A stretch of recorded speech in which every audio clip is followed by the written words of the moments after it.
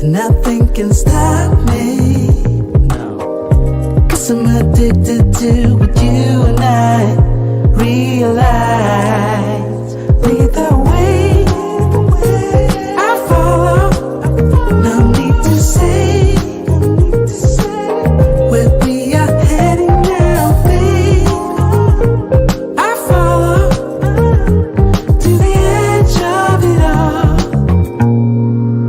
So tell your good night, 'cause I'll find no matter what.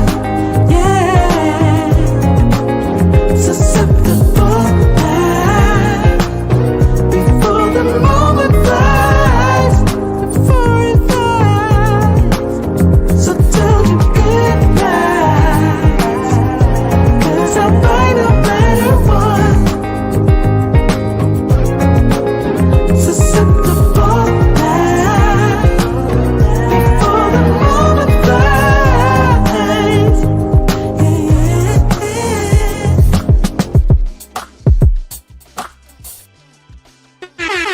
Shout out, shout out, shout out. It is Friday. We made it. We made it. It is Friday night, gentlemen. Friday night with a drink in hand. I'm drinking a little vodka lime and I put a little honey off in there. I don't know what you guys are going to be drinking for this particular episode, but it is needed with our brother Anton Daniels. Shout out to you guys. A couple of months ago, we talked about this several times. A couple of months ago, Anton Daniels started putting out content regarding the Passport Bro movement. And it seems like he didn't support us anymore. I thought after interviewing him last December that things would have changed. But hypocritically, Anton Daniels turned his back on the Passport Bro movement. And one of the things I told him in response was that he needed to spend some of that money and buy some shut the hell up lessons. Why did I say that? Because Anton and many men have a tendency of talking just a little too much about things that they don't know anything about. Now, I talk a lot, but if you notice, I try not to talk about things I know nothing about. The latest state of hip hop, who's going to be the best team next year in the NFL. There are a lot of things I don't know anything about. So I know to, Andre, shut up. I don't live in Medellin, so I don't talk too much about Medellin. I know when to shut up. Sadly, our brother Anton Daniels doesn't know when to shut up, and he got himself, of course, in hot water with Corey Holcomb. Corey ended up being in hot water with TMZ. And both of these black men are both dealing with situations that wouldn't have occurred if they just shut the hell up. Same thing it is when it comes to Anton and Mika. Same thing it is when it comes to Anton and a lot of the panels out there. After what took place on Corey Holcomb, Anton Daniels had the gumption, because you know he's usually on an all-female panel. This time, Anton went on an all-male panel. And the brothers, well, men aren't as lenient when you're trying to showboat as the women are. It's easy for Anton to showboat in front of his wife and showboat in front of the female panel that he pays, and even showboat in front of Mika, his alleged girlfriend, who sneaks off to Detroit without her husband knowing. But we do know this: when it comes to us men, you can say that BS for somebody else. So Anton went on an all-male panel right after everything that went down with Corey Holcomb. We're going to find out what went down with that and how these brothers just straight punked him. One brother even told him, he said, "You stood up to run. You didn't stand up to fight. There was no going out back. You actually stood up so you could run." Anton cried and said, "Well, who said that?" The brother said, "I'm the one that's right next to you. I said it." Several times throughout this live stream, you're going to see Anton get punked. Not only by men, but he's also going to get punked by one sister who he continued to DM. Yeah, Mika's not the first and the only woman that Anton has gone into their DMs. But tonight's episode is not just about Anton, it's about us. Shout out to all you guys out there. We got 37 in the building. Appreciate you, gentlemen. Let's get ready to get these shout outs started. First, with the super chat. Shout out to our brother Will over there, Thrill with Will, over there in Medellin, Bello, Colombia. Shout out to you, brother. Salutations, Andre, and the chat family. Smash that like button. And please support by way of Cash App. We appreciate you guys supporting by way of Cash App. Why? Because we don't want you to get robbed of your money. You know, a lot of times when we send super chats, and I've learned to send Cash Apps myself when I'm supporting other content creators, because I know that 40% of my hard-earned money is going to go directly to YouTube if I only send super chats. So if you want to go ahead and support by way of PayPal, as well as Cash App as well, that will be a blessing to the channel as well. We appreciate that, guys. He said, it's about to go down. Yes, it is. Yes, it is. He said, it's about to go down. Yes, sir. He said, and the saga continues with Anton scandals. Anton scandals. Ricky Fontaine is what we call him. We call them butterball biscuits. We call them the blackened biscuits. You know when somebody burned a biscuit and it's all hard and crispy? Yeah, that's Anton Daniel. All 5'4" of Anton. Yeah, we're gonna have Anton in the chicken suit and all that. But let's scroll back up, because once again, this live stream is not about Anton. It is all about us. What do I mean by that? We're gonna talk about that in a minute. First person here tonight, Kenny Peoples in the building. We're gonna have fun tomorrow, Kenny, with that episode that you recommended. We're gonna have fun with that episode tomorrow, because we all know that it is, what time of year is it? It's beginning to look like tax season. Everywhere you go, and everybody knows where there is tax season, there are big girls, and where there are big girls, there are tax refunds. And when there are big girls with tax refunds, we're going to have fun with that live stream tomorrow. So, yeah. Yeah. He said, I thought Anton said, AKA Futon. I thought you were representing the West Side. Yeah, West Side Detroit Ninja. He said, is how you're going to let people punk you. Man, he got straight punked on this panel. I ain't gonna even lie to you, man. The brothers, when you got a panel full of brothers right after what happened with Corey Holcomb that could give their opinions, man to man, and these dudes held nothing. See, these aren't guys that Anton is paying. This is a small YouTube channel that he went to. And I guess he thought the brothers gonna feel sorry for him because Angry Man did. Angry Man felt sorry for him. Other male content creators feel sorry for him. Lead Attorney felt sorry for him. Come on now. Even though Lead Attorney was non-biased with the laws, you could tell with Lead Attorney behavior that he was all pro Anton in regards to this. Shout out to the lead, but the truth is the truth, right? So he was all pro Anton until Anton got on this panel with some real brothers. And them brothers straight punked that dude, man. Anton talking about, y'all ain't gonna do nothing. One brother said, I will. I'll fight you. It was a couple brothers that put him in check, bro. Oh, y'all gonna enjoy yourself tonight. Like I said, get yourself something to drink. I'm drinking a little vodka with lime, a little honey. And I got my bottle of water. Cologne of the night is the inexpensive, but the number one Creed Aventus cologne there is, even though there's almost 300 Creed Aventus clones. But the number one that stood the test of time over the last 4 or 5 years is Club de Nuit Intense. Is the number one Creed Aventus cologne. If you ain't about to spend $300 on a Creed Aventus because you about to buy a flight ticket, you can still get that same DNA for less than $30, if not $20. Club de Nuit Intense.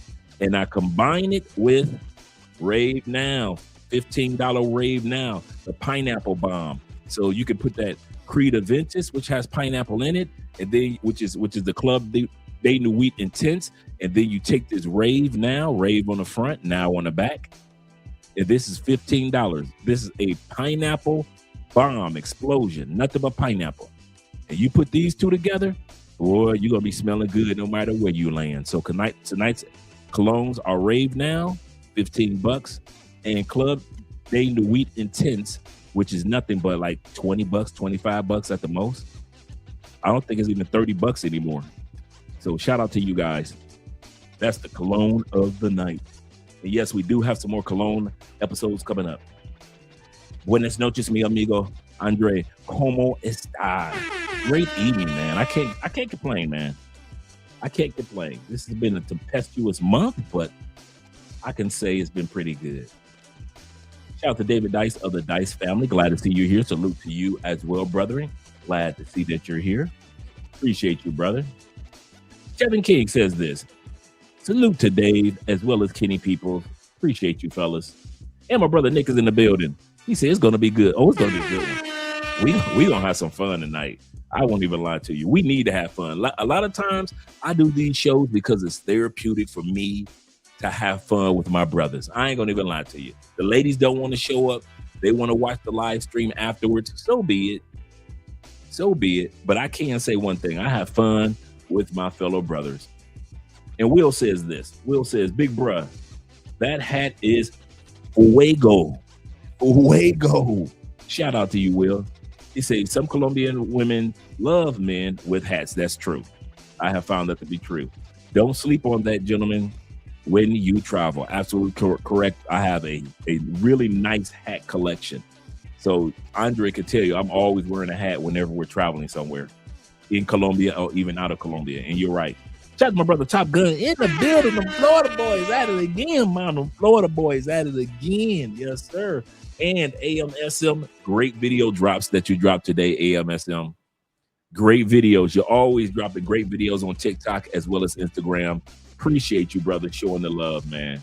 If you guys have not gotten a chance, make sure on Instagram and on TikTok, look for AMSM, a man supporting men, and support this brother, man. He got some great content, man. It is funny and fun. Salute to you as well, brethren. Salute to you as well. Yes, sir.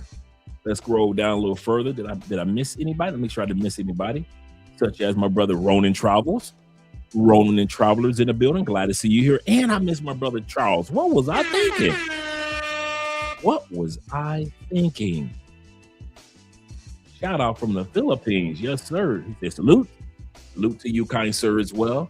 He said, my brother Dre said, good morning from the Philippines. Yes, sir. He said, it's now the Mac, huh? Yeah.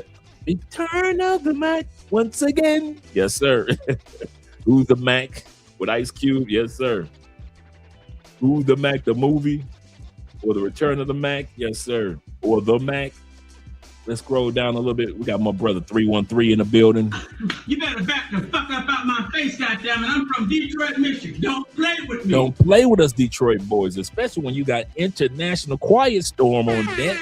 Don't play with us. You know how we act. You know how we get in public. He said, I was about to drop a super chat. Cash App it. Yeah, guys, if you could, support the Cash App. Kid you not, man. Let's support the Cash App this weekend.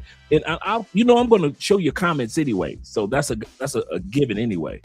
But for you guys to lose 40% of what you guys are giving out, don't get me wrong, we appreciate the super chats. But the reason why I Cash App Angry Man and I used to Cash App Richie Mac, or I would Cash App somebody else because I knew that they were losing 40%. So if I'm sending Richie Mac $50, I know that about good 15 of that is gone because YouTube is taking it. So I was like, man, forget that. Let me just go ahead and send this man his whole $50. And plus, I knew Richie was going to end up giving me a shout out or invite me on anyway. And Angry Man the same way. And I used to find an Angry Man would give me a shout out faster because I Cash Apped him. Or who else I used to look out for a lot?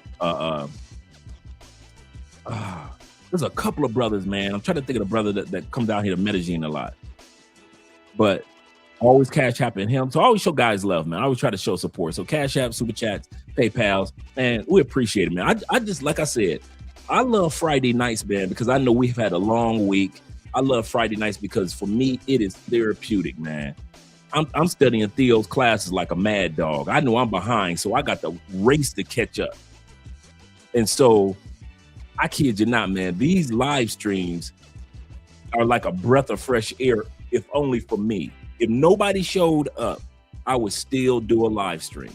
I kid you not, because I need to just laugh and have some time to just have some fun for a couple of hours, if only Andre alone. So yeah, I'm with you guys. Shout out to my Canadian brother in the building. That's another thing I like. He said, "Oh, Canada." I won't lie. I love the fact that I know that you guys your currency represents what country you're in, and you know how things are going with you. I love that, man. I love when it's a different currencies from different countries, letting people know that we're represented everywhere. Courtman 313 says that. He said, "You, medium man, El Guapo." Shout out to El Guapo, man. That's my dude right there.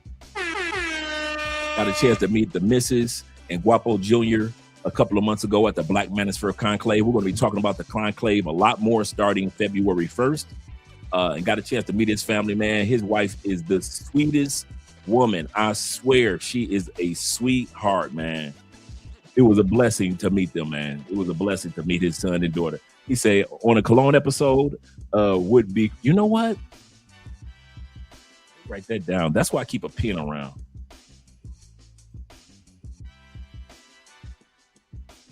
You know what?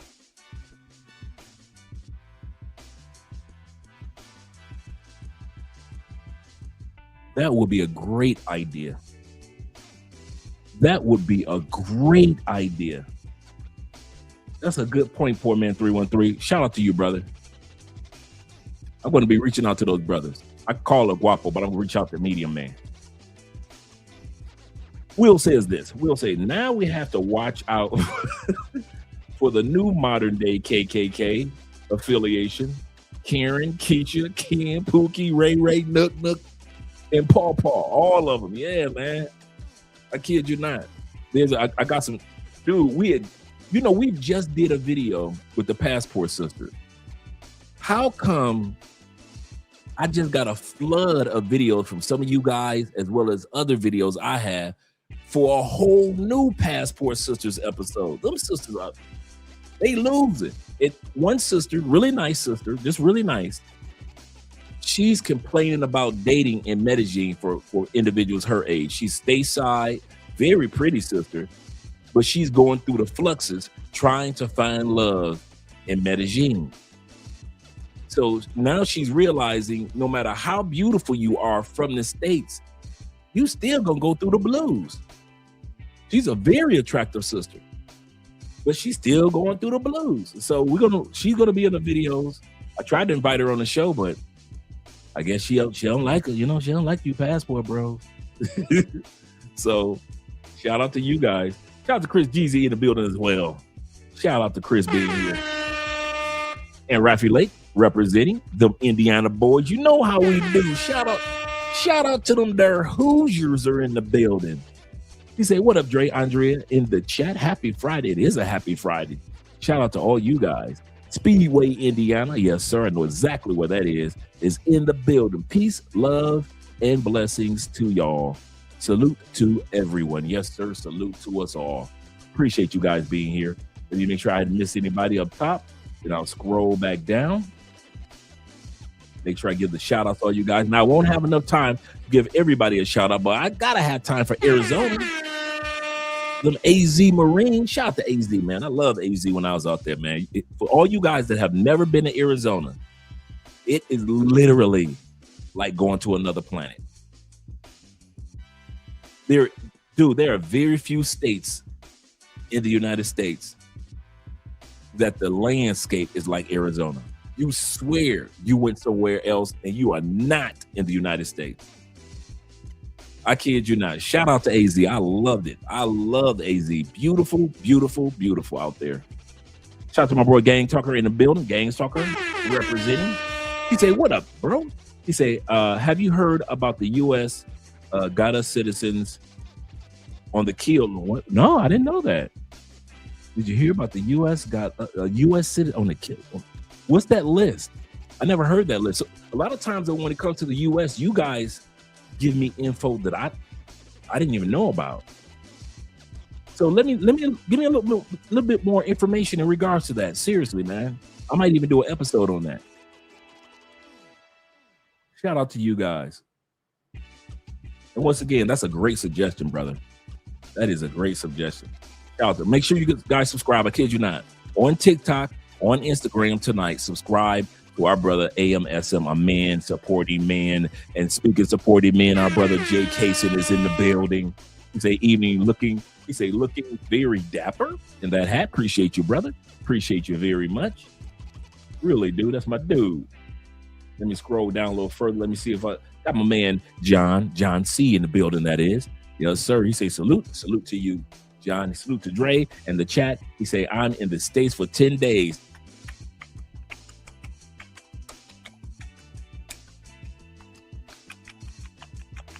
I don't blame you, brother. You said that like it's a countdown. You didn't say I'm back home in the States. You said they're like, man, I'm in the States for 10 days, y'all. I'm just letting y'all know if you know, I won't be here long.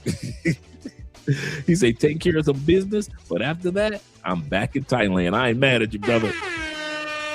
Yeah, you don't say you going to the States and give a timer on it. That means you know you leaving. Yeah, I'm here for 10 days. Ain't gonna be no more after that. I see y'all when I see y'all after that. Shout out to you, brother. I ain't mad at you, John. I'm not mad at you.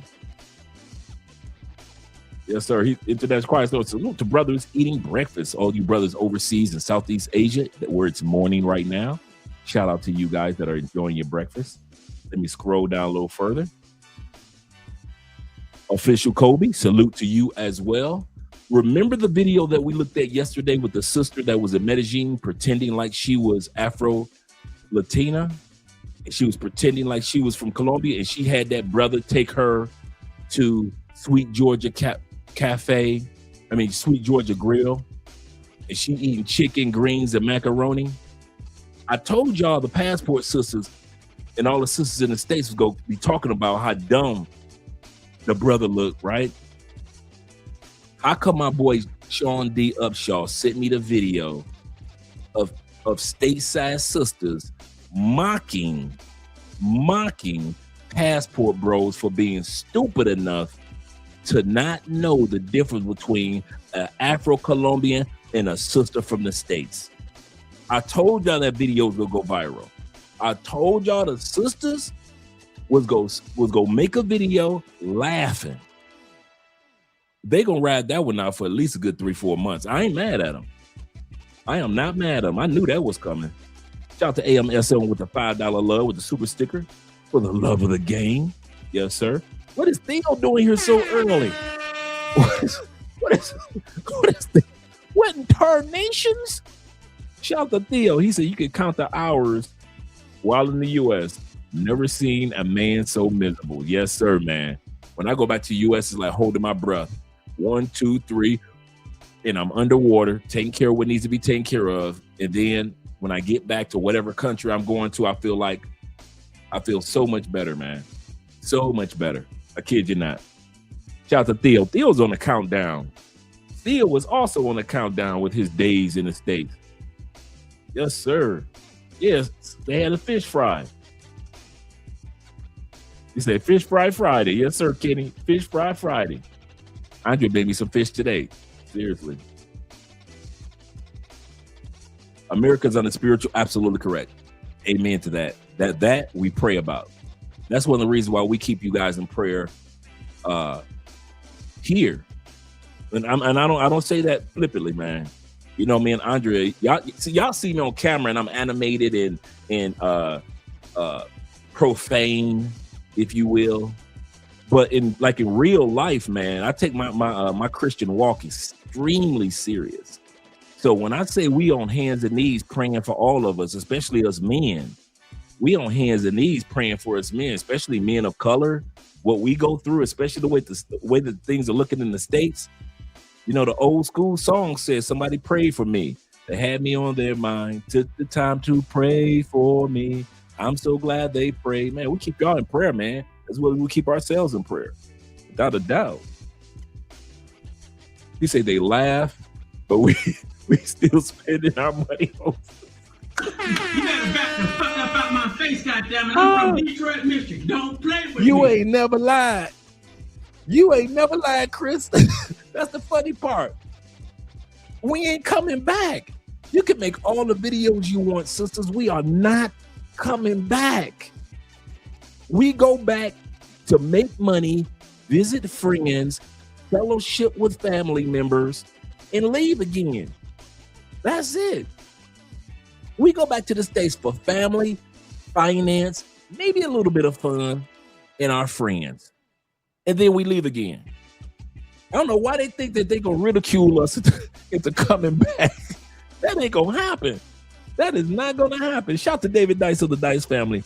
David says this. He say, Dre, respectfully, he say, I'm not a passport bro. Even though we do have on watch this channel, the Passport Bros, the Blue Book Gentlemen, the Black Expats such as I, the Passport Cartel brothers. Shout out to all you guys, the enlightened brothers out there. Shout out to all you enlightened men that are out there that are part of the group with Austin Holloman, the enlightened young man. So not everybody's a passport bro. You absolutely correct. I couldn't consider myself a passport bro because I'm an expat, you know, and I'll be having dual citizenship like this year, just like T-Mac. So yeah. He said, I'm a Blue Book Gentleman. Shout out to the Blue Book Gentleman. Yes, sir.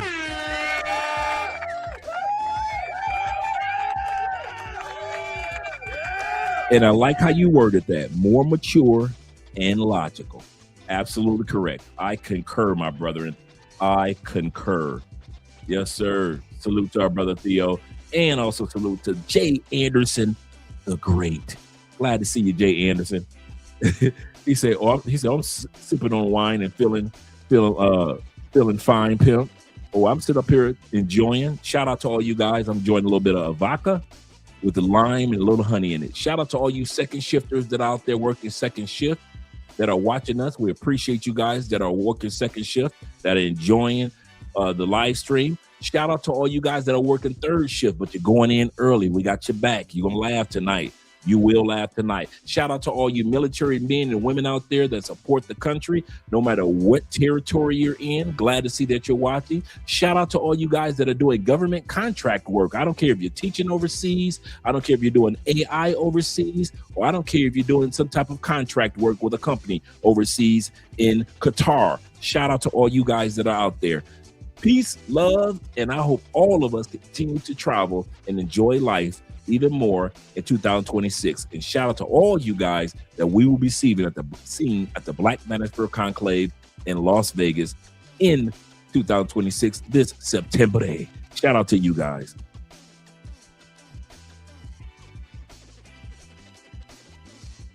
Yes, sir. Shout out, man. I'm always listening to somebody when I'm in the gym. I've been doing my kettlebells lately, man. Woo. It's been helping me out a lot.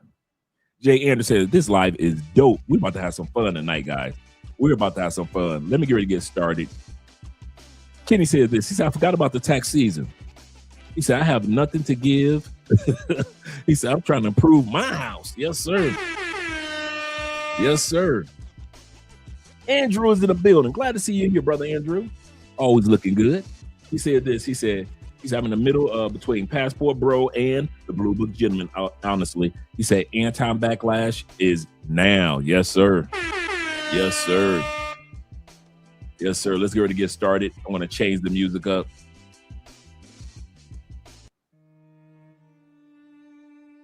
All right. I won't lie. It has been a challenging month. I'd probably say this has been the most challenging month that we've had since I moved to Colombia. If it breaks, it's been breaking. If it's expected, it's happening. It has been a very, very tempestuous month. This has been a walk by faith, not by sight month for me. But that's part of life. Life keeps lifing. And no matter how challenging any of our days are or months are, I can say this. My month has been nothing like Anton Daniels' month. Yeah, many of us have had challenges. This scenario with Anton is like a man. You got to remember this quote because this is one of my favorite quotes. A man complained about having no shoes until he met a man that had no feet. Sometimes you think that your month has been crazy until you look at a man that has no feet, such as Anton Scandals. No matter what this guy says, no matter what he does, it's all backfiring on him. And as I mentioned before, it starts with his mouth. Let's say Mika was his side chick. All he had to do was shut up about it. Let's say his wife did want an open relationship. All he had to do was shut up about it. Let's say he didn't agree with Corey Holcomb on Corey's channel. All he had to do was shut up about it. Maybe he didn't agree with Corey saying that he kisses white men's behind. All he had to do was shut up about it. Sometimes silence is our greatest weapon. Sometimes being emotionally stable, being stoic, in other words, causes people to back down. Had a brother come to me yesterday, here in Cali. He's in trouble, financial trouble, for some things that he did to another brother that lives here in Cali. He saw me and Andre eating, and he ran over and said, "Let me explain it to you." Before he get his words out his mouth, I said, "I don't want to hear it. I have nothing. I've heard one side. I don't need to hear both sides, and I have nothing to do with it. And I'm sitting here with my wife." Sometimes silence is the best tool for us men to use. And so when the brother walked away, I didn't care, because it has nothing to do with me. What's my point in saying all this? Sometimes Anton should have just shut the hell up. And now that everything is coming out, that he tried to hit up other women in their DMs, including Island Girl Q, and including other women that are going to come out tonight on this live stream. And then the brothers are going to just tell him, "You're a punk." If y'all thought I wrote that thumbnail just to be playing, or that title just to be playing, watch this episode tonight to the end, and you're going to see Anton Daniels. You think he was from somewhere else. Maybe you think Anton was from Utah or Wyoming, because the way he acted on this panel, he dang sure is not from Detroit. Too soft. These dudes had no cut. And the way he talked to Corey, he didn't talk like that to these brothers. Shout out to you, brother. Shout out to you. He said, "Don't forget to read your Cash App, Dre." I will, brothers. I will.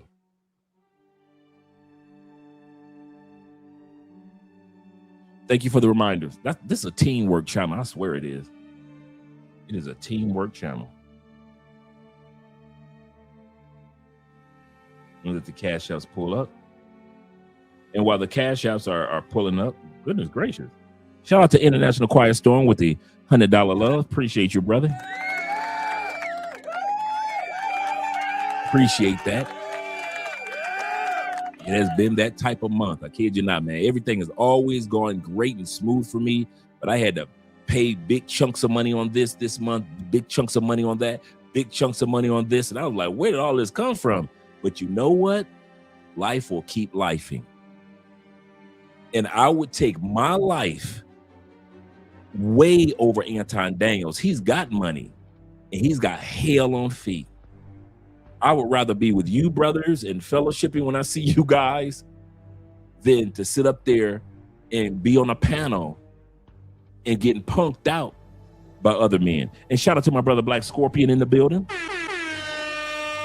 representing Detroit. Shout out to my brother. He said representing Detroit 1% in that Quiet Storm. And peace and blessings, brother, from our brother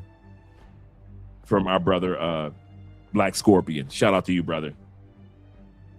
Appreciate you, gentlemen. I really do. Let's get started with the live stream. And thank you for supporting by way of PayPal, Cash App, as well as the super chats. So we're going to have some fun tonight, gentlemen. Will says this: consider myself a military training man because I was traveling the world before I had a passport. That's a good point. And that's why I'm going to tell you something for real. And I'll come back to you, David, in a second. Oh, I got yours already, Dave. That's one of the reasons I have such respect for military guys. I did my homework. From World War I, World War II, they start I'll reach back to find out when the first black man got a passport, or when they first start giving out passports to black men in the United States. During the Civil War, there were black men that were getting their passports during the Civil War. And then I did my homework, and I started to see white brothers more or less were during World War I. Then once they let brothers into World War II, start using passports even more. Just think about it. Before World War I, before World War II, there were still men like Frederick Douglass that moved to France, wasn't it? So brothers were still expats and traveling long before World War I and before World War II. And Frederick Douglass was not the only one that moved out of the United States. Let's not forget about the almost 10,000 black people that moved to that American-owned spot in Africa called Libya. Libya is the country that America owned that little plot of land, and Lincoln and a lot of them said, hey, if a lot of you want to go back to Africa, we've got a plot of land there called Libya. Now, America has done a few corrupt things to Libya over the years, but that's how it all started. And that's why Libya looks like the American flag, but only has one star on their flag. What's my point? Black men and women have been migratory creatures forever and a day. So when you hear plantation bros and plantation sisters criticizing black men, white men, well, really black men and black women for traveling, don't listen to them. We have always migrated. We have always migrated. Shout out to you guys. Let's get started by changing the music and getting started with the video. Move me out of the way. You know what my biggest problem is? Turning down you funky hoes. Y'all reach out on a regular. No. Let's get to no. I got a fleet of hoes right now that will come and finesse you out of your socks, nigga. This dude said he got a fleet of hoes as a married man, as a Christian, as a conservative. He said he got a fleet of hoes. He got a fleet of hoes. Yep. Man, this dude been trying to holler at everybody. Poor man. Check it out. We all know, before we get started with the video, get too deep in, we all know that some dudes ain't never been getting no coochie like that. Can we be real, gentlemen? I'm for real. I ain't hating. We know that there's some dudes that's always been getting ladies. No, like you military men, you guys been getting ladies around the world long before many of us, right? Only a hater would not acknowledge military men been getting it in globally. You can watch the movie Good Morning Vietnam. That's just huge parts of it is dedicated to you guys always been in Southeast Asia. Like it's nothing. We act like it's something new. You military men, this ain't nothing new for y'all. So it is with some dudes when it comes to having money. Some dudes like Anton, they never had no coochie like that. They never got no Afro-Latinas like that. Afro-Latinas ain't in full effect in Detroit. We got Arabs in Detroit, Middle Easterners in Detroit. Shout out to the Middle Easterners. So for this brother to pretend like, oh yeah, y'all been getting it, you ain't always been getting it like that, bro. Let's be real. You spent almost 10 years trying to blow up on YouTube. Within the last 3 years, because you focused on conservative Republican content, kissing a white man's butt content, then you blew up. You didn't even blow up and make money when everybody's making COVID money on YouTube. You ain't making none of that money, Anton. Now you're making money. I ain't mad at you. Make your money, black man. Here's the kicker.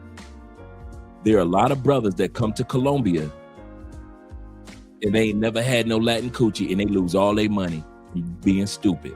There are dudes back in the States that ain't never had no coochie for real. And they losing it all, acting a fool.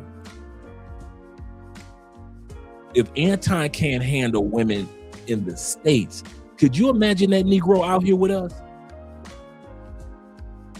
If he can't handle keeping his mouth shut in the States, could you imagine Anton in Medellin, Phuket, Cebu, Germany, Frankfurt,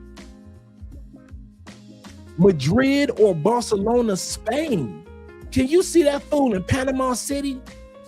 Can you see how much he would run off at his mouth if he was in Cancun, Rio, Sao Paulo? Can you imagine?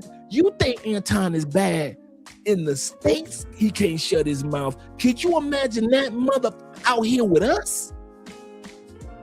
Man, he'd be talking more than women. Anton scandals will be talking more than women do. The best thing for the passport bro movement, blue book gentleman, passport cartel, black expat movement is men that are plantation bros that keep their ass on the plantation. Don't come out here with us. Yes, do all your stupidity on the plantation. Because we don't need a dude out here like that. You know who else we don't need out here like that? Y'all ready? Corey. We need Corey Holcomb to stay right there in the States. We love you, Corey. You one of the funniest dudes, man, we have ever seen, man. But that behavior, that hood behavior, doesn't translate globally. Corey, you would be a Pookie, Ray Ray, Nook Nook, or a Paw Paw, an older hood type dude. That don't translate well in other countries, bruh. Corey, you talking about moving to Thailand, right? Now with that attitude, you can't. Ready to just go to battle, go to war. Dude, that worked in the 80s and 90s. I'm a tough guy. It don't work like that no more, especially with a passport. Us guys who got passports, Corey Holcomb, we're telling you now, bruh, you can't come out here with that. You gonna get locked up, or you gonna end up buried in the back of Medellin up in one of them hills with that behavior, Corey.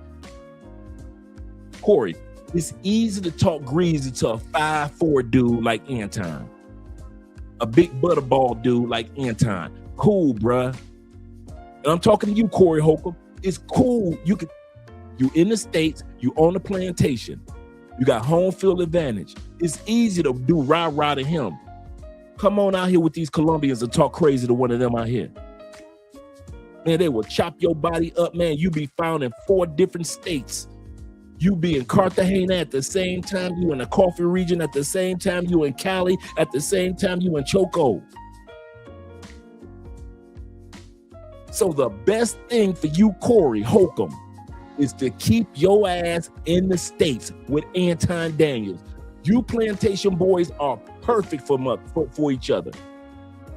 2 peas in a pod. And I'm talking about all you dudes that act like Corey and all you dudes that act like Anton. Anton is the dude that act like he ain't never had no pussy before. Corey is the dude that act like he ain't got no damn sense in his head. Y'all deserve to keep y'all ass on the plantation. Y'all deserve all them high ass taxes y'all paying. Y'all deserve all them gas prices. Y'all deserve all that unhealthy food in the States. Y'all deserve all that unnecessary medication they give you for pills for this and pills for that. Y'all earn that plantation. Don't come out here with us. Anton, don't divorce your woman. Keep her. Mika, don't divorce your husband. Keep them. Y'all keep your asses right on that plantation. Do not bring your asses out here with us. Do not come out here with us. You ain't gonna make it. you ain't gonna make it. Them little crumbs that you've made on YouTube over the last 4 years, Anton, these women in these other countries will have you buying up everything. You too weak-minded, bruh. You ain't used to this out here. You let that one little Afro-Colombian Mika tear up everything. One little raggedy-ass Afro-Colombian who's married to somebody, not Afro-Colombian, but Afro-Latina, because I think she's Dominican or Cuban. You let that one Afro-Latina Mika tear up everything because she didn't know how to shut the hell up and you didn't know how to shut the hell up. Yeah, you keep your ass right on that plantation. Don't be out here with us, brother. And I mean that one. If y'all ever see Anton out here, y'all better walk the other way because he gonna be telling all y'all business. Same thing with Corey Holcomb. Corey will get y'all all locked up in DR with that behavior. You get all y'all locked up in DR. Y'all think I'm hanging out with Corey Holcomb. Next thing you know, you in jail because of Corey Holcomb got into a fight with a Dominican. Because he think he in the States. Some of y'all are only stateside tough. Stateside tough guys. You perfect to go to battle in the States. Out here in these other countries, you notice that them brothers that got in a fight a couple months ago in Cartagena was fighting each other. You caught that? You notice them Negroes in Cartagena, in Club Delirium, them sisters and brothers was fighting sisters and brothers from the States. Because they know, bring your ass to Cartagena if you want to, messing with some of these Afro-Colombian dudes down here. They will chop your ass up and have your body on the other side of Cartagena with the cows and the goats eating your body parts. All you American tough guys, you are perfect.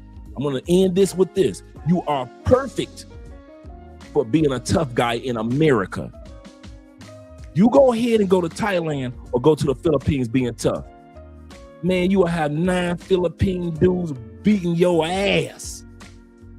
That's why I'll be seeing y'all getting all tough. Y'all will fight each other. I'll fight another brother in the Philippines, but I bet you won't fight them Philippine dudes. I bet you won't jump on one of them Thai dudes. I bet that.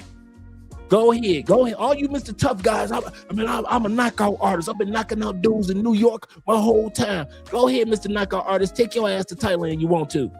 See how many people you knock out. Man, your ass will be found somewhere in the middle of the ocean in a boat with no row. Y'all always want to holler y'all tough about something. That's why I love when I say this, and I mean it. Keep your ass in the States. Y'all so tough. Anton, you so Mr. Money. Corey Holcomb, you so mouthy. 2 grown-ass men over 40 with big-ass mouths. Don't know how to keep your business to yourself because neither one of y'all act like y'all ain't had no pussy before. Cool. It's perfect for the plantation, but y'all cannot bring that shit out here. Y'all cannot bring that demeanor and that attitude and that money behavior and think you gonna just buy a bitch. Shit. Man, I know 5 Colombianas myself that empty Anton's pockets. Come on now. We know at least 10 females in Medellin that will dope Anton, have him clean his own bank accounts out, clean out his own crypto, clean out his own savings account and his motherfucking Roth IRA before tomorrow morning. That nigga wake up tomorrow morning, all his shit gone. And he did it with just 1 glass of scopolamine. You go and bring your ass down here to Colombia thinking you just going, I'm the man. Yeah, they were the man. They had your ass at the ATM like a zombie. Know all the passwords to all your shit. You better hand over all 3 of your YouTube channels to somebody in Colombia. You don't know how they got your channels. You wake up the next morning, you ain't got no control of none of your channels, and you did it. That's how that scopolamine work on your ass. I said Liberia. Thank you very much, gentlemen. Liberia. Thank you very much. I said Libya, but I meant to say Liberia. Absolutely correct, gentlemen. Absolutely correct. That's serious, man. Shout out to AMSM. He said, I can't wait. He said, why can't you plantation bros and passport bros get along? Man, fuck them plantation bros, man. Ain't never been nowhere but want to tell us about some shit. See, there's a difference between the plantation bros and the passport bros or the black expats or the passport kings or the passport cartel, all of us who travel, right? This is the problem. We know their world. Say it again. We know their world. We were born and raised in the United States, Canada, the Caribbean. We know their world. They swear up and down they know ours. How you ain't never been nowhere gonna try to tell us about where we go and what we doing? You got 400 TikTok videos on people trying to tell dudes about the Philippines, ain't never stepped foot on in the Philippines. If you showed them just a map of the East, you ain't got to show them the whole globe. If you showed some of these dudes that are talking on the plantation, show them the map of the East, point out the Philippines.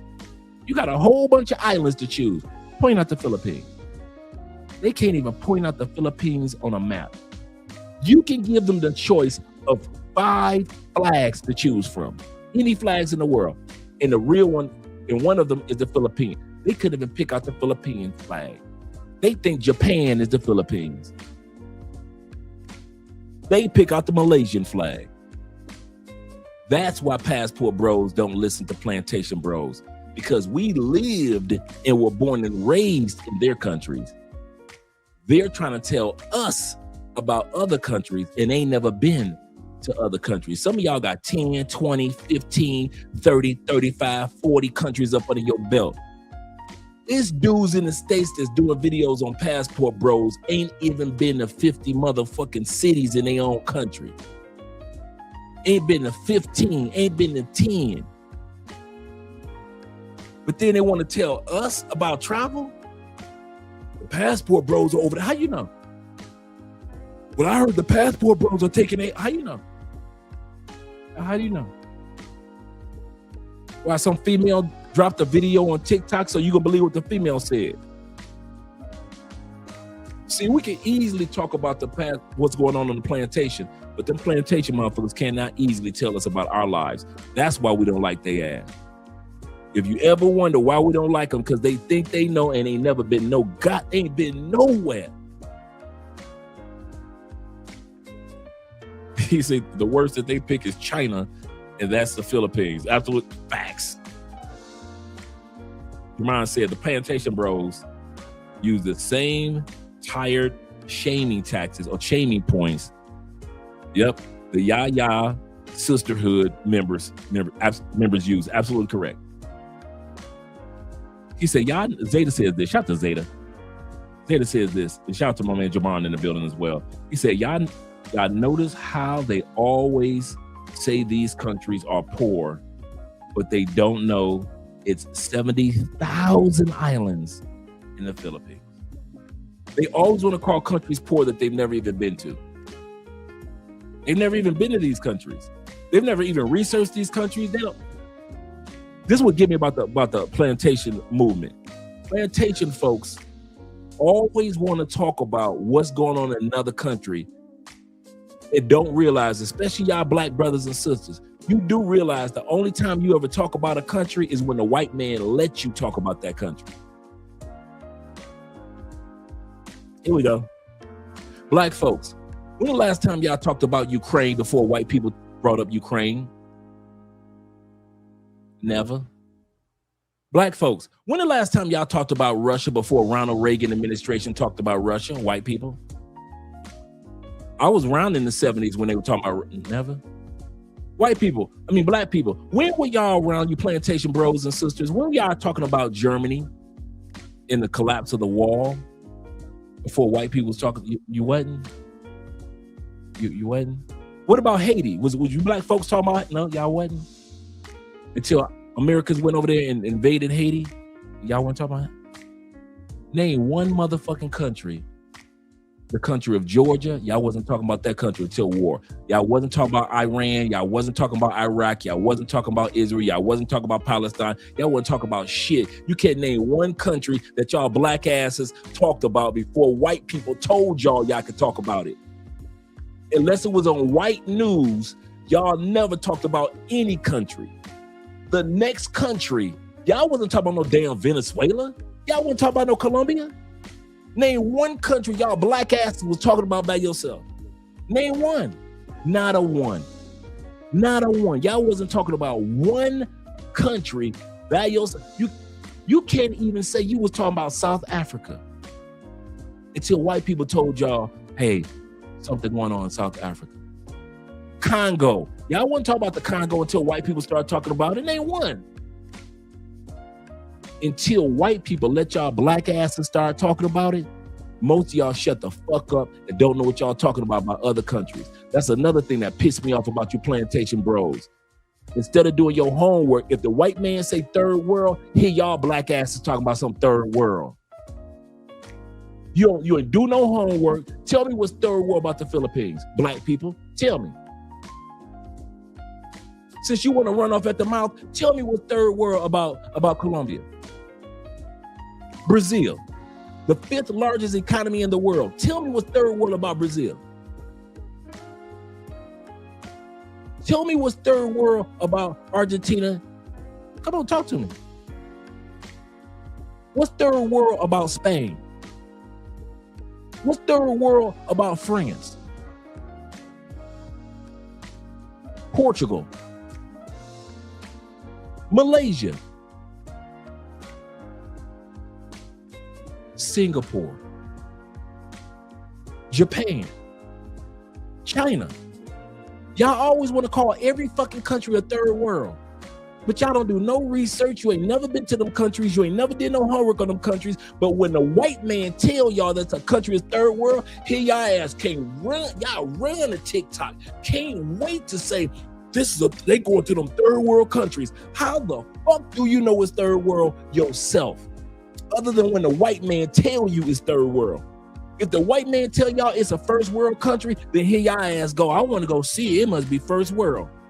That's why we don't like you plantation bro motherfuckers. Because y'all listen to anything that white people tell y'all, and you will do it. I want to talk about some places, third world, you ain't never even been there. Your city is shutting down every fucking mall it's got. You can't even go shopping in the mall. And you go to another country, they mall look better than your whole goddamn city.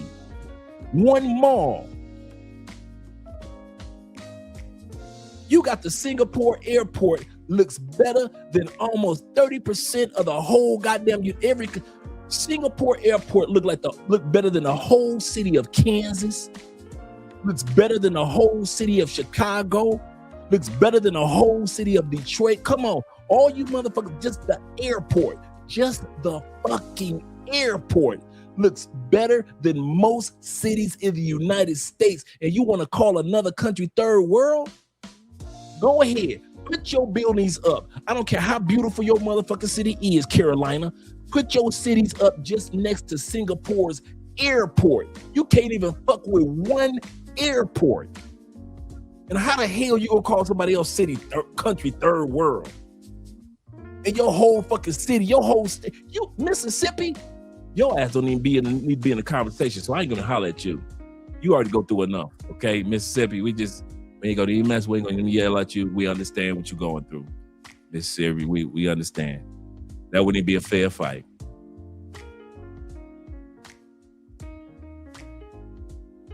Motherfucking Singapore airport look better than Seattle. Look better than the North Dakota, South Dakota, Wyoming, Utah, Oklahoma. Name one area of Oklahoma that looks better than Singapore airport. We're talking about just one fucking airport.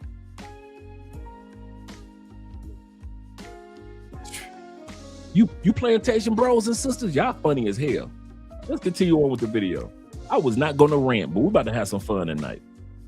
But I'll keep it a buck. You know what? I'll keep it a buck with y'all. Anton definitely asked me to come to Detroit before. Let's get to it. Let's get. You know what my biggest problem is? turning down you funky hoes. Y'all reach out You on ain't a got regular. no No, hoes let's turned no, no, down, no. Let's Anton. get You ain't let's got get no to no, hoes. no, no. I got a fleet of hoes right now that will come and finesse you out of your socks, nigga. But I'll keep it a buck. You know what? I'll keep it a buck with y'all. Anton definitely asked me to come to Detroit before. Let's get to it. Let's get to it. You Y'all, ain't got no hoes to turn down. You wish you had some hoes. I'm gonna be for You ain't got real. no hoes, No, nigga. defending now. Y'all want to have some real I'm not getting conversation? offended. You talking about No, let's hoes you get ain't to got. it. And I'm gonna tell you what really happens. I'm gonna tell you You what ain't really got no happens. hoes. You don't Stop want to speaking hear it hoes. because you know it's the truth. You not even speaking your real truth right now. I'm gonna speak my real truth. I'm gonna tell you. talking about I'm I call my denying hoes. You fucking ain't got wife, no and hoes, she'll tell you Anton. what's You wanna really be happening. dead? I'm gonna speak my real truth. I'm gonna tell you. talking about I'm I call denying my hoes. You fucking ain't got wife, no and hoes, she'll tell you Anton. what's You wanna really be dead? happening. That boy said he can call his wife and she can let us know what's going on. Well, let us know what's going on, partner. I don't talk about what it is that I do in the bedroom and all of that shit. I ain't gotta prove how many women that I have on my team or the fleet or anything. I don't talk about that. All we gonna do is we gonna just play it. We gonna play it out. What do you mean you don't talk about what you do in the bedroom, my nigga? Are you insinuating that you and your wife bring women to y'all bedroom? Shout out to House of Hypocrites. We're gonna be doing a video on him. House of Hypocrites funny, man. He is a funny dude. I like him, man. Shout out to House of Hypocrites. And make sure you guys subscribe to that brother's channel. Shout out to him. Is that because that was just random? That was random. That's why people think your wife gay now, nigga. This performing and shit is starting to affect other people name, image, and likeness that's connected with you. Because you keep doing this shit for content. Let's watch some content then. And this is the price you pay for clout. You end up lying for no. Now this sister is talking. She's being interviewed. And she's talking about how Anton was hitting her up in her DMs. So you're gonna hear her story. Like I said, Anton is not just gonna get punked by dudes tonight. You can believe that one. Reason. Woo! Mika's past is worse than we thought. And it's not because she's Anton Daniels' alleged side chick. The problem is actually much worse. Damn! Ori called me and set the pace of what the agenda was going to be before I got there. What did I do to warrant a nigga saying to me that I kissed white man's ass? Since you wanted to provoke that level of energy, you should have said it again since you wanted to match that energy. Going outside is not matching that energy. Saying it again is matching that energy. And that's what real men do. You stood up to run. Who said I stood up to run? Who said I did. You, the one right next to you, you stood up to run. He said Anton stood up to run. I say Anton Scandals stood up to negotiate. I'll say this again. He stood up to negotiate. He wanted to negotiate off camera. Bro, we ain't got to do all this. We black men. You know, we ain't got to do all this. He ain't want to go out back with that man. He did not want to go out back with that man from Chicago / LA. You see Corey ain't have a problem with smacking the shit out of anybody. You think Corey Holcomb got a problem with smacking up Anton? With his big Smurfy ass? Looking like he been eating Smurfs his whole life? Come on now. Anton did, he right. My brother right. He said Anton stood up to run. I'm gonna bring that back. Damn! Ori called me and set the pace of what the agenda was going to be before I got there. What did I do to warrant a nigga saying to me that I kissed white man's ass? Since you wanted to provoke that level of energy, you should have said it again since you wanted to match that energy. Going outside is not matching that energy. Saying it again is matching that energy. And that's what real men do. You stood up to run. Who said I stood up to run? Who said I did. You, the one right next to you, you stood up to run. Bro, let me say You were this. escaping. I'm gonna say this. I don't believe that the overwhelming majority of that comment on it really would throw hands in real life. I would with you. My brother said I would with you. Shout out to my brother Joseph. Hey, JK. I didn't know your name was. Let me be quiet. I'm putting man government name out there. Let me be quiet. Put that man government name out there. Shout out to my man Jay. with the $20 super chat. Remember tonight, guys, we're doing a super chat if you can by way of the Cash App that you're seeing scrolling at the bottom of the screen, supporting the channel. Shout out to you guys.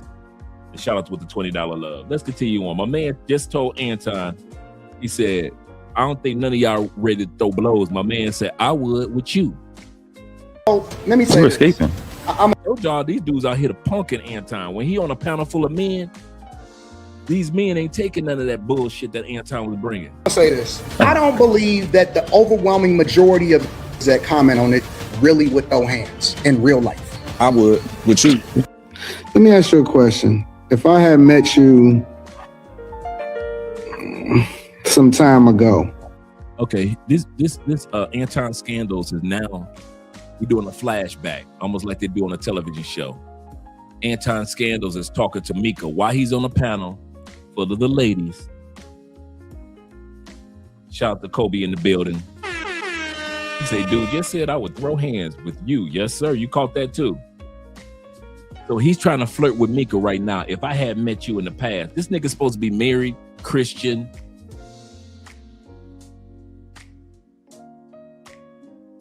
How much respect would y'all guys have for me? And you guys have seen us bring women on the panel for years. Our first interviews was with YouTubers that blew up now, right? How would y'all guys feel, or what would you think of me? Let's be honest, let's be men. What would you think of me if I sat up there and I'm doing an interview with, okay, Paola, our girl in Medellin. Shout out to Paola, beautiful sister, real estate agent, right? I'm doing an interview with Paola, and all of a sudden I say, Paola, what would you think if I had met you in the past? Could we be together? Does that sound like Andre is a Christian? Or even if I was Islamic or Buddhist, does that sound like a spiritual man? Does that sound like a married man?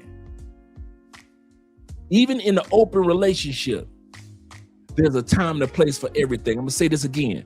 For all you dudes that got open relationships, there's nothing wrong with that. But I notice about a lot of you open relationship dudes, and that I can respect. I'm gonna say this for real. All you guys that got more than one girlfriend, or you got more than one wives because of your religious beliefs. One thing I respect about all you guys that have an open relationship or a poly relationship or whatever it may be, right? You got more than one girlfriend. The one thing I respect about you dudes, and I mean this, you know that there's a time and a season for everything. There's a time to talk about it and share the information about how you are poly and your girl is, or whatever it may be, or your marriage is. And there's a time to sit back and then this ain't the place to talk about it. But when you got simp motherfuckers like Anton that's finally in an open relationship, they don't know how to act. They don't know when to shut the hell up. So we're gonna listen to him hitting on Mika, a married woman. That's the part, it's already been confirmed. Where is her, man, her husband is a punk. Ain't no way in hell. Ain't no way in hell I'll be married to that woman. I'm about to put up with all that. My brother AMSM says this, shout out to you, brother. He said, put some respect on our name. We stay sad, bros. Not playing. No. No. No. So there's the difference between the stay sad bros and the plantation bros. We must examine this. I never heard about it now. It's the stay sad bros and the plant. I guess the stay sad bros don't claim the plantation bros. Y'all like, listen, we put some respect on our name. We are stay-siders. That does not mean that we are with them damn plantation bros. Okay, I gotta put some respect on y'all name. I will do that from now on. There is a difference between the stay sad bros. There's a difference between the stay sad bros and the plantation bros. Thank you for the clarity, brother. I'm gonna bring this back just a little bit so y'all can see Anton get punked out, as well as him hitting up on Mika. The one right next to you stood up to run. Bro, let me say You're this. escaping. I'm gonna say this. I don't believe that the overwhelming majority of that comment on it really would throw hands in real life. I would with you. Let me ask you a question. If I had met you some time ago, you think we would be in a relationship? Why not? Toxic. Why not? Because I'm toxic? Because I'm toxic.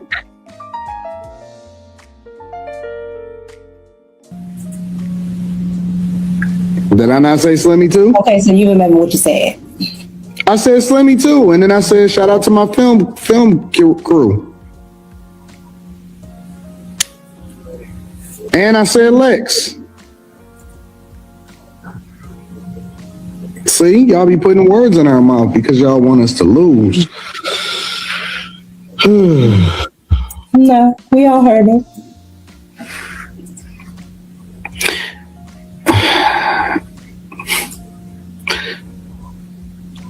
How about those super chats? If I had met you,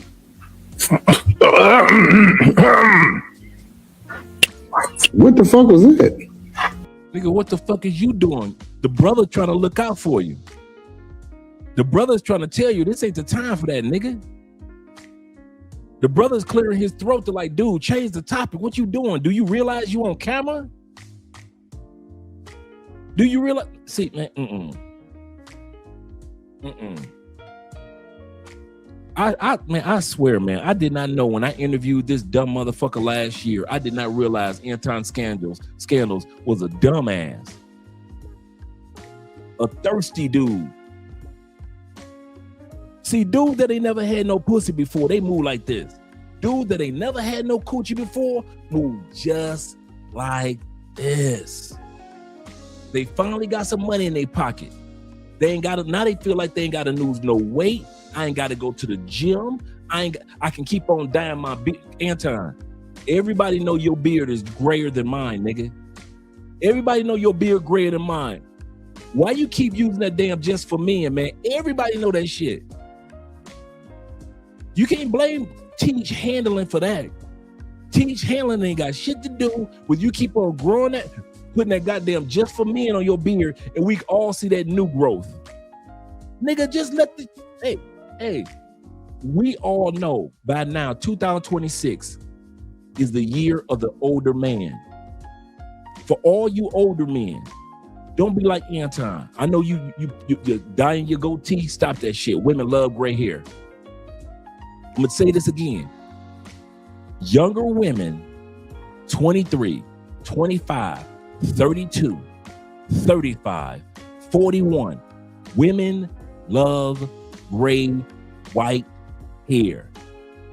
You look wise, you look masculine, you look mature. If you still trying to dye this shit, stop that shit. I'm talking about up here too. Stop dyeing that shit. You see, them females was losing their mind when Kevin Samuels listened to O'Shea. I'm gonna say this again for those that don't know. Them sisters fell in love with Kevin Samuels and kept calling in every night. One of the reasons why, he was dapper. Part of his dapper was a recommendation that O'Shea said.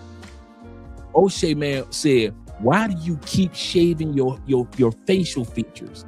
Remember, he was with us as men, Kevin Samuels, for 4 years before he talked to women. He kept all this shaved. All this was shaved. O'Shea said, bruh, let that gray 5 o'clock shadow grow. When them sisters saw that black man in a suit with that gray 5 o'clock shadow and a little bit of gray in his hair, them damn sisters were losing their mind. That's one of the reasons they called in so much, because they were so attracted to him. Younger women and older women. I'm letting you dudes know now. Andrea would be pissed, and she's told me several times, if I ever act like I want to put some goddamn just for me and just for men in my shit. Not just for me, but some just for men. Stop doing that shit, guys. This is the year of the silver foxes. Ride it out. We've been waiting a long. Do you know how when the light skinned brother was in, then the dark skinned brothers came in, and the dark skinned brothers were like, we finally here with Wesley Snipes. So it is with us brothers with the gray hair. It's our time. It's our time. Women love maturity. All you young dudes, your hair going gray while you 25.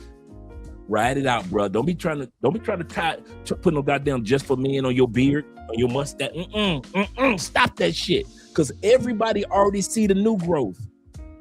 I'm gonna say this again.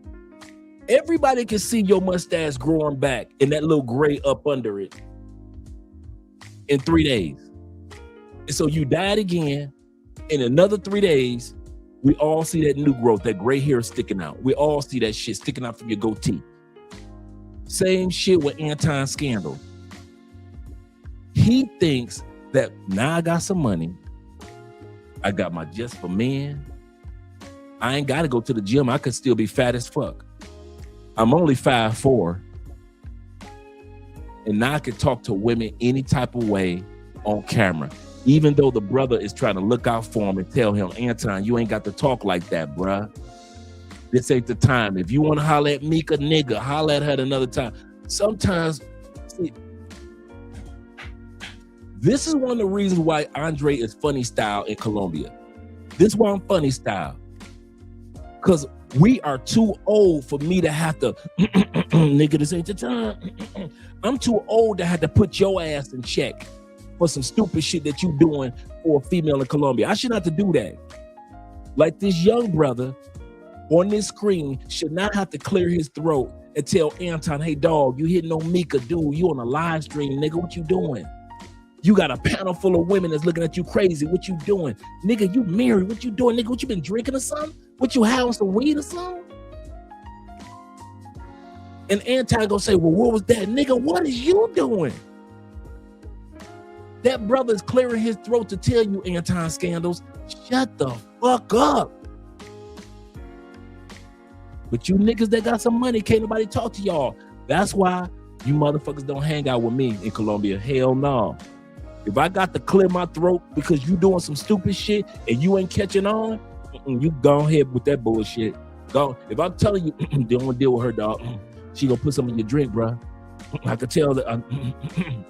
If I got to clear my throat and tell you that this female is putting something in your drink and you trying to check me for clearing my throat because I'm telling you to leave that bitch alone, yeah, you gonna fuck with her. Go on, put that little droplets in the drink. Go ahead. Bloop, bloop. Put the little droplets on his drink, in the drink. Let his ass wake up 9 hours later, passport missing, dignity gone, bank account cleared out. That's why I said dudes like Anton and dudes that move like Anton scandals need to stay y'all asses in the United States. You ain't built for out here. Because you don't know when to sit your ass back and when to move forward. In this situation, Anton should not have been on camera talking about, yeah, if we had met at another nigga, this ain't the time for that shit. Stupid motherfuckers. Let's bring that beat back, man. See, y'all be putting words in our mouth because y'all want us to lose. No, we all heard it.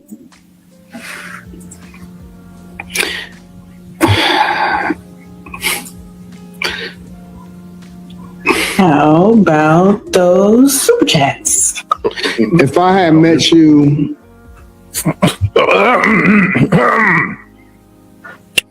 what the fuck was that?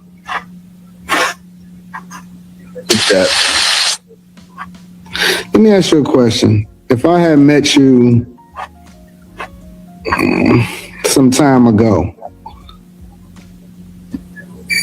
you think we would be in a relationship? Why not? Toxic. Why not? Because I'm toxic? Because I'm toxic. Your love is your love. I don't think I'm like people like with your personality type. I don't think I'm like fun enough. No, that's not. No, that's because that's what you keep saying to me.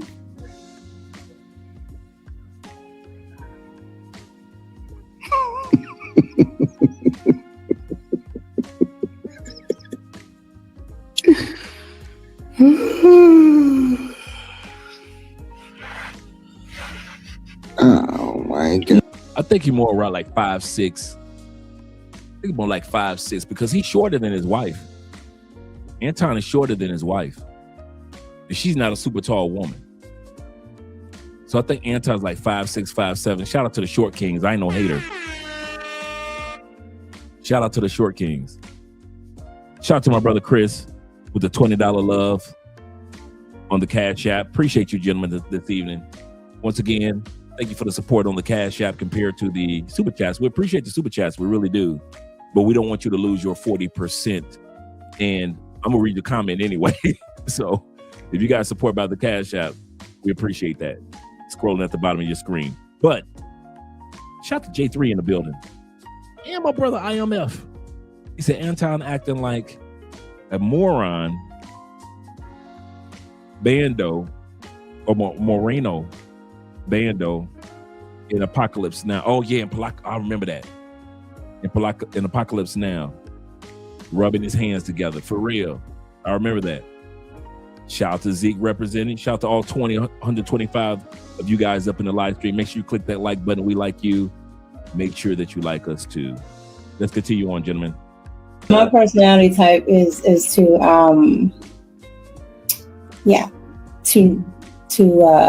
boring. That's not what but see, you changing. Now you see how he is on a panel of women. Now wait until we get to the panel of men in a little while. Wait till we get that full panel of men. Them brothers gonna snap off. What? I answered the question. But what about the conversations that we had previously, though? All right, Dave. To all the Short Kings, Dave said, we do not, he is not a member of the Short Kings. Okay, I got you, brother.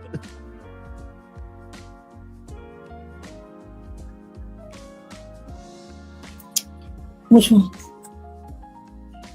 You just was different. So this just content. This just good old content. Lakeisha pointed this out. He said, Mika led Anton to believe if they would have met earlier that he had a shot at sniffing that twat. Oh, my bad. But yeah, she led Anton to believe he had a shot. But haven't both of y'all been married all y'all adult lives? But it's just content. The video get worse. What happened? What'd you say? It was different. Expound. What you mean? The first time that we was in the car. First time we was in the car. First time we was in the car. By the way, guys who are watching the live stream tonight, Anton has deleted the videos that you guys are seeing tonight. Anton has deleted from his channel. So you can't go to Anton's and find this. Fortunately, my brother, the House of Hypocrites, was doing screen recording with Anton's channel. That's the only reason we got these videos. That the brother that's talking, House of Hypocrites, shout out to him. He was doing screen recordings of Anton's shows throughout the years. If it wasn't for that, you guys would not be seeing these episodes. That's why you've never seen this before with Anton hitting on Mika, because it doesn't exist on Anton's channel anymore. Ever since everything went down with Corey. When we first talked. I was quiet the entire time. Now, remember Mika during the interview, by the way, guys, I'm going to bring that back. Remember during the interview with Mika, what did she say when the brother asked her on that interview, what do you consider Anton flirting? What did Mika say? Oh, Anton. Oh, Mika, you so cute. You so funny. That's what she said flirting is coming from Anton. Another thing that she said about Anton on the interview, we are not friends, we are business partners. I want you guys to remember that tonight. That's very important because that's going to come up in a few minutes. When she was being interviewed a couple weeks ago, she was adamant about saying, we are not friends, we are business partners. Yeah, good old content. Lakeisha pointed this out.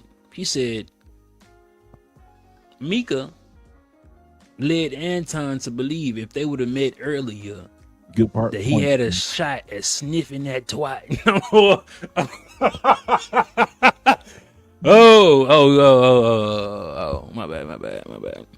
But yeah, she led Anton to believe he had a shot. But haven't both of y'all been married all y'all adult lives? That's what I was thinking. But it's just content. The video get worse. What happened? What'd you say? It was different.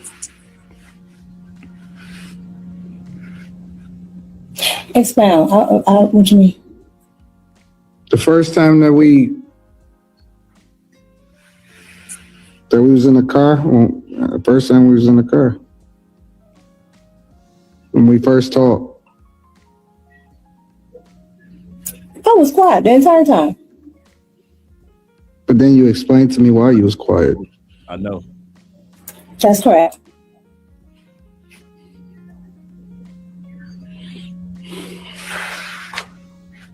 Be quiet for a different reason now.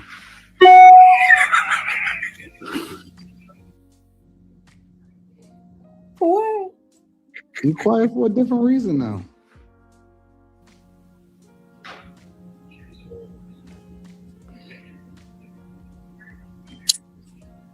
We supposed to be better than this. We supposed to be better than what we are. You don't agree? No, because I'm a great friend. No. I am a great friend. I am a great friend. What she just said, I am a great friend. I am a great friend. But when she was on the interview, did she not say Anton and I are not friends, just business partners? She said, ever since we started the show, we are not friends, just business partners. Bring that beat back. I'm bringing receipts tonight. She said, I'm a great friend. What? Be quiet for a different reason now.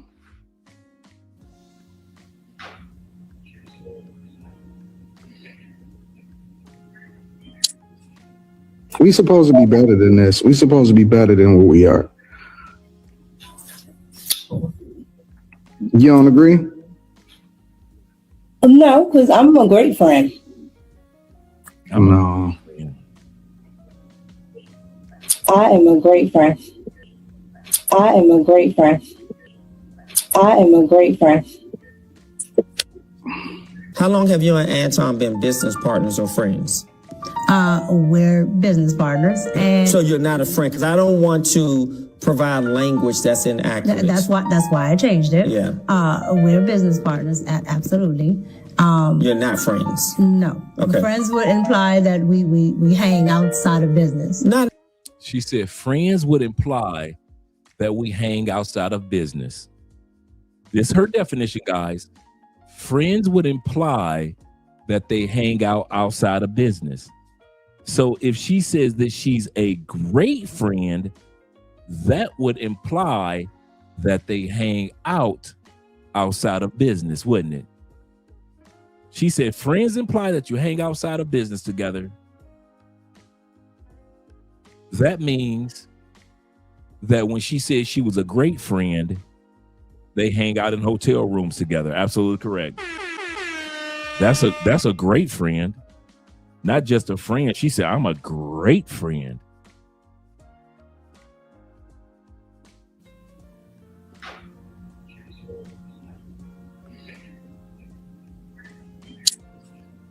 We supposed to be better than this. We supposed to be better than what we are. You don't agree? No, because I'm a great friend. Shout out to Karen in the building representing the ladies. Shout out to Karen, Kareem representing the ladies. We appreciate the ladies when you ladies show up. We appreciate you. No. I am a great friend. I am a great friend. I am a great friend. How long have you and Anton been business partners or friends? We're business partners, and So you're not a friend, because I don't want to provide language that's inaccurate. that's why I changed it. Yeah. We're business partners, absolutely. You're not friends. No. Okay. Friends would imply that we hang outside of business. Not necessarily. Well, yeah. No. I am a great friend. Sometimes. All the time. What happened? You? No, that's not true.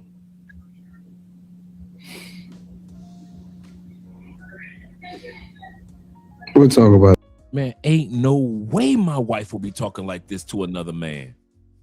Or letting another man talk. Man, dude, ain't no way. I've been with my wife. We got married young because she got married to her husband young. Anton got married to his wife young.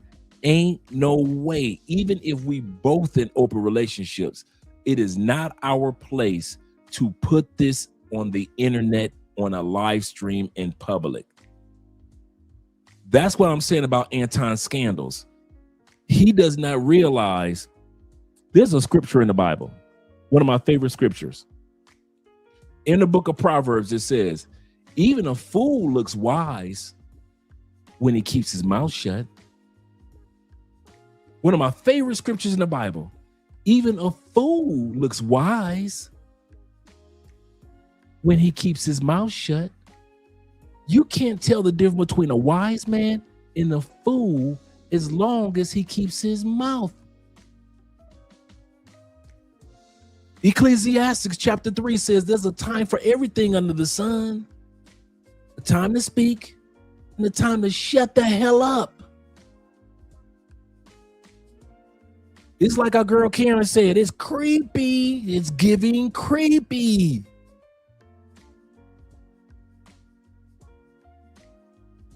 Like, man, dude, you ain't never seen a pretty woman before?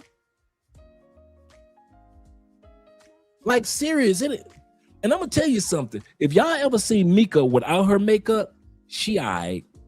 She's just an average, beautiful woman. She's not what Anton is willing to throw away. Let's put it like this.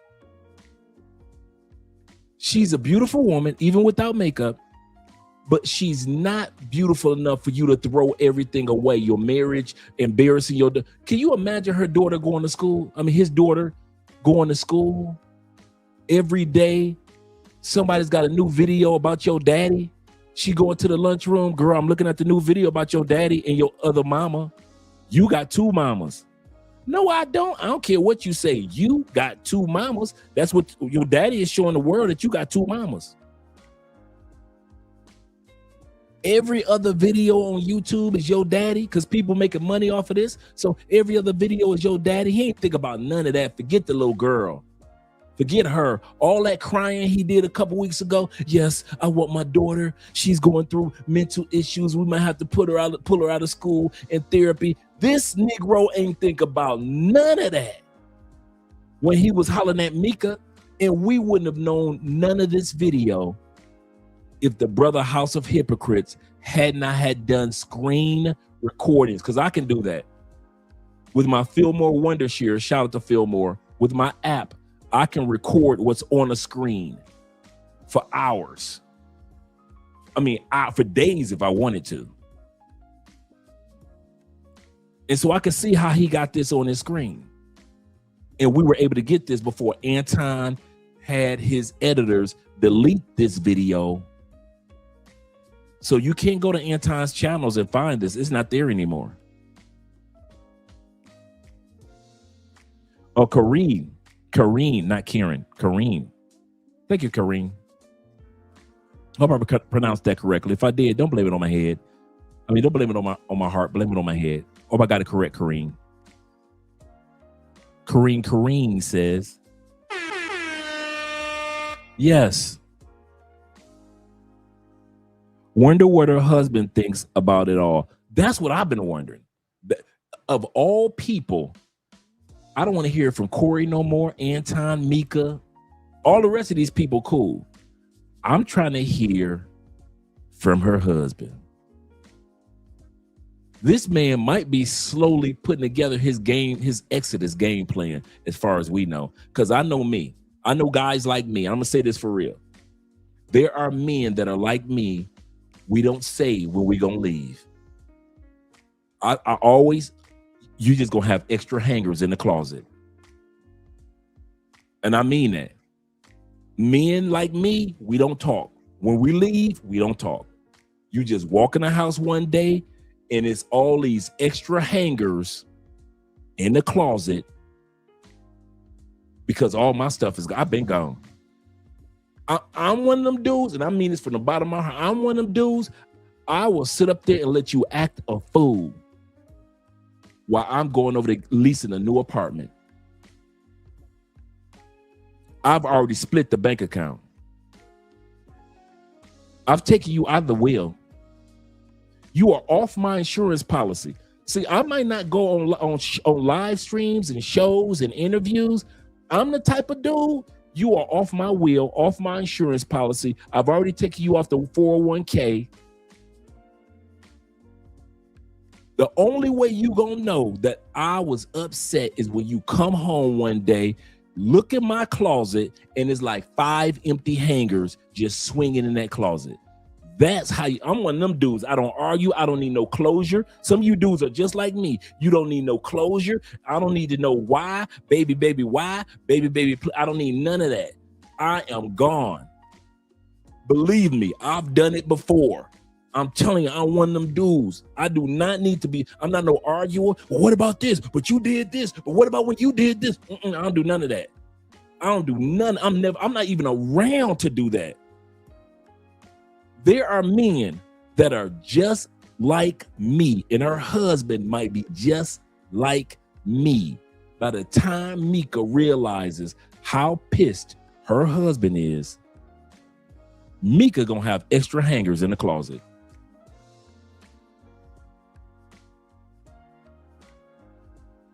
Cole said, he said, not me, I'm checking your butt. Not me. I ain't checking nothing. What's that gonna do? You gonna yell at her? That's gonna make the coochie dry up again. I mean, make the coochie wetter for you again. If you yell at her, what's gonna happen? I need to get my point across. Why would you cheat on me? What that gonna do? Come on, put in the comment section what that's gonna do, guys. I mean, all you dudes that need to have closure. What's that gonna do? If a woman cheated on you, why? If she tell you literally the reason why, what's that gonna do? Is that gonna make the cheat disappear? Is that gonna make your pain disappear? Or it ain't? All what's gonna happen is if she answer one of your questions, you gonna have another question. Why'd you cheat on me? Because of this and that and that and this. Well, what do you mean by that? You did this, that, and this. But that was last year. Why are you still holding on to that? Because it is. See, you're gonna come with 15 other questions if she tell you the literal reason why she leaving or why she cheated on you. Y'all one of them dudes gonna have 10 questions in the background instead of packing your stuff and getting the hell out. I'm gonna shed my tears. Don't get me wrong. I will be hurt just like any other man, but I would rather be hurt in my own apartment with all my own brand new furniture, with all my own brand new neighbors, with my car in my brand new driveway, and my peace of mind. I am not going to be like y'all dudes, hurt and you still living in the same house with the person that hurt you. I'm like the husband. I'm moving in silence. Yeah. He said, I disagree. The chat, he said, the chat at work with the chat. Go ahead, bruh. Everybody's not the same. I'm not saying you guys are like me. I said that there are some men like me, not all men. Not all men. Some guys, you guys gotta have closure. You gotta have like 4 or 5 months of arguing with your ex. Y'all built for that. I ain't built for all them arguments. The cheating, I could argue with a woman for 5 months. Did that make the cheating disappear? Oh, it didn't?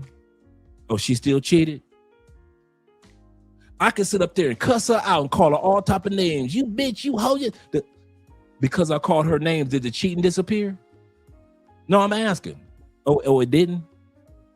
So all the crying and whining and boo-hooing and calling her out of a name and cussing at her, ain't none of that ish make the cheating disappear. She cheated. You ask her one question and here you come with 50 questions. After 51 questions, did that make the cheating disappear? Oh, it didn't? So she still gave that coochie away. She still gave that man some fire. So she still was intimate and enjoying herself. Didn't care how many times she flew back and forth to Detroit. So that didn't change nothing, did it? So you just as hurt as I would be. I'm gonna say this again. For all you dudes for the back of the church, you are just as hurt as I would be. I would be just as hurt as you would be. But how I respond and react is different. You do it your way, which I have nothing against. And I hope you have nothing against the fact that I'm leaving. There's going to be some extra hangers in that closet. My wife, who's a wonderful woman, knows that about me.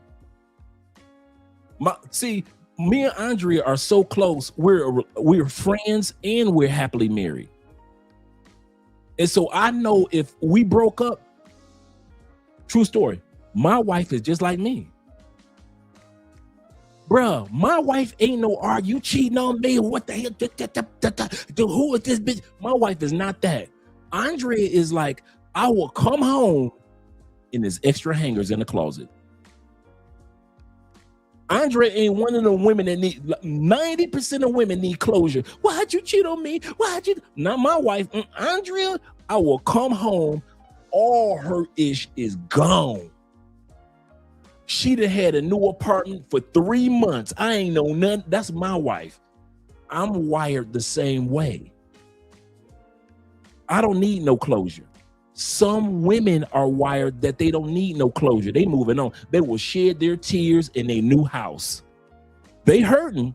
They are hurting. But it's better to hurt in your new shit than to sit up there and be hurting in front of the same dude that hurt her. Same thing with me. I'm about to sit up here and be shedding no tears and feeling hurt and all. I can't believe she cheated on me and we still living in the same house. When you could have spent them 2 months filing for a divorce, because you're going to file for a divorce anyway. 2 months looking for you an apartment on the other side of the city. 2 months getting you new furniture. 2 months getting your lights, your cable, and all your other utilities set up. You spending 2 months crying, trying to get some damn closure. I'm hurt on the other side of the city in my new shit. You hurt and you still living in the same damn house with the same damn woman that cheated on you and will still cheat on your ass. Sitting up there shedding tears in the same damn house. I'm gonna shed my tears, but I'm gonna shed my tears in my own new shit. You gonna shed your tears still in that damn house. Ain't went nowhere. You ain't going nowhere. All you do is just talk about, I'll leave her. You ain't leaving no goddamn where. You gonna keep your ass right there. That's probably the reason why this dude that's married to Mika, she ain't worried, cause his ass probably like some of you dudes ain't going no damn where.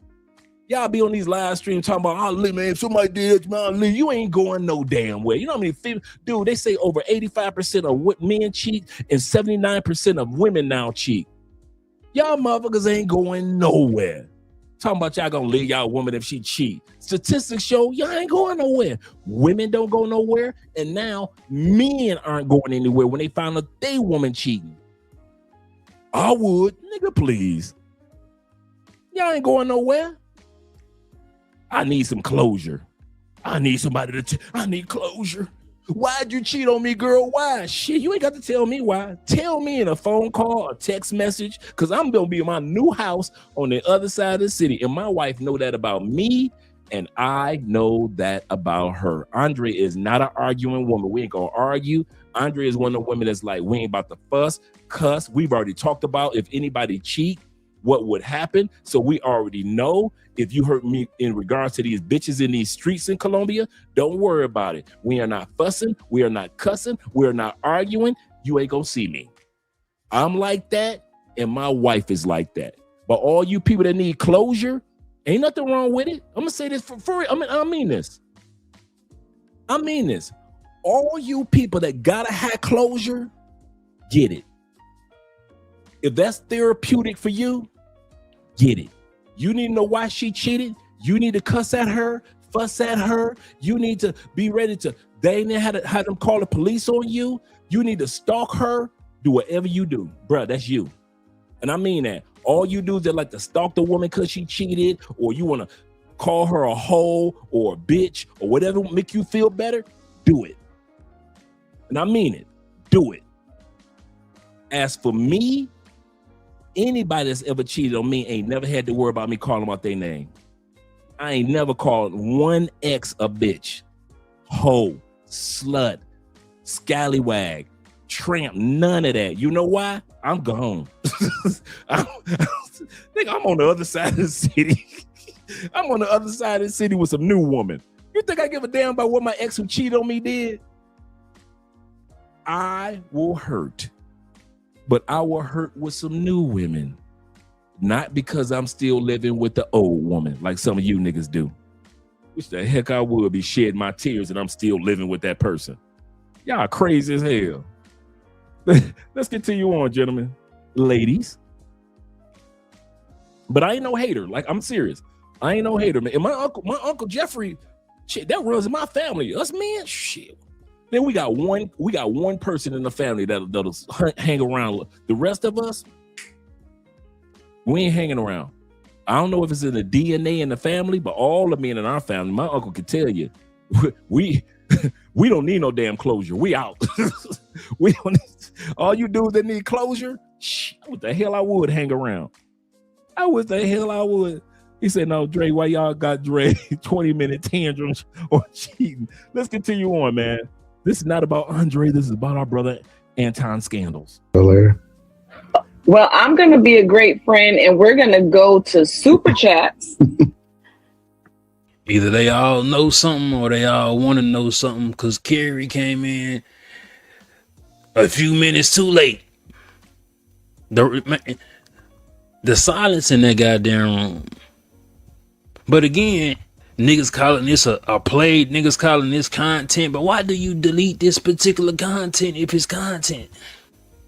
And this is the price you pay for clout. You end up lying for no reason. Woo! Mika's past is worse than we thought. And it's not because she's Anton Daniels' alleged side chick. The problem is actually much worse. Damn! The first thing we want to talk about is Mika's political affiliation. And we found out what it was from the Talk Perspective podcast interview. Right. I am a conservative. I am a Trump supporter, voter, whatever you want to call it. That's what I am. However, my conservative views are not based on Donald Trump. My entire family has always been conservative. We've always had just those types of values. We find out from Mika that her family has always been conservative. Now, I do know that she is partly from Puerto Rico, or maybe fully from Puerto Rico. So we know that about her. She is an Afro-Latina, but she says that her family has always represented this, which is interesting. But then when she talks about how she met Anton Daniels, she had this to say. From what he told me, somebody sent him my work. And so he wanted to work with me, so he emailed me. Okay, so someone... Remember that part. That's very important. She says that somebody sent him her work. She said somebody sent him her work. That's very important to remember. Yeah, and I caught that too, Dave, about her arms. Sent him your information, and then he decided to reach out to you. Mm-hmm. Somebody sent him my content, Yep. and he decided to look me up. He got my email, sent me email. So Anton, that was a good joke, African Wolf. That went over a lot of dudes' heads. That liberal joke, I caught that. Don't let that go over your heads. That's a good joke. Daniels reached out to her when she had about 1,200 subscribers. And she's saying that, but we want to see if that's actually true. So she only had 1,200 subscribers at that time period. Because if it does pan out, that means that Mika has some level of credibility. But if it does not pan out, then Mika is probably lying about everything else. Woo! Now, Mika has several different platforms. One is her Instagram, which is Pop Culture Mika. That's her personal IG. Then there is the Red Cup Now. And there's also Red Cup Talks with Mika. So the Red Cup Talks with Mika and the Red Cup Now are really the same brand. And for her followers, she calls them the Red Cup Gang. Now, that's your girl with no makeup on. Now, I love natural beauty like any other man does. So I'm not hating on the sister. But you trying to tell me this beauty is worth losing everything, Anton? Anton, you trying to tell me that this beauty, and us men do love natural beauty. Do not get me wrong. You tell me that this beauty is worth losing everything. Not everything, Anton. Anton, everything? This is worth losing everything. You see, she got the liquor bottles in the back. Mika looks like she like to get her drink on at the house. Look like she like to get a little drink on at the house. Look like Mika's a red cup queen. Man, listen, I needed some of that collection back there. I need to catch up with Mika. Shit. Me and her husband need the dog. Get some drink on. If I was her husband, I'd be leaving, but I'd be leaving with all that liquor. I'd be leaving with all that liquor. Yeah, right. She's not an unattractive woman. Let's not even pretend like she's not attractive. Let's not even pretend that part.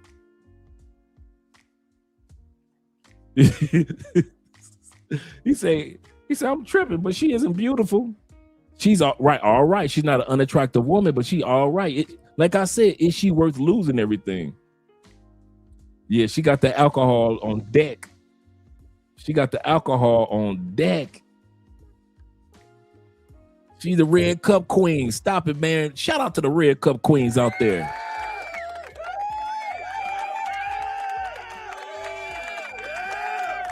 Shout out to our Red Cup Queens out there. Now, from what I can see, this particular YouTube channel was created on January 22nd, 2024. All right, that's very important to remember. January 2nd, 2024 is when she created her YouTube channel. If you go to her page and you go to video and then you go to oldest, you will see the oldest video is called Anton Daniels Trailer, the Red Cup Podcast Special Edition. That video was uploaded April 9th, 2024. Now, if we go back to when the channel was actually started, it was January 22nd, 2024. So in other words, if she had some videos on that page, those videos are not up now. And so the first video that we saw of her is actually on April 9th, 2024. And the Instagram in which she posted on the Red Cup Now as a reel was on this particular date.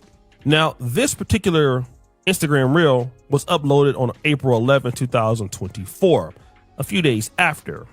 And, well, I'm so confident, or in other people's words, arrogant. Why? Because my fate is not decided by them. I am 100%, 1000% faith-based.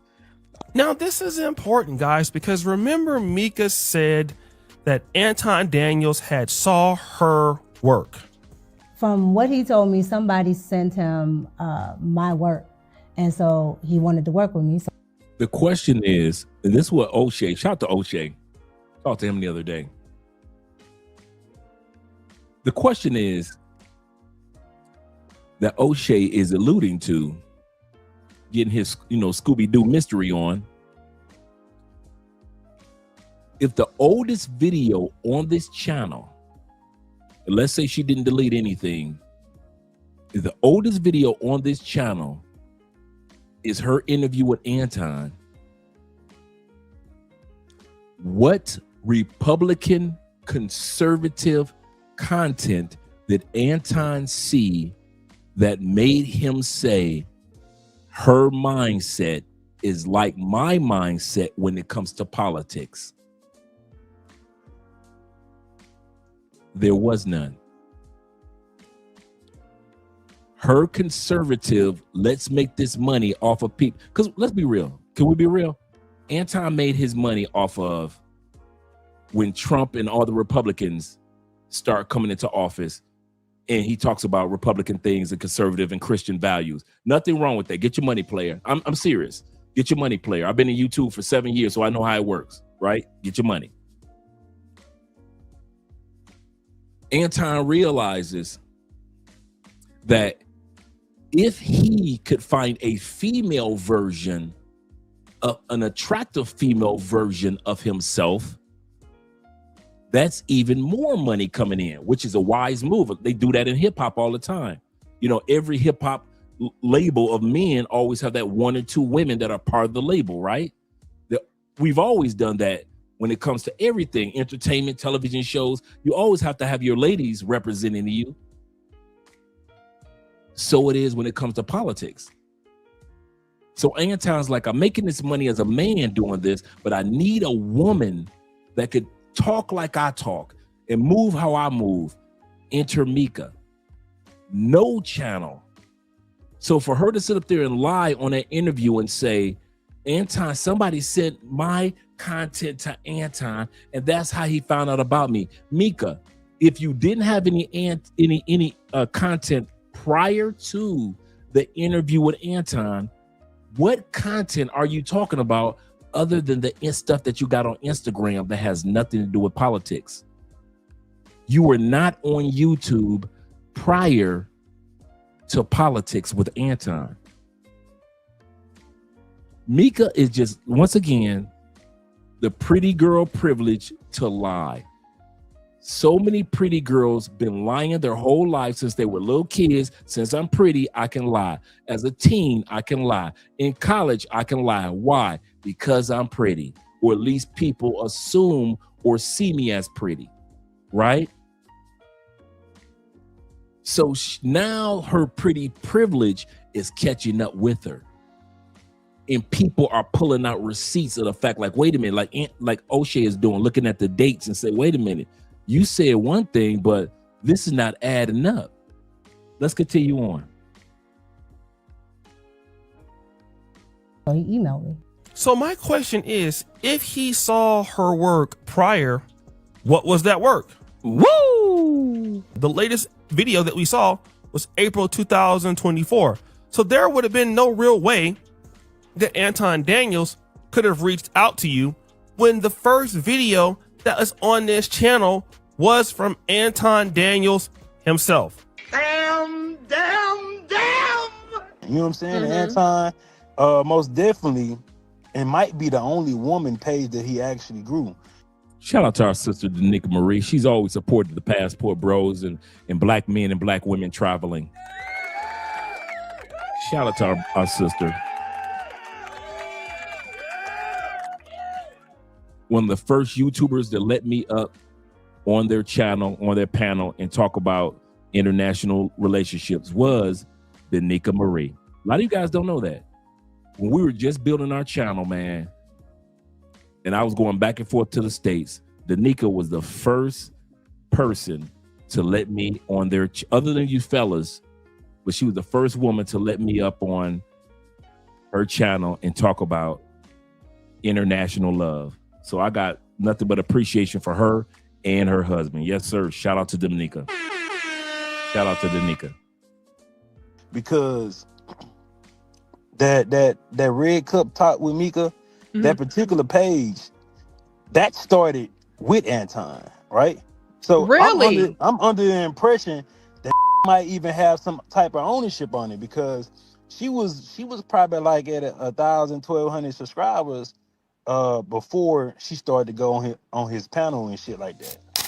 Shout out to the House of Hypocrites, because he's on to something. And this is something that I kind of felt myself. You see, Anton Daniels and her started this page. He must have signed her to some kind of contract as his own influencer, which means that Anton Daniels could not have reached out to you because you were making conservative content. We don't see any videos or any level of content from Mika in the conservative black media prior to that. If it is, then she privated those videos, and if she wants to prove that she's telling the truth, those videos should be made public so that we could see them, just so we don't think that she's lying. But then I did some other digging.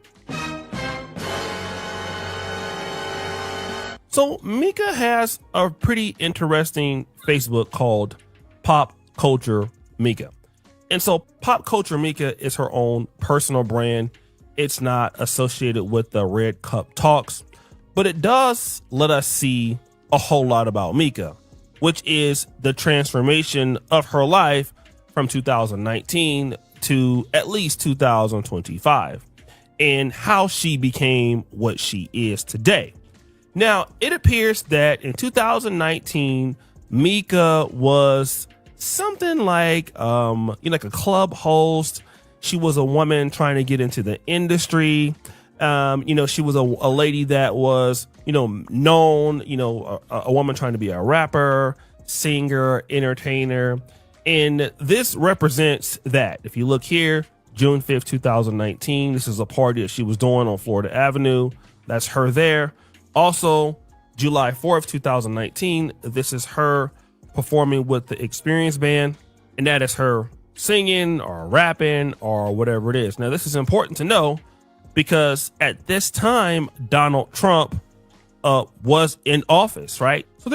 So that was your girl Mika in front of the I believe Lincoln Memorial in front of in Washington D.C. singing. Remember, she's from DC, so she's got a lot of connections. There was no evidence in 2019 that Mika was in MAGA. She's just singing a song or she's performing. So there's no evidence that she's being political at this particular point in her life, right?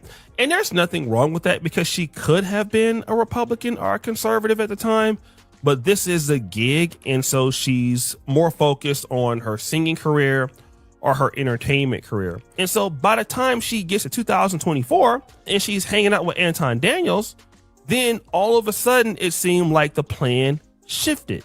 Then in 2025, we come out and we start to see Mika doing things like this. Now we see Pop Culture Mika attending the Black Conservative Ball. And what happened that shift from 2024 to 2025? What was the change? She got with Anton. That was the shift.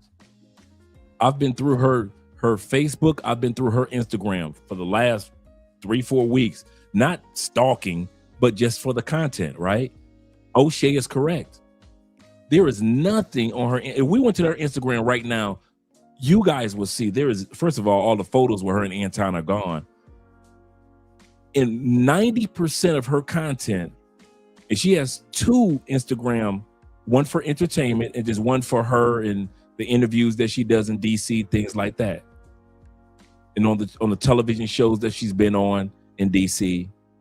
So she's had a, who's who that she gets to know throughout DC. But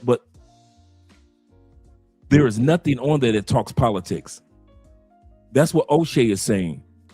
That there is nothing on there until 2025, after she got with Anton in 2024. And all of a sudden, she's at the Legacy of Freedom events. She's creating more content around politics. None of that was prior to. So once again, the question remains, Mika, why are you lying and say that Anton saw your content, and 9 times out of 10 content that agreed with his content, and that's when he reached out to you because somebody sent him your content? When Mika, truth is, you never had any content about politics or family or Republican values or Christian values or MAGA prior to Anton. As you can see, she looks way more conservative than she ever has in the other pictures. Now, we can say that is because it is a ball. This is a formal event, but there she is, January 20th, 2025. This is the inauguration, I believe, or close to it, of Donald Trump. And so now we're seeing the conservative Mika. Now, I don't see any evidence of Mika being a Republican before meeting Anton Daniels, making any videos about the Republican Party or conservative rights before Anton Daniels. And she's saying that Anton Daniels reached out to her because of the work that she was doing, which that work does not exist on the internet, which leads me to believe that Mika was definitely involved in the black space, the pro-black world. She was more left-leaning. She was more grassroots. I believe she emailed me in 2022 about another YouTuber, so she had been watching me. So yes, Mika's heart is definitely in the pro-black space. More organic grassroots, more or less on the style of Dr. Umar Johnson, somebody like Tariq Nasheed, someone like 19 Keys. That's the kind of crowd that she's used to. Now, this whole flip scheme that she did to go to the right was orchestrated by Anton Daniels as a money bag grift. And the money bag grift just didn't work out for her, which means that, in my honest opinion, if Mika would not tell the truth about this, then she would lie about some other things. You know what? Before we go into that, you guys are making some excellent points in the comments. Shout out to Money Mitch. He said all Anton wanted was the honey, and all we want is the money. Shout out to Goldie. Yes, sir. Shout out to Goldie of the Mac. Absolutely correct. One of you guys made another comment that was really, really good in regards to her career. I just pulled it up. One of you guys said that she was just another failed. There we go. Shout out to Nick. Nick said this. He said, shout out to Nick being in the building. He said, failed or struggling rapper turned conservative grifter. Absolutely correct. Absolutely correct. I give you a perfect example of the grift when it comes to the ladies. If you go on YouTube, TikTok, and Instagram, since the fall of Derek Jackson, I mean, Derek's still making his money. Don't get it twisted. But since he failed from having 2 million subscribers, dude, there's gotta be at least on TikTok and Instagram, 20 to 30 Derek Jacksons, if not 50. Them dudes are telling the women whatever women want to hear, and TikTok is giving them the views, and those guys are cleaning up. Now they selling this and books and courses and all type of stuff, which is nothing wrong with that. But those guys don't even believe what they see. Here's one of our books that I wrote, Stop Making Excuses, right? I believe this. I do not live my life with excuses. I've got the next book coming out, The Unshakable Man, especially including for all you guys that supported the Children's Cancer Foundation fundraiser we did a couple of months ago, right? But these dudes are doing it to grift. And I ain't mad at them. I'm going to say this again. There are men out there that are making hundreds of thousands of dollars a year telling our women whatever they want to hear, because they know women, sadly, won't research it, won't homework it, and if it sounds emotional, it must be true. It must be true. Why? Because it it hits the emotions of that particular woman, not all women, but enough women to where these dudes are walking around. There are dudes that walk around grifting women for hundreds of thousands per month. Per month. Yeah. Bruh. Can I tell y'all something I never told y'all? And I mean this. And I mean it.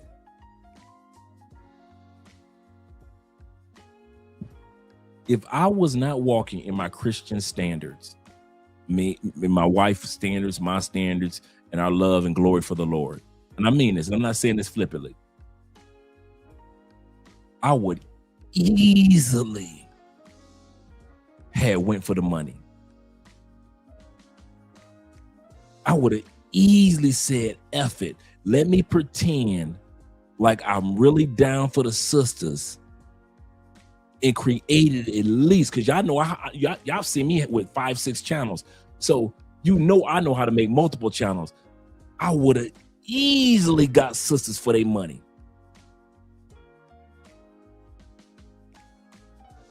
The one thing that kept sisters safe from dirty dudes that I could have been was the fact I said, you know what? I'm not the old Andre who I used to be back in the day, be the man of moral standards.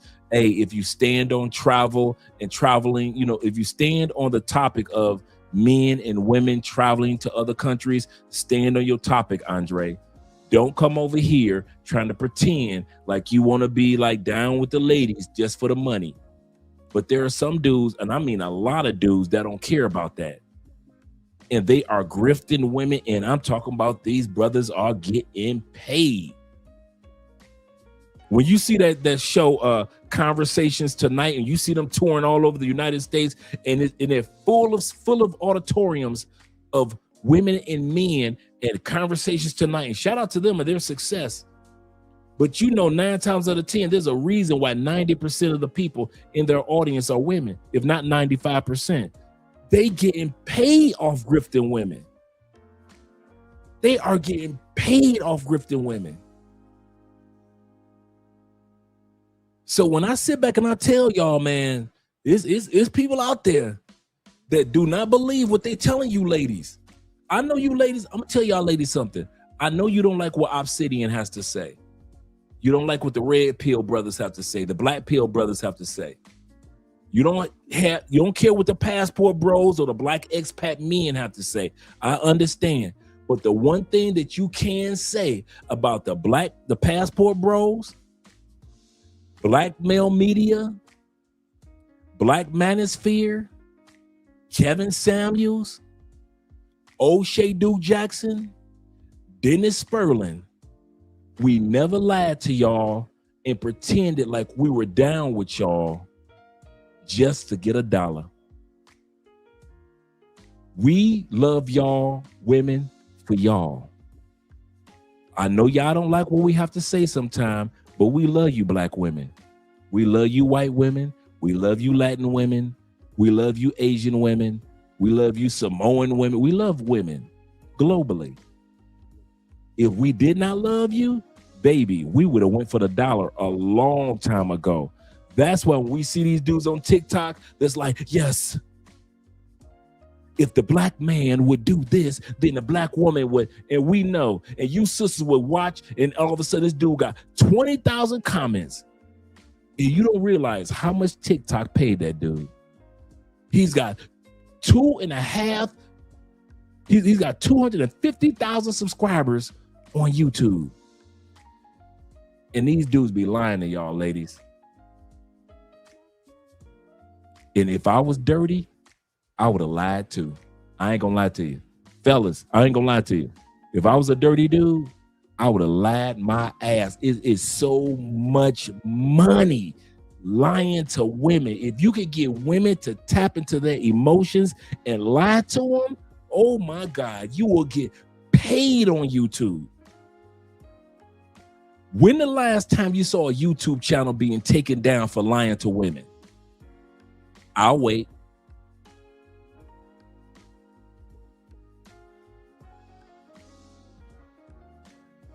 Now, how often do you see YouTube channels get taken down for telling the truth to men? The Obsidians, the attack on Kevin Samuels. Legion of Men had to fight to get the white dude had to fight to get his YouTube channel back. You tell the truth to men, YouTube coming at you. Our channel, Love Crossing Borders, we had to fight for our channel back 3 times, and we still fighting back for other channels that we've had. But if you lie to women, YouTube will not take your channel down. Instagram, TikTok will not take your. If you lie to all, the number one, dude, all you did. If I told you, I'm gonna tell y'all something for real. I'm sorry, ladies. I'm gonna tell these men the truth. Hey, sexy boo. Andrea just walked in from church. I'm gonna tell you guys, if you ever want to get on social media and make you a quick, and I mean a quick $10,000, $5,000 a month, get on social media and lie your ass off to women. If you lie to women, you will make so much money, such as the Anton Daniels, such as other content creators. The Derek, if you think Derek Jackson's the only one, y'all got social media twisted. I've been in this business too long. And one of the number one areas to make your money, and you ain't never got to worry about YouTube taking your channel down. If you lie to women, that's all you got to do, and watch how fast your channel grow. That's the sad part. Ladies, that's the sad part. There are men that already know what I just said. There are men that already know and are hustling you. They know exactly what to say to tap into your emotions, and you support them. You support them. And we're not hating. Don't think I'm saying this out of hate. I'm just letting you know how content world works. If you lie to women, you will make money. Sadly. Sadly, ladies. Sadly. Let me get to these super chats, and then we'll go back to the video, gentlemen. Let me make sure I got everybody. And my brother AMSM, a man supporting men, says this. He say, no, Dre, you have to send her on her all-expensive paid girls trip. And while she's on that trip, the bamboo pole trip in Jamaica, while she's on that trip, you are moving out, and then she comes back home to an empty house. Man, I ain't even going through all that. I'm gone. See, I'm one of the dudes. I'm telling y'all, I'm one of the dudes. And shout out to you with the $10 love. I'm one of the dudes that if I find out somebody's cheating, the next 2 months, I'm getting my new place. That money I would have used to send her on the girls' trip, that's my first month rent, last month rent. That money that I would use to send her on the girls' trip, that's my living room furniture in my bedroom. See, some of you, I heard somebody in the comments say this. A lot of time guys don't leave women because they don't think they can afford it. I didn't say you leave tomorrow. I'm gonna say this again. I didn't say you leave tomorrow. Even if you got into the argument, I can't believe you cheated on me. I can't believe this, right? Y'all got into the argument, you need closure, blah, blah, blah. And you lay in bed or you sleep on the couch or whatever it may be, right? I said in 2 months to 3 months, you got a whole new home. And one day she comes home and she realizes that you didn't forgive her like she thought you did. And you got a whole new place on the other side of the city.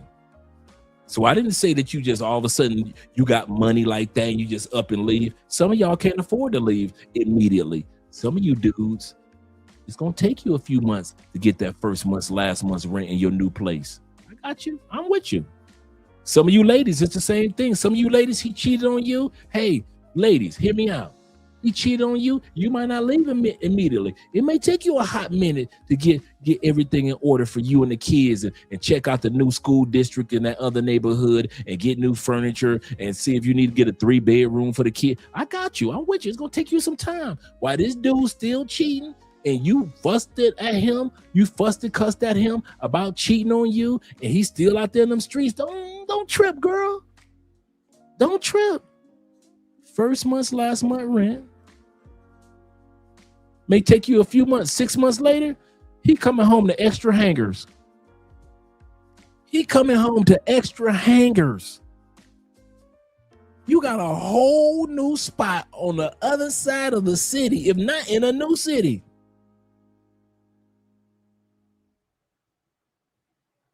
He think you still in Elkhart, Indiana. You done moved to Fort Wayne, Indiana. He think you in Fort Wayne, Indiana. You done moved to Indianapolis.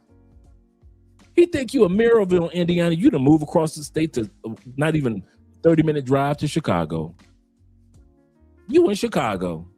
Whole new home, even though you work in Indiana, which is only a 30-minute drive to get to work. When you get off work, you driving back to Chicago. This fool still think you in Indiana, girl. So yeah, when I sit back and say, and yes, you gonna hurt, you gonna shed your tears, but ladies and men, it feels so much better to shed tears in your own new home, on your own new furniture, that it may have taken you 5-6 months to do your exit strategy like Moses and the children of Israel. But once you gone and you got your own in your own school district, you don't give a damn about what that person is talking about. So yeah. Yep, coming home to an empty house. Seriously, I'm with you on that. Let's go back to Anton. My biggest problem is turning down you funky hoes. Y'all reach out on a regular. No. Let's get to no. I got a fleet of hoes right now that will come and finesse you out of your socks, nigga. But I'll keep it a buck. You know what? I'll keep it a buck with y'all. Anton definitely asked me to come to Detroit before. Let's get to it. Let's get to it. You ain't got no listen. I'm gonna be for real. No. Offended now. Y'all want to have some real conversation? No, let's get to it. And I'm gonna tell you what really happens. I'm gonna tell you what really happens. You don't want to hear it because you know it's the truth. You're not even speaking your real truth right now. I'm gonna speak my real truth. I'm gonna tell you. You know why Anton is arguing with her? Because we about to find out that Anton was in her DMs. I'm gonna say this again. I'm gonna be quiet. The reason why Anton is yelling at that sister, we're going to find out that after all this came out with the exposure, Anton was in her DMs. My fucking wife, and she'll tell you what's really happening. I'm going to speak my real truth. I'm going to tell you. I call my fucking wife, and she'll tell you what's really happening. The boy said he can call his wife and she can let us know what's going on. Well, let us know what's going on, partner. I don't talk about what it is that I do in the bedroom and all of that shit. I ain't got to prove how many women that I have on my team or the fleet or anything. I don't talk about that. All we gonna do is we gonna just play it. We gonna play it out. Shout out to Digital Nomad in the building. Shout out to him. With the $10 love. Digital Nomad said, brother, he said, we have vast differences in opinion. He said, but I respect what you morally stand for. He said, I'm in Cartagena on the 11th, but in Cali for the Petronio, meaning the festival in August. So all of you, let me come up on the screen real quick. All of you guys that don't know what the Petronio is, actually Petronio, not Petronia, but I'm with him. Petronio Festival is the one of the world's largest black festivals, and it's here in Colombia. Most of us who live here already know that where I live, Cali, Colombia, is the second largest Afro-Latin community. Well, actually, Afro-Colombian community. Afro-Latin community in South America. So Sao Paulo, Brazil is number one. Cali, Colombia is number two. We're 40% black people. And then it's Cartagena, Colombia, and then, everywhere else, right? At least in South America. Every year for like the last 40 plus years, there's been a celebration called the Petronio Alvarez Festival. Petronio Alvarez was kind of like South America's Bob Marley. You know, the Caribbeans had Bob Marley fighting for freedom with his music, right? That's who Petronio Alvarez was. He was born and raised in Buenaventura. Buenaventura is an hour and a half away from here off the coast of the Pacific. They first started the celebration after he died in Buenaventura. They still do have the celebration, but it's a smaller one. It's a small little town where he lives in. As Black people started migrating to go to college and go to school and start businesses in the larger city, the closest largest city was here, Cali, Colombia. They brought the festival here through migration. You know, Black people always bringing our swag around the world. And so now the Petronio Alvarez Festival is 600,000 people from around the world come to the Petronio Alvarez Festival the third weekend of August. This year, it would be from the 14th to the 19th. I already looked it up. So from the 14th of August through the 19th, if you want to be around your brothers and sisters from around the world, 600,000. And it's free to get in, free music, free festivals. I mean, it is a celebration that you've never been to before here in Cali, Colombia. So if you don't have anything to do, and a lot of brothers and sisters from the States, they make a tradition now to come down here to Cali. So that's what the brother is saying. He say, Andre, he say, but in Cali, in other words, the Petronio, we can't wait to have a drink with you, brother. I can't wait to have a drink with you as well, brother. And all you ladies and gentlemen that are coming down for the Petronio Alvarez Festival, once again, from the 14th through the 19th. Me personally, I would get here like on the 12th, because that airport starting the 14th, man, it is packed. It is packed. So shout out to all you guys. Let's go back to the video. And shout out to our brother on the screen, the House of Hypocrites. What do you mean you don't talk about what you do in the bedroom, my nigga? Are you insinuating that you and your wife bring women to y'all bedroom? Is that because that was just random? That was random. That's why people think your wife gay now, nigga. This performing this shit is starting to affect other people name, image, and likeness that's connected with you.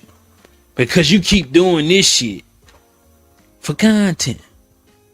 Let's watch some content then. Cheat on your wife. So maybe you are mischaracterizing these particular women that's around you, because you see them as hoes.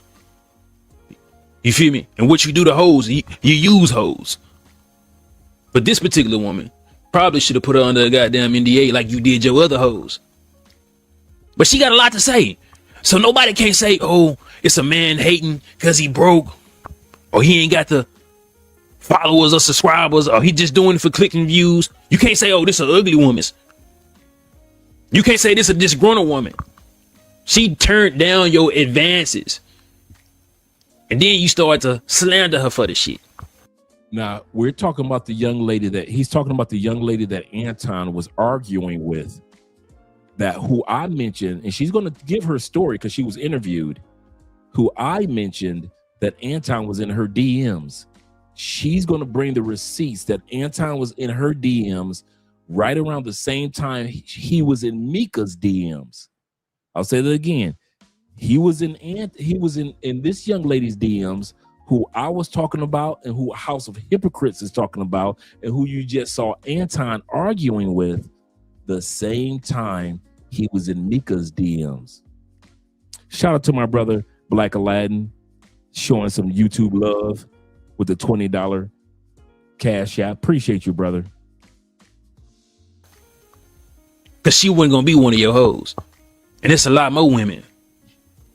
A lot more women.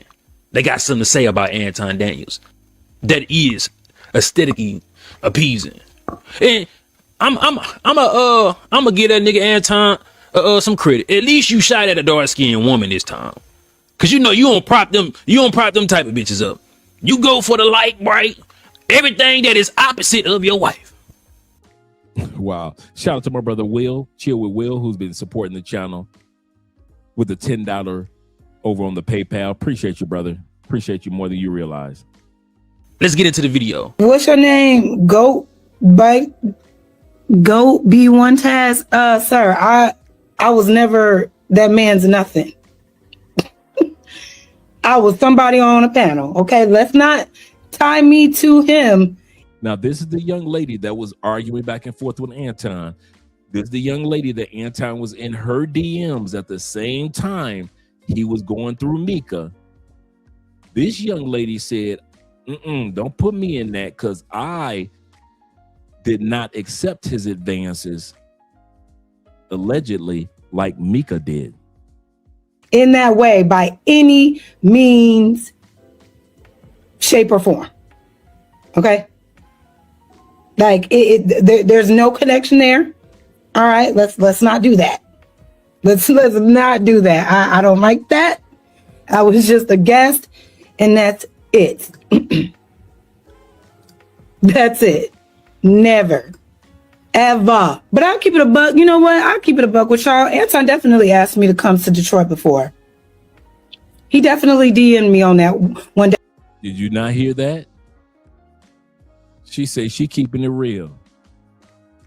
DM'd her the same way he DM'd Mika. I need you to come to the D.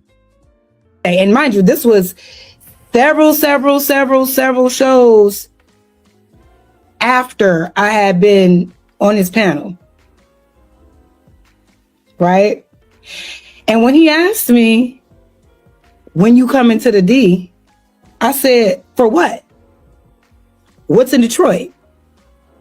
And he said, you know, you'll just have to trust me. It'll be fun. Oh, we sound like we got. Is this Diddy? Is this Diddy Daniels? Is this new Anton's new name is Diddy Daniels? Anton Diddy Daniels? Just trust me, it'll be fun. Let's bring that beat back. Let's bring that beat back. Am I hearing Diddy vibe? I'm getting Diddy vibes, man. I'm getting Diddy doing 4 years vibes. Trust me, Cassie, it'll be fun. That's right. Take that. Damn, no wonder why he had so much issues with her. She told him no. Now you see why he was always arguing with Cass.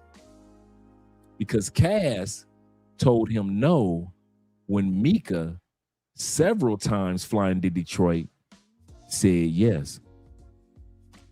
Yeah, she put it all on the streets. And this was an interview that nobody expected her to say this. That's why she said, you know what? Let me be real. Because they were interviewing her about something else about the show. But then somebody in the comment section on the live stream said, well, you were basically like, you were one of Anton's girls. And she's like, wait a minute, pause. And that's when she got upset. Never. Ever. But I'll keep it a buck. You know what? I'll keep it a buck with y'all. Anton definitely asked me to come to Detroit before. Correct. Hell, Sister Goddess had to check him on some hookup stuff. Absolutely correct. He was trying to holler at Sister Goddess too. Dudes get money and think they can just holler at anybody. And Sister Goddess is married. She just got married a couple years ago. He thinking he can holler at Sister Goddess. He thinking he can holler at Jazz. He thinking he can holler at Island Girl Q. He thinking he can holler at everybody because Mika gave him the okay. So I guess he thinks everybody can give him the okay. He definitely DM'd me on that one day. And mind you, this was several shows after I had been on his panel. Right? And when he asked me, when you come into the D, I said, for what? What's in Detroit? And he said, you know, you'll just have to trust me. It'll be fun. And I'm, nah, fun in Detroit. I ain't never heard of that. Never heard of that. Well, you'll just have to trust me. What difference does it make, right? He's talking to me. He's not giving me any. Now, if he's DMing me like this, somebody that he has gotten into it multiple times with, right? Hold on, let's get to no. If he's DMing me with this pimp talk, because that's exactly what it sounded like. You just got to trust me. It'll be fun. It'll be fun. And I said, for what? What do you ask me? What do you ask me to come to Detroit to do? Right? Well, what difference does it make? You'll just have to trust me. I said, it makes all the difference. I need details. And you know what he said to me? Just let me know when you're ready. Because you'll just have to trust me. Never spoke to him about it again. And it never played out. Why? Because I'm asking too many questions. I'm not excited because you DMing me asking to bring me to Detroit. For what, nigga?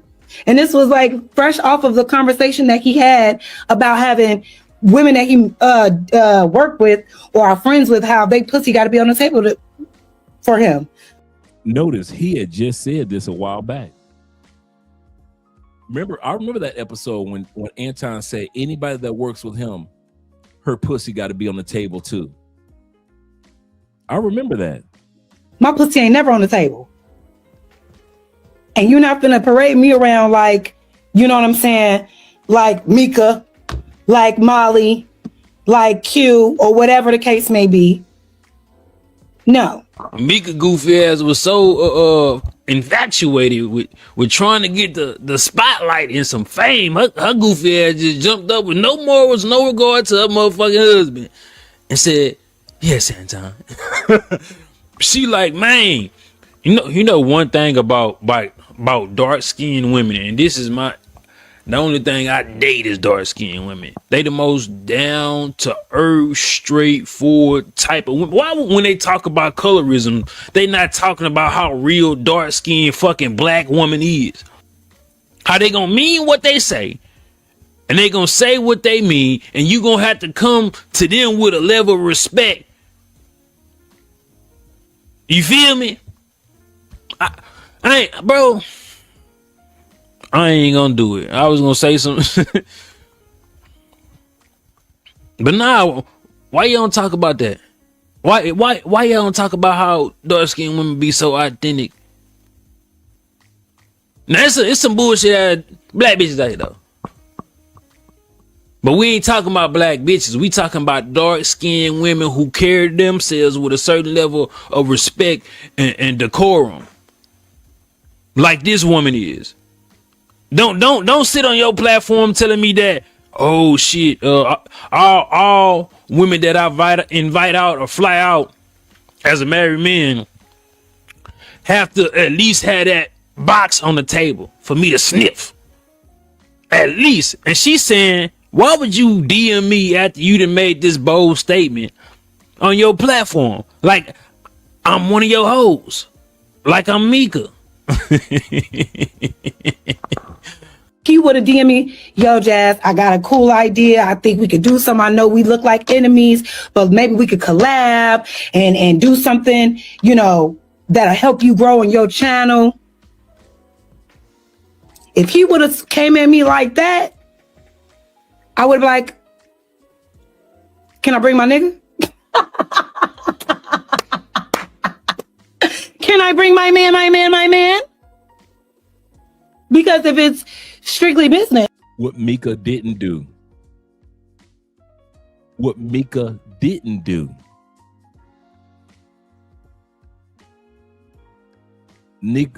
didn't think about her man. But Cass did. At least had that box on the table for me to sniff. At least. And she's saying, why would you DM me after you done made this bold statement on your platform? Like I'm one of your hoes. Like I'm Mika. He would would have DM'd me, yo, Jazz, I got a cool idea. I think we could do something. I know we look like enemies, but maybe we could collab and do something, you know, that'll help you grow in your channel. If he would have came at me like that, I would have like, can I bring my nigga? Can I bring my man? Because if it's strictly business, it shouldn't be a problem. We could do it. We could do a double date. Me, you, and yo, but see, it never got that far because I didn't have stars in my eyes. Mika said as soon as he DM'd her, she was like, yeah, I'll go do the interview. Yeah. I'm asking like, what we on? What you on? Coming to Detroit for what? I heard it's so cold in the D. Fuck you want me out there for? What difference does it make? He's a pimp. Or at least a wannabe. And unfortunately, he got one with Mika. Being successful in this space is definitely a goal of mine, for sure. But I don't need to put myself in nefarious situations or a situation that'll make me look bad just because the person that's asking me to hang out got a bunch of followers and a bunch of subscribers because he like to talk shit. No. So if he's DMing me like this, I know for sure if he's DMing any of these other women, it ain't on no professional nothing. It ain't business. He trying to holler. Okay? Of course, he's going to frame it that way. But the fact that you couldn't even tell me the reason why you wanted me to come to Detroit after we have been going head to head with each other. Damn near every show. You want to talk to me? That lets me know I bring value to you. Before we go any further with that. But you're not going to use me to look like one of your little... I'm going to let her finish. Honeydews. Your little honey dips. Oh, no. So yeah, y'all.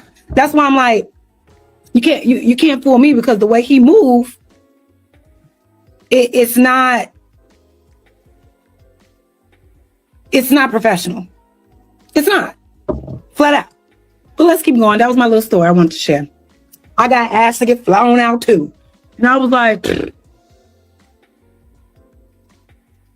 for why? And he was like, bitch, never mind. He was like, man, fuck it. Damn, Jazz, shit. Yeah. And best believe I was bringing my nigga. What? Yeah, make sure you give me a room. I'm gonna bring my man. Because he helped me with my business. I bet you I wouldn't have been able to come. Angry man. Before he goes any further, for shout to House of Hypocrites, make sure you guys subscribe to this brother's channel because a lot of this content is coming through him. We interviewed on this channel Soraya Brooks. For those that don't remember or know who Soraya Brooks is, Soraya Brooks, she's the German white woman who is married to the brother from Philadelphia. They both live in Germany. She went viral when she said that women in the United States were no competition. We interviewed her maybe 3 months before that, and I told her she was maybe looking at at that time period she was at 5,000 subscribers when we interviewed her. Right now she's at like 25,000-30,000 subscribers. Not even a year later. We interviewed her not even a week after we interviewed Anton last December. I got an email and a Cash App from her husband. I want to say this again. Got an email and a Cash App. I think it was a super chat from her husband. Thank you, Andre. My wife and I really enjoyed the interview we did on you and Andre's channel. Thank you for respecting my wife and my marriage. Here's a little donation to you guys' channel.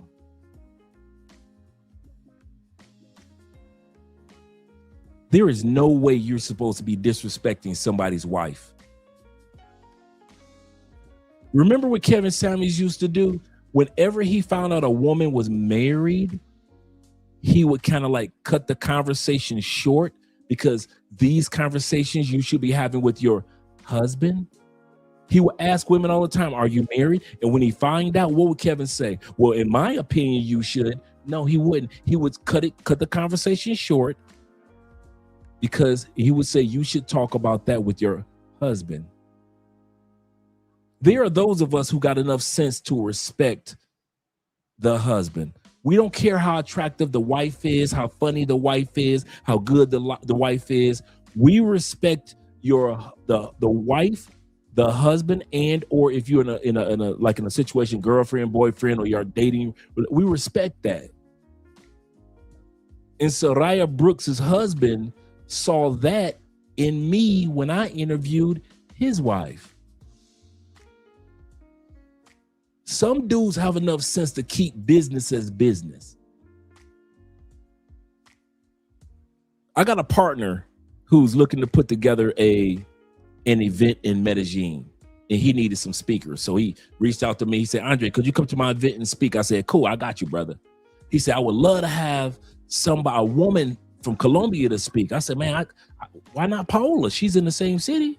She does real estate. She has the look about her, beautiful Colombiana. He said, man, I've been trying to reach out to her, but I can't. She just doesn't answer.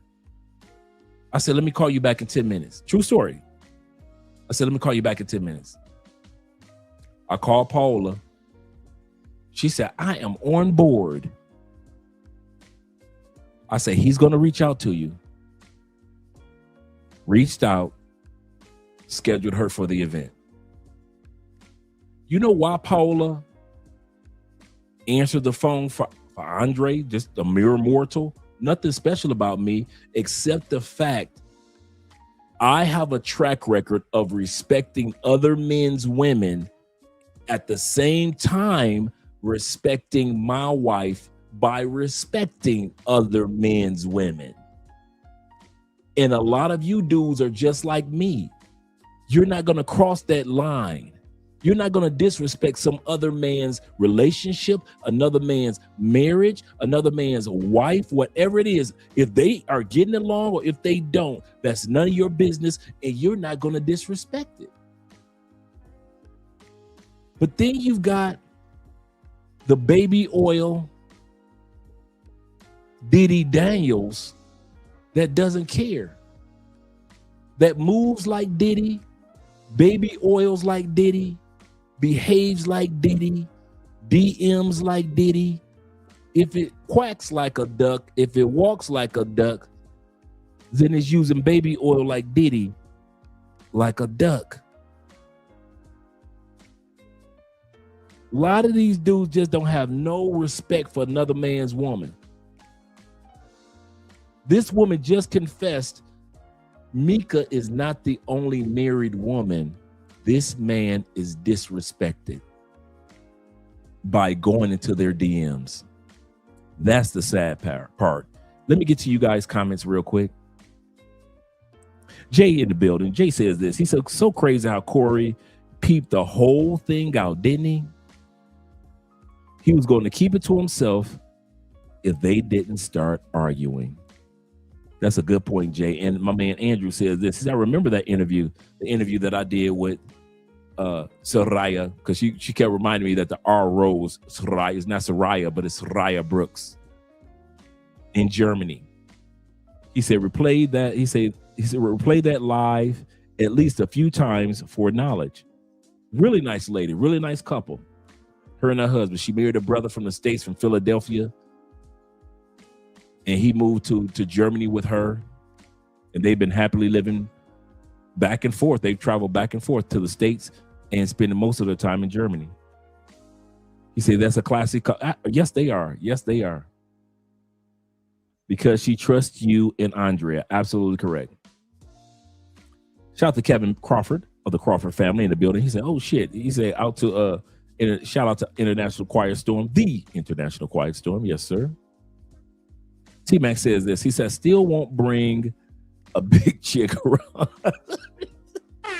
Oh, because you know I'm going to bring the jokes. He said he might act respectful, but I will see the disappointment in his eyes. It's written all over my face. I believe you're in Colombia with a big chick. Big chick. Baby Oil Daniels, that's him. Can't stop, won't stop. Andre has that look where he can read his feelings of disappointment. That's true. That's true. That's true. Shout out to AJ Anderson. Yes, shout out to Miss Brooks. Yes, sir. Really, really good couple, man. I ain't gonna even lie, man. I love seeing, because me and Andre are people watchers. So we'll go to a park and just watch old ladies walking with the dogs or kids playing. And there are dudes like you that are like us, that are just people watchers. And you enjoy. This thing called life is getting harder and harder. No matter what country you living in. And the little bit of happiness that you could have for somebody else, and somebody can have it for you, you take advantage of it because it doesn't come along that often. Most of the world, we just hate on each other. And so when I see other couples that are happy, male or female, I don't care. I don't care about, I don't care about no interracial. I'm not one of them dudes that trip on white dudes that's dating with sisters. Go ahead, enjoy yourself, bro. Enjoy yourself, sis.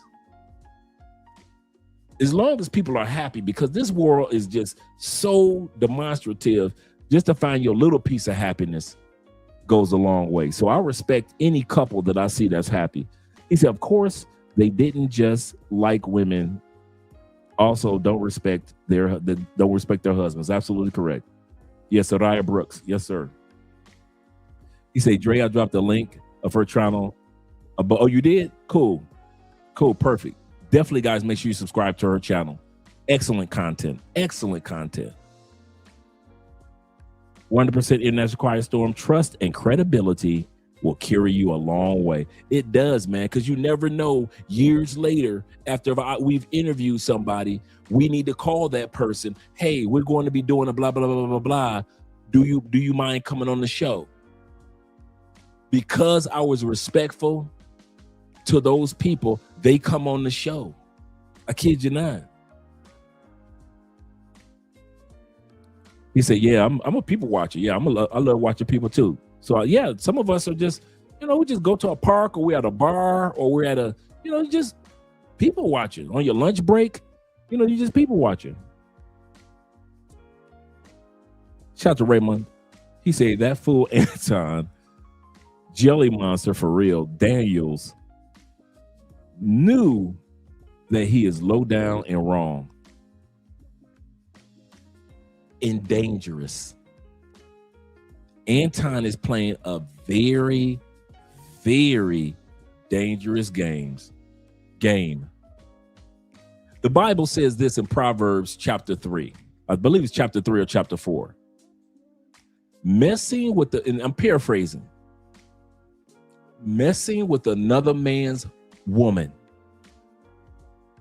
Messing with another man's woman is like taking a torch, a flaming torch, and putting it to your chest. It's like you're setting a torch on fire, letting it burn for a little while, and you just said, I'm gonna put it on my chest, and you hold it there. That's what the Bible says it's like to mess with another man's woman. After that verse, it says, what gift can you give him? What gift can you give to a jealous or a man that you have done wrong when it comes to his woman? What gift, what money can Anton give to a dude that got that click clack on his head? What gift, what money, that money that Anton making on YouTube don't mean nothing when that man got that click clack. What money, that's what the Bible says. What gift can you give a man that you've wronged because you wanted his woman? What gift can you give? This man is playing a dangerous, dangerous game. And all that talking about, I'm a Christian. Okay. All right.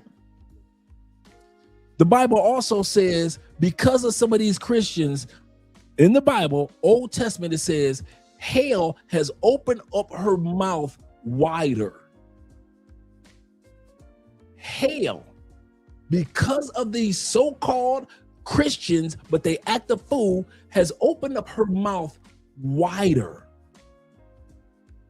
So all these dudes that's talking about, I'm a Christian, I'm a conservative, I'm a conservative, I'm a Christian, but they trying to sleep with everybody's girl or wife. Yeah, okay. Anton, you talk Christian, but I know them scriptures. I'm gonna say that again. You talk Christian, but I know them scriptures. I might cuss, but I know I got growing to do. I don't walk around here like I'm perfect. But the difference between me and you, I know what those scriptures say. And the scripture says is like putting fire to your chest. And it also says in Proverbs, what gift can you give a man after you try to get with his woman? What can you give a jealous man? What can you give a jealous husband? What can you give a man after you tried to get with his woman? That's what the Bible says. Shout out to all you guys. Appreciate you guys being here as well. Let's go back to the video. Pose a possibility. Angry Man pose a possibility that Anton Daniels himself basically like alluded to. I said before, I don't know Anton and Rita's relationship dynamic. For all we know, she could be of the mind she don't. I'm gonna tell y'all something. I was disappointed that Angry Man co-signed this too. I was very disappointed that Angry Man, who's a married man, co-signed this by trying to deny what's going on. I'm gonna say that again. I was very disappointed. We interviewed Angry Man. All these people we interviewed last year, right around the same time, we interviewed Angry Man in November. Interviewed O'Shea in October. Dennis Sperling was right around August. We're not strangers to these people. For him to sit back and act like, well, maybe I don't understand the dynamic of their marriage. You know, you understand the dynamic of marriage itself. And if you didn't understand the dynamic of their marriage, I've learned this one thing. Y'all ready? What I told Anton to do, I shut the hell up. If I don't understand and know the dynamic of a person's marriage, or situation or circumstance, I've learned the find is there is nothing wrong with being quiet and being on learner mode.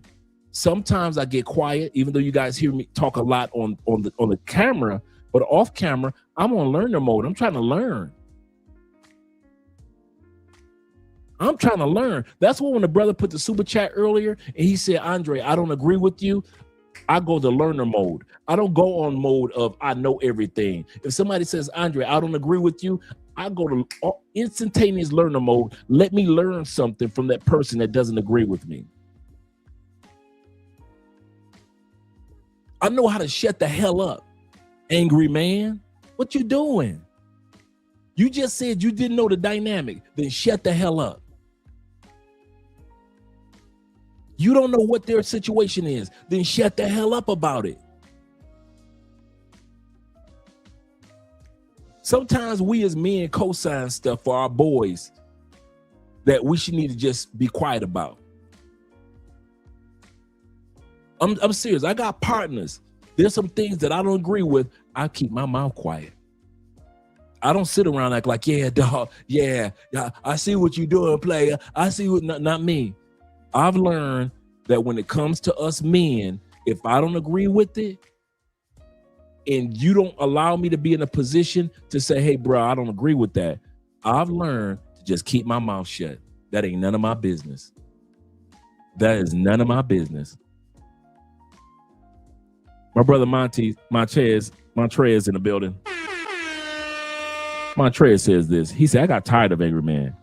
He said, I told YouTube to stop recommending his videos on my feed 2 years ago. I don't blame you. Shout out to Coach KL. He said, we don't always agree, but we're still good. That's how it's supposed to be done. It's not that hard. How you gentlemen had just said that. Don't always agree, but he's still a good brother. That's simple. That's simple. Let's get back to the video. Care if he kick it with chicks. For all we know, she could be of the mind she don't care if he's flirtatious. We don't know. And we don't know how far that goes. We don't know how far her tolerance of whatever goes. We don't know what type of arrangement. Bro, let me tell you something. In my lifetime, and I'm not saying this is their arrangement. I'm just going to keep it funky. Let's get to it. And I'm going to tell you what really happens. I'm going to tell you what really happens. You don't want to hear it because you know it's the truth. You're not even speaking your real truth right now. I'm going to speak my real truth. I'm going to tell you what really. In a second, we're going to get to for you guys that came here to hear about Anton getting punked. In a few moments, we're going to get to the video of Anton. Now he's on an all-female panel for the most part, except for the one brother. He's about to go on an all-male panel after everything that's been going on. And watch how the men talk and put this Negro in check. So don't think that is ended. Hang out with your boy for a few more minutes. My fucking wife, and she'll tell you what's really happening. Now let me show you this shit. Anton Daniels going back and forth with Mr. 1950 about how many hoes he got and who can get the most bitches. That's what men do. We do that. You know what I'm saying? It's childish. I know women, y'all got y'all thing, but we flexing. Nigga, I got more hoes than you. I can get more than you, especially you, Anton. But he's trying to prove to goddamn Mr. 1950 he'll fly him out and they can go hoe hunting. You feel me? As a married woman. But check this out. I'm the guy that you know that you could not touch in that lane. Oh, okay. Or you can have all the money in the world, but that shit don't matter when it comes to these bitches. You know it. You know it. Let me say this. Let me say this. You know it. Hold on, wait. Now we cooking. No. This is beautiful. I like. Oh, he knows what we talking about. He knows. Here's the thing. Don't worry about it, Miss Kim. I got a fleet of hoes right now. Man, you don't got no fleet of. Man, stop it. Calm down, cowboy. Let me get my thoughts off. I got no bitches, nigga. You think a nigga with hoes? Do you know a man that gets women knows motherfuckers that don't? Anton, it's cool. You on social media, bro. Listen, say that. You just say that, bro. I'm just telling you, dog. I'm not gonna let you get away with that, man. Come on, dog. You ain't getting no bitches, nigga. Nigga, let's go to. I'm coming to Detroit. Let's see. Hey, I'm coming to Detroit. When do you want me to come to Detroit? Me and you. Put it on social media. I'm coming to Detroit. 50 coming to Detroit, and let's find out. High school behavior. Talking about who got hoes. Man, I'm so glad that I'm past that stage of life. And David, you sound like you're past that stage, and a lot of us men are past that stage of life. We don't count the notches in our belt. We may talk about the past a little bit, but we do not sit around talking about, look how many I got, how many I can get. Talking about women as if they're cattle, as if women are livestock, as if women are sheep to be herded. We're past that stage of life. We've matured. We've grown past that. Even as brothers that's in other countries. I'm going to tell y'all something. If y'all think, and I mean this, if y'all think the guys that live in other countries move like you guys that visit other countries, we don't. I know y'all think us dudes that live in other countries, we count all the ladies we've been with and we didn't. No, that's y'all. You dudes that visit countries count y'all ladies. Us who live, or like, and when I mean live, I mean that you like go back to the States, make your money, work your job, do what you need to do, take care of the business, take care of the family, take care of your kids. But for the most part, you consider yourself living in another country, but you just make your money back home in the States. That's just like for work. Or you're like me, you live full time outside the United States, right? We don't be counting no chicks like y'all, like you dudes that visit. All you passport pookies that be talking about, I got 25 women this weekend. We've been past that. Man, I had a threesome last. We don't care. Ain't none of dude. Can't none of y'all tell me a threesome story. I don't care. If you're a dude that I mean this from the bottom of my heart. If you're a dude that's constantly telling now, I got dudes that I'm cool with that have had threesomes. Guess what? They don't brag about it. I've seen them. I had one brother. Shout out to him. We were sitting there at the table. I'm smoking a cigar, having a little brandy. He had come to Cali. Cool dude. He had this one beautiful sister, and he had some twins with him. We all having good conversation. I'm like, I'm getting ready to go home. He's like, about to take these twins and his sister, go have fun. Guess what? I had never heard the story of what happened with them twins and that sister. You know why? Because grown men already passed that braggadocious, yeah, I did this last night play, I was done. We ain't on that no more. I'm sorry. So, some of you dudes think that when you come down here, you can come to me or T-Mac or Will or all you or J. Clyde and you can brag to us. We don't care. We don't care how many women y'all got or been with. We're past that stage. We already did that. You should have been down here in 2016 in Colombia if you're going to do all that. You should have been in DR in 2015. You should have been in Phuket, Thailand in 2012.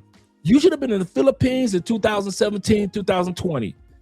If you want to do all that bragging BS. Right now, don't nobody give a damn about how many women y'all been with, man. We don't care nothing about your WhatsApp photos. Oh, I got this one, I got that one. We'll sit back and be like, oh, yeah, man, that's nice. But that's what we'll do. That's nice. We don't care. And for all you dudes that are back on the plantation, mature men don't care about what Anton talking about and what the other brother talking about, I got all these women, this and that. Women are not cattle, dude. I don't know where y'all get that mindset from. They not. I got stories to tell. Y'all got stories to tell about women. Women got stories to tell about us. But if you think you come to Colombia and you're going to be around us mature dudes and you think you can just brag and tell about how many women you've been with, don't nobody give a damn about how many women you've been with in Colombia, DR, Brazil, Europe. We do not give a damn. We really don't. And so you few dudes that do hang out in that little group, y'all can brag to each other, hang out in that group. All you Pookies, Ray-Rays, Nooks, Paw-Paws, hang out in y'all group. Because the rest of us grown-ass men that got passports don't give a damn. We ain't gonna tell our business, and we don't give a damn about your business. Don't you ever think we sitting around just licking our lips to hear one of your stories. We already lived your stories. I'll say that again. All you dudes that just come to Colombia over the last 3 years, Negro, we already lived your stories. You just going to DR over the last 5 years, man, we been to DR.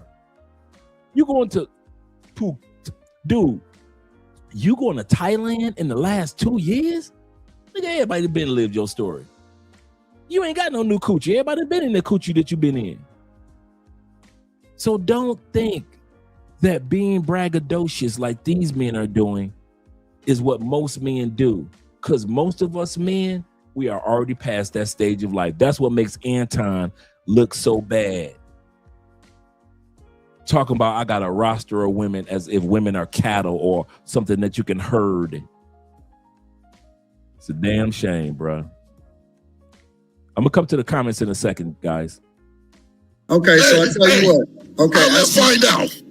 I'm gonna let him finish saying what he gonna. Calm down, cowboy. Let me get my thoughts on it. This nigga ain't got no bitches, nigga. You think a nigga with hoes? Do you know a man that gets women knows motherfuckers that don't? Anton, it's cool. You on social media, bro. Just say that. Just say that, bro. I'm just telling you, dog. I'm not gonna let you get away with that, man. Come on, dog. You ain't getting no bitches, nigga. Nigga, let's go to. I'm coming to Detroit.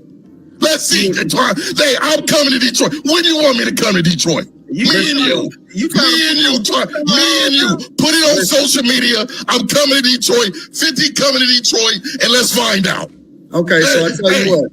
Okay, let's find out. I'm gonna let him finish saying what he gonna say. Okay, I'm gonna go ahead. My bad. I'm disrespecting the panel. Go ahead, man. No, that's cool. My fault. Like I was saying, I got a fleet of hoes right now that will come and finesse you out of your socks, nigga. That's number one. Okay. And anybody in Detroit, whether I was in high school all the way up until right now, know who I am in real life. Now, that right there is Anton in real life. In a chicken suit. Before he had any real gray hair. When he first started growing his beard, because I got photos of Anton before he started growing his beard. This is when he first started growing his beard. This was before COVID. Anton is in a chicken suit. And in that suit, he is trying to grow his YouTube channel. Anton tries to sell it as if he comes from money. Anton got his money, God bless the dead, when his dad died, the little bit of money that he did get. This money that you see him flossing and making him act a fool, he finally blew up on YouTube after 10 years. 10 years of trying to blow up on YouTube, he finally did it. He made it over 1 million subscribers. Then another channel, over 400,000 subscribers. He finally did it. He didn't blow up when Kevin Samuels was blowing up during COVID. Anton was nowhere to be found, was he? O'Shea was out there. We were out there. We made our 100,000 subscribers plus. You can see our plaque in the background. Our plaque is right in the back. So we got our 100,000 subscribers.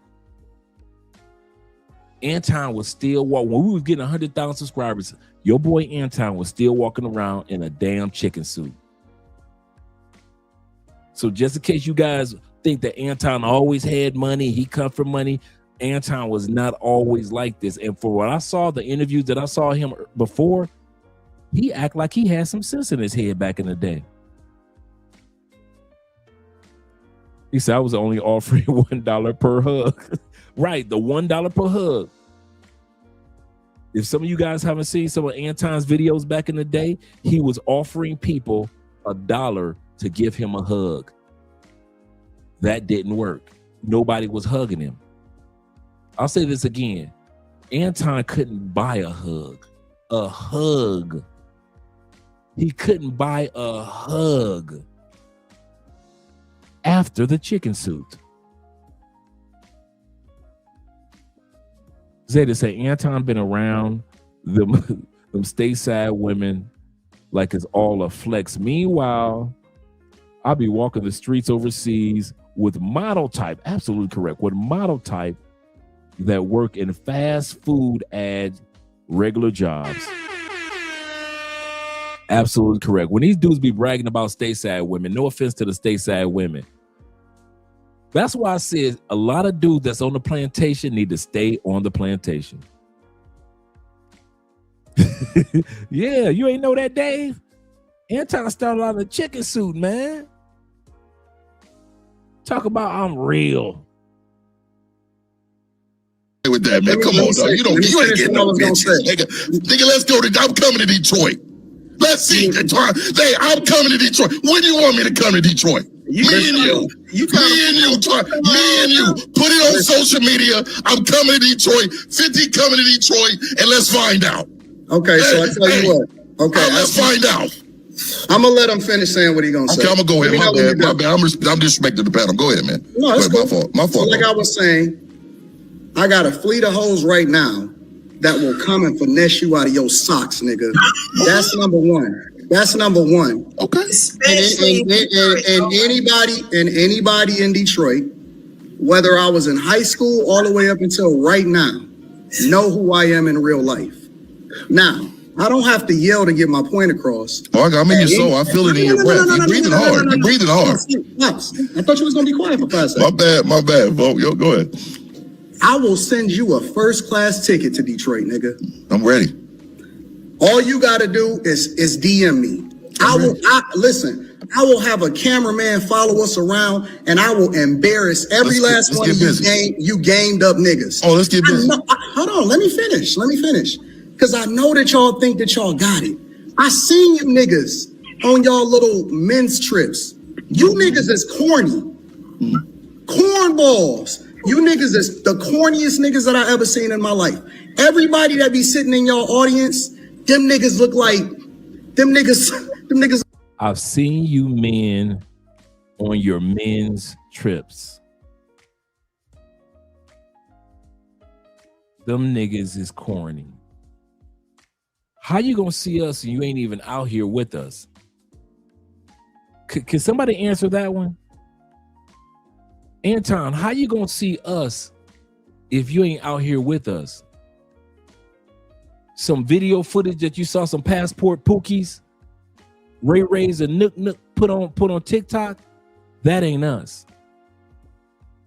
See, you dudes on the plantation got a big problem with judging us based on video footage that either the passport sisters might put out or the passport pookies and Ray put out. So the passport sisters sometimes, not all the time, but sometimes put out negative content on the passport brothers or the blue book gentlemen or the black expat men. But then you got Pookie and Ray and Paw and them putting out trashy videos. Come to Medellin, it's the party, we drink, we popping bottles, baby. Come to Cartagena, we in the Philippines, baby. Acting like they never did nothing in their life before, right? Clowns. So Anton and others back on the plantation assume that's how we all act. Most of us don't. Most of us are not throwing money in the air. Most of us are not getting conned. Most of us are not getting drugged. Most of us are not getting robbed. Most of us are not getting hustled. Many of us are in very happy marriages and or relationships, men and women that travel to other countries. So when Anton, I done seen y'all. How you gonna see us? You ain't never been out here, bruh.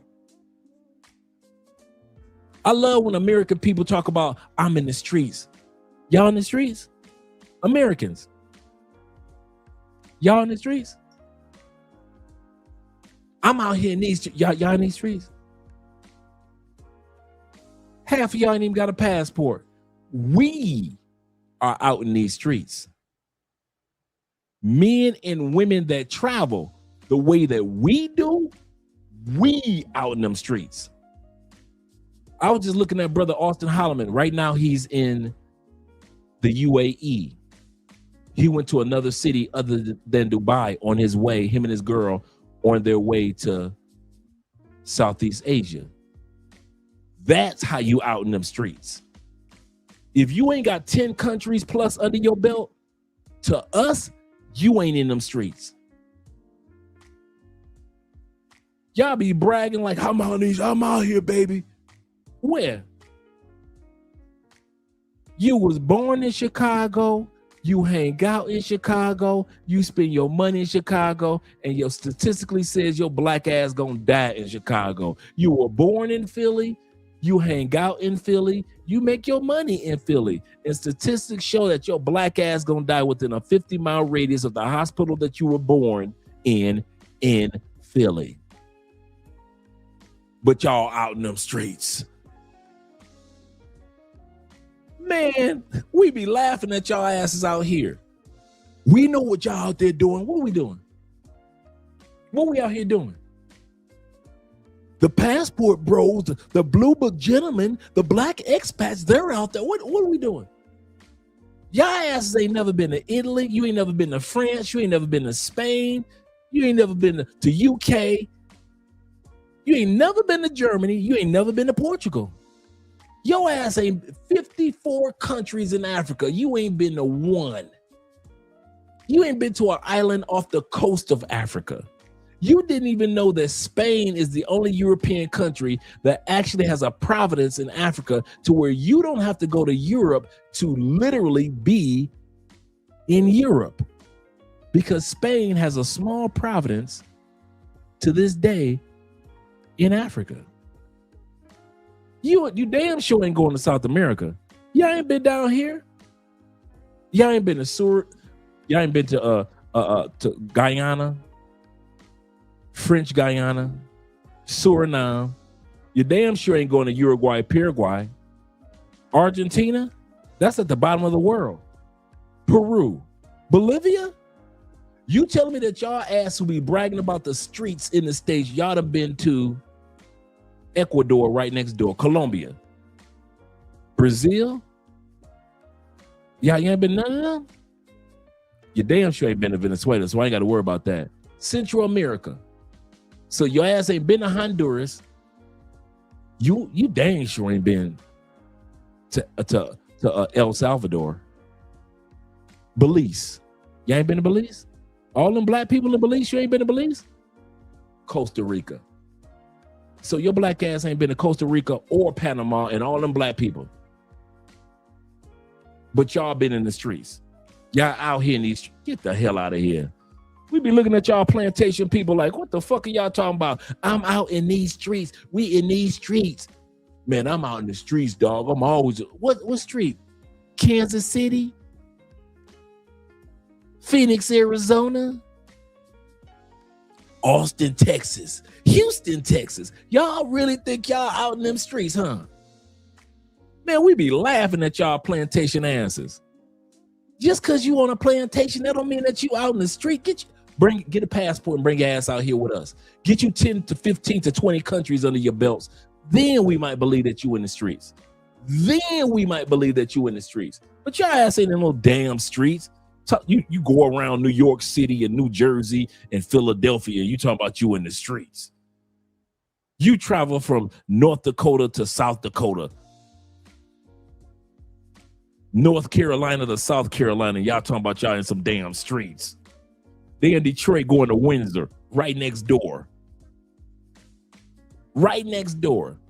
At least I was going to Toronto. At least I knew all you had to do was take I-470 or I-401. 3 hours later, you're in Toronto from Detroit, straight shot. You ain't got to make no turns. At least I know that. I knew that as a kid. I had a girlfriend in Toronto. So I know how it works. That's how you know you in the streets. When you a teenager, because in Toronto or in Canada, we could drink at 17 years old. So we're using our high school IDs. You didn't even have to have a passport back then. You could use your high school ID and take your butt right to Toronto, straight shot, and you're in the Caribbean Festival with all the Caribbean folks that live in Canada. You eat. My favorite oxtails that I ever had are in Toronto with all them Caribbean people. And y'all in the streets. Man, get the hell out of here.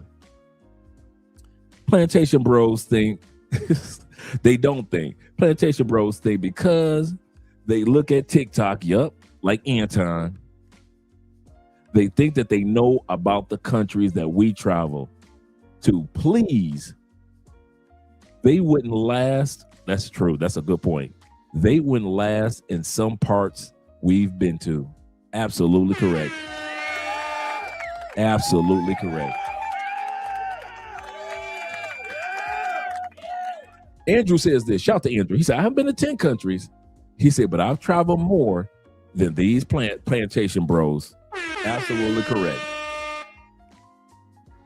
My man Beach Bum. Shout out to Beach Bum in the building. Glad to see you here.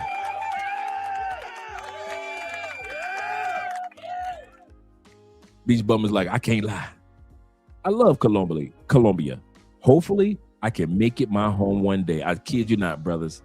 I'm actually going to be doing a video that I'm putting together is the step-by-step of how to relocate to another country within 5 months, 5 years, 15 years. You guys already know I wrote the book on it, which is called Anywhere It's Possible. It's on Amazon. My other book, Anywhere Is Possible. How to live because statistically you can live in over 60% of the world on less than $3,000 a month. And I'm talking about live good. I'm not talking about living scraggly. I'm talking about living good on less than $3,000 a month.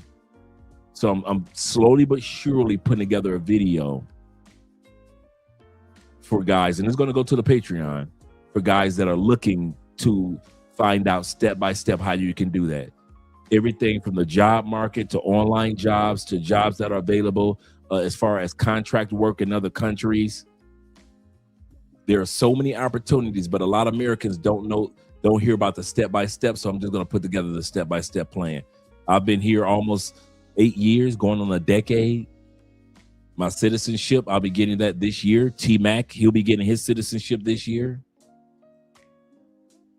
So believe me, we got your back, guys. We definitely got your back. And even if that's why I say 5 months, 5 years, or 15 years, because everybody's timeline is different. Everybody's timeline is different. Zeta said it just right. He said, we'd be laughing at these fools looking stupid. That's why they get drugged and robbed. Absolutely correct. Yep. Mr. Danielle, seriously.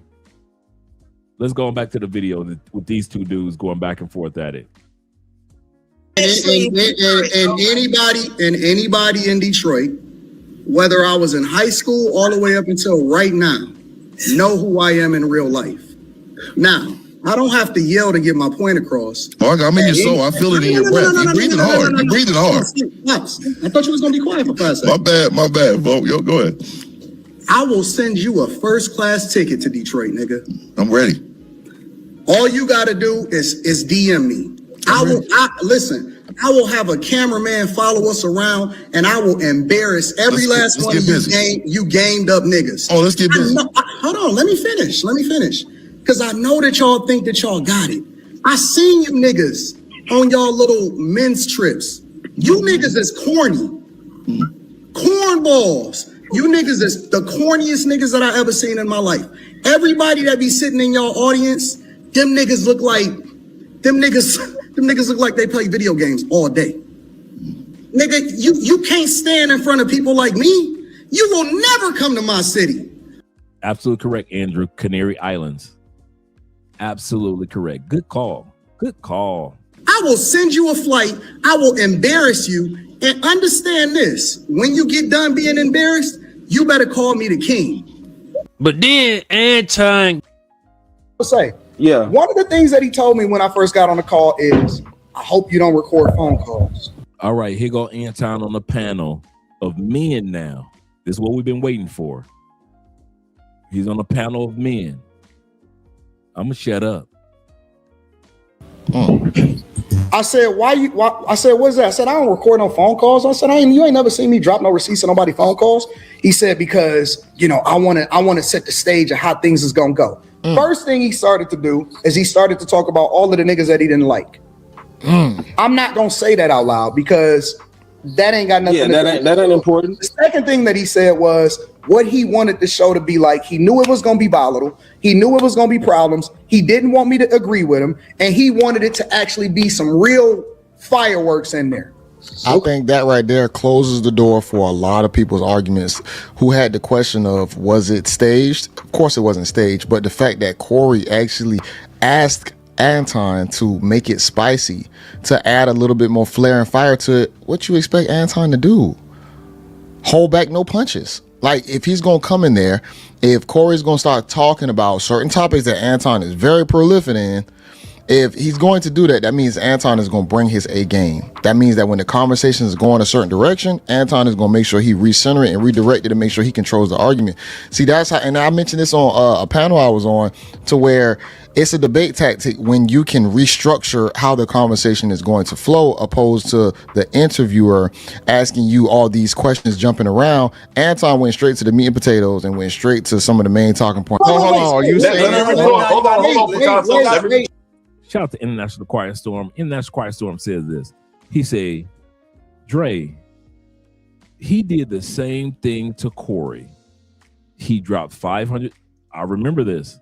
That's how he got on Corey Holcomb's show. For those that don't know, this is how Anton got on Corey's show. A week before everything was set up, because Corey didn't know who Anton was. It wasn't like he knew lead attorney. This is what Anton did. Anton did drop $500 super chat. Then he told him to check his DMs. Same goofy playbook. Absolutely correct.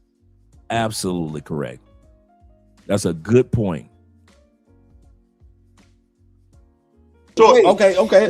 If you set the stage for how you want it to go, it's your show, it's your studio, it's your production team. You say you want me to be there. I got the text messages from Phil of exactly the time that I had to be there. I'm sitting there waiting, all of this stuff.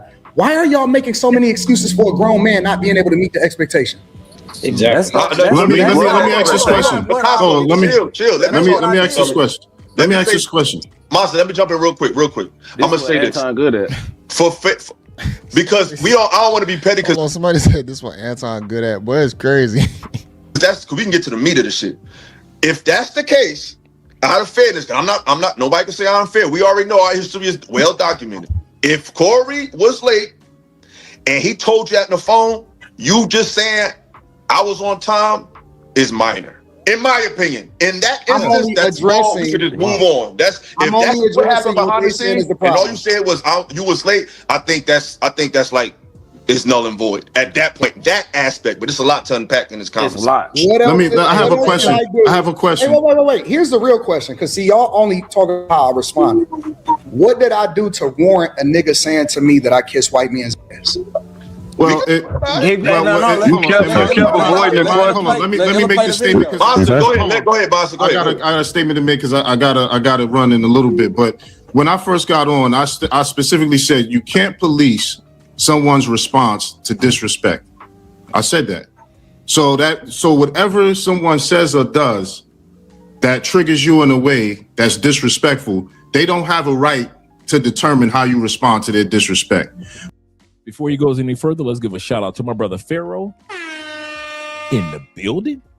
Brothers out there, good afternoon or good morning. Right now it's 10:23 in the Philippines, AM, that is AM. Peace and love to you, brother, from the Philippines. Good morning to you, Pharaoh. Good morning to all you guys out there in Southeast Asia. He said, and thanks for showing love to my passport brother haters videos about losers watching us win and mad about it because I saw your video. That was really good. He said, because they know that we're better than them. Absolutely correct. Shout out to brother Pharaoh. Shout out to brother Pharaoh. I know exactly what video you're talking about. Absolutely correct, brother. Continue to live your life. Enjoy your life, man. And for those that are planning on, somebody hit me up the other day, Pharaoh. Check it out real quick. Somebody hit me up in the comment section of a video. You gonna die out there in Colombia. You know what my response was? That's the plan. I don't know why y'all try to criticize us brothers that got passports. The plan is to die outside the United States. My plan is, bruh, hear me. My plan is not to to be in these other countries, and then when I hit 70, 80 years old, get a rocking chair and a wheelchair to live in the United States. Hell no. I want my body to drop while I'm in the middle of a flight somewhere. I want my body to sit back, all of a sudden my chest just cave in while I'm walking up the Egyptian pyramids. I want to sit back and I just keel over right there while I'm in France enjoying some dinner. I want my body to keel over in the middle of a temple in the Philippines. That's what my plan is. You damn right. You gonna die out there. That's the plan. That's the plan. You gonna die out there.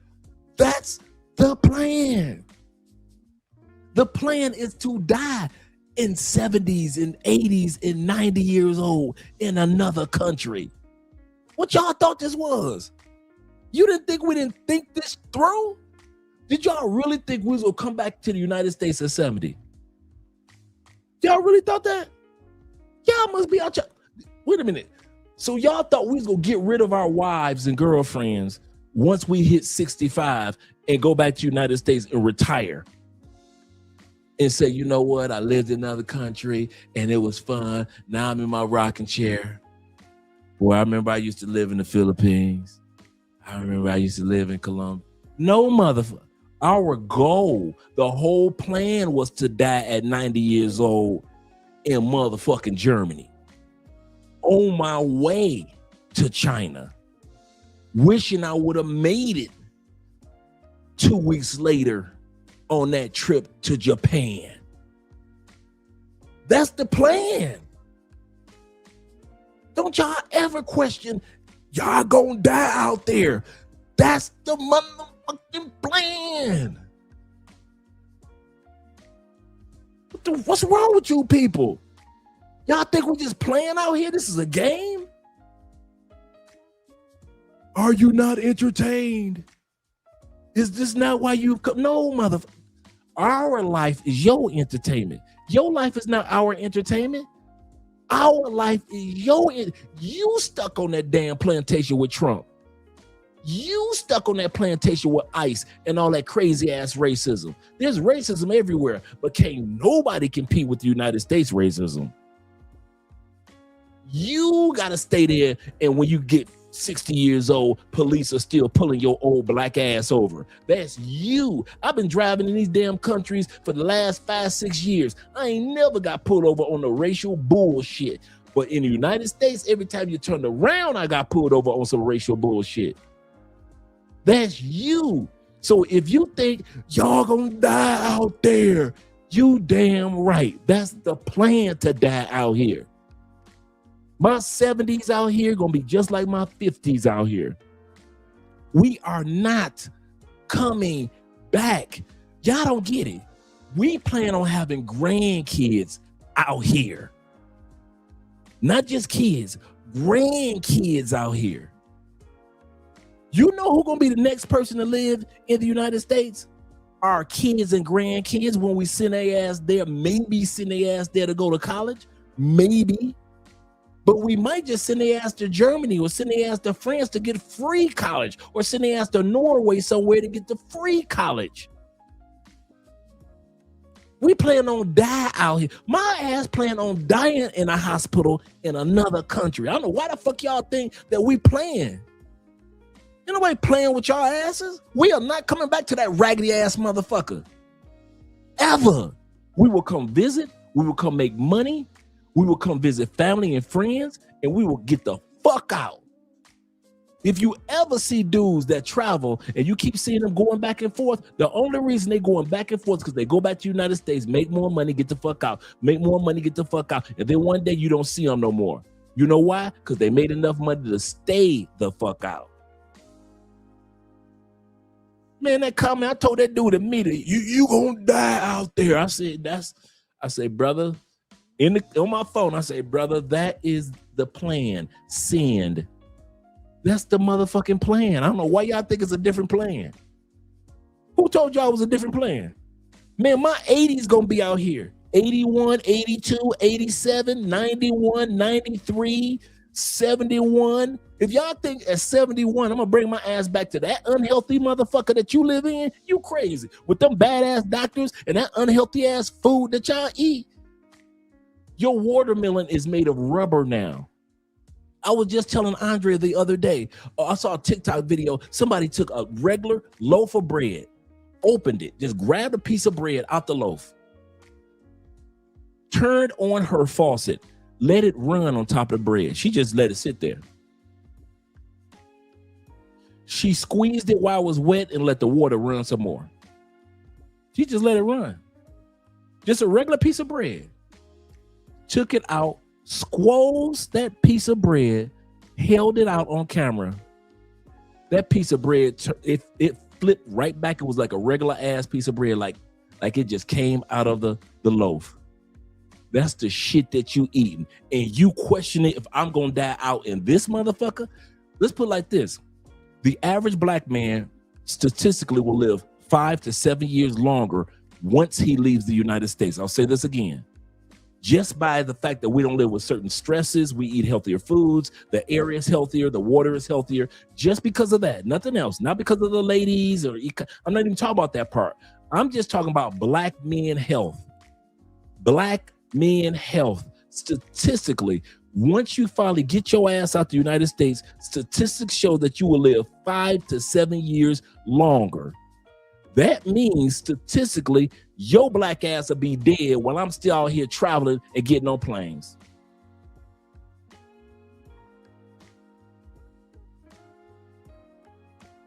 To die outside the United States is the plan. So don't y'all ever think it's anything other than that. Ever. I'm not leaving my wife to bring my ass back to the States to deal with them ragged ass fat chicks y'all got in the States. You out your rabbit ass mind. I will come visit. I'll go to my Pistons game. I'll go see my Oakland Raiders lose again. That's it. Give me some Raiders games and a Pistons game, and I'm good. Visit my family, my friends. Good. I ain't got no kids. Some of y'all go back home, visit your adult kids, visit your grandbabies, and that's cool. Right? You know, you it's been 15 years. You finally found a country that you want to move to. And then you go back and forth and you visit your grandkids and visit your son and your daughters, because they adults now. They're 27, 28, 29, 31, and you 61, 51, and you living in Japan or you living in Thailand, and you go back to visit the family. But your plan is to die in Thailand. It's to die in Japan with a beautiful Japanese woman or a beautiful Thai woman. And some of you ladies feel the same way that I do. You like, I ain't going back. I've been living in Costa Rica for 20 years. You think I'm gonna go back to the United States and die as a woman in Costa Rica? I ain't mad at you sisters. I ain't mad at y'all. Shit, y'all think just like us. That's the plan, to die outside the United States. Some of you sisters moved to Mexico. That's the plan, to die in Mexico. Some of you sisters have moved. You're not sitting around like, when I get old, I'm gonna move back to the States. Some of you sisters like, fuck moving back to the United States. They got nursing homes in the United States. In Central and South America, they got people that care about old people. You know that when you in South America or Central America, the Latin community love older people so much that no matter how old your ass get, you ain't gonna be in no nursing home. And their nursing homes look like real houses. Walk your ass around Colombia and look for a nursing home. You can't even tell. You can't tell the difference between a nursing home and a regular ass house. You know why? Because they nursing homes are houses. Not that damn prison looking spot, and take it from a dude that was in prison. Not that prison looking spot that we got in the United States. They have all our old people in there looking like they all doing time. There are women that they plan is to die outside that motherfucker. So all you people that thinking that we playing, when we saying we are not moving back to that motherfucker. We don't care about if Trump, Biden, y'all can have Obama, all them goddamn presidents. Don't fuck with our investment money. Don't fuck with the U.S. currency. Don't fuck with the passport. And don't fuck with us. That's all we ask. And y'all can have that whole motherfucking plantation. If America blows up and make all the money in the world, so be it. If America goes broke, so be it. Don't y'all ever think we just sitting around and we just gonna be here in our young years and then we're gonna go back to the United States or Canada when we get old. Shit, y'all crazy. When I get old, the last plus all the Social Security checks, there's only 2 countries in the world you can't get your Social Security check deposited. 2. North Korea, Cuba. That's why you got all them old people out here that's living on their Social Security checks. Because they like, shit, I cannot live on my Social Security check in the States, but I can damn sure do that in Thailand. I can damn sure do that in Portugal. I can damn sure be old and live off this little $1,500 paycheck in Mexico. And it's deposited into my account every month. So even old people already know, fuck that. So all you people that sit back, y'all thinking that this is a game and that we just out here playing with the passports and we all partying, you see what videos we let you see. I'm gonna say this again. When it comes to the passport bros and the passport sisters, you see what the fuck we let you see, because you ain't got the balls to bring your ass out here with us. So whatever you criticize is because we let your ass see it to criticize. All the other stuff, we don't let your ass see it. All the good doctors out here, all the good life insurance policies out here, all the good opportunities that are out here, all the good people that are out here, the shit that you ignore. So you keep on thinking we out here just partying and Mardi Gras and shit like that. Wait until you see that we got, y'all think that y'all seeing passport bros getting married. And then you're going to start seeing these passport kids that we have, all these biracial kids we have. Wait till you motherfuckers see our grandkids. Then maybe y'all start taking us serious when y'all seeing us with grandkids in other countries. The fuck wrong with y'all? Let me get to these super chats, man. That pissed me off when that dude said that you gonna die out there. I'm like, nigga, that's the plan. What the fuck wrong with you? That is the plan, to die out in this motherfucker. Y'all crazy as hell, man. y'all funny, man. Let me get to the cash out real quick, and I'm gonna get to the super chats. Man, y'all funny as hell, man. I swear. Y'all be saying some stupid shit in the comments, man. Shout out to my brother Montrez with the $5 love. Appreciate you, brother, over on the cash out. Appreciate all you guys tonight. Oh man, Pharaoh says that. He said exactly. He said exactly, fam. He said we left America permanently. Permanently. He said we plan on living the rest of our lives outside of the plantation, and we will die with peace. Absolutely correct. Absolutely correct. Pharaoh says this as well. Shout out to you, brother. He said, if these dudes were happy with their lives, they wouldn't be critiquing ours. If they would be showing love to their women the same way that we show love to ours. He said, show love to my lady. Absolutely correct. The energy that they use to hate on us is the energy that they should be using back in the States to love one another. Good point. Good point. Beach Bum said this. He said that's the motherfucking plan. For real, that's the motherfucking dude. You guys are gonna die out there. Yes. Yes. I'm using my Ice Cube Friday face. Yes, motherfucker. Yes. Remember when Ice Cube was high? Yes. Yes. That's the plan. Shit, y'all crazy as hell, man. Will, shout out to Will. Will says this. In fact, the Colombian police wave at you smiling. True. Like they know you as a foreigner. True. He said they don't pun you out for that bullshit. That's for real. In regards to that racial stuff. Dude, I've been down here, man. I had police in the States. I see a police siren behind me. I'm like, oh shit, here we go. Here in Colombia.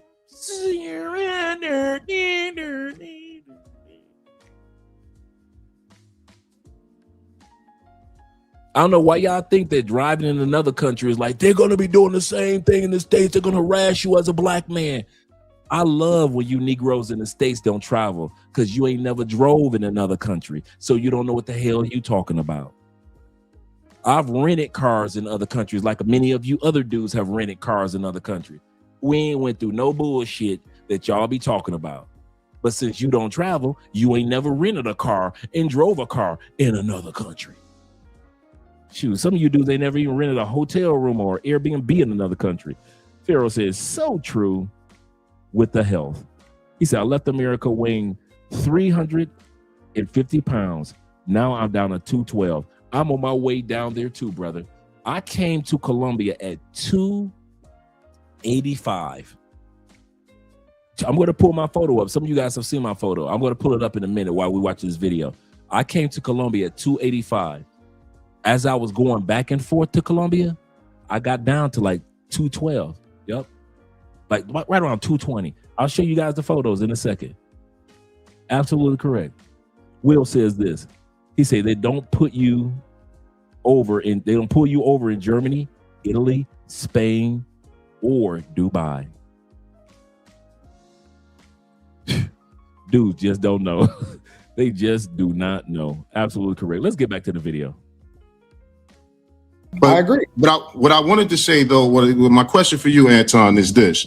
You spoke about how certain aspects of Black culture is toxic, how it needs to die, and I understand the majority of what it is yes. For sure. And you don't really care about, what people think, so on and so forth. However, I must say, do you think the display that you both had is a good image and positive and beneficial to the image of Black men based on what's already said about the levels of ignorance or toxicity that people say we display? Wouldn't that be a part of the negative elements of Black culture that you are against? No, absolutely not. Could you explain?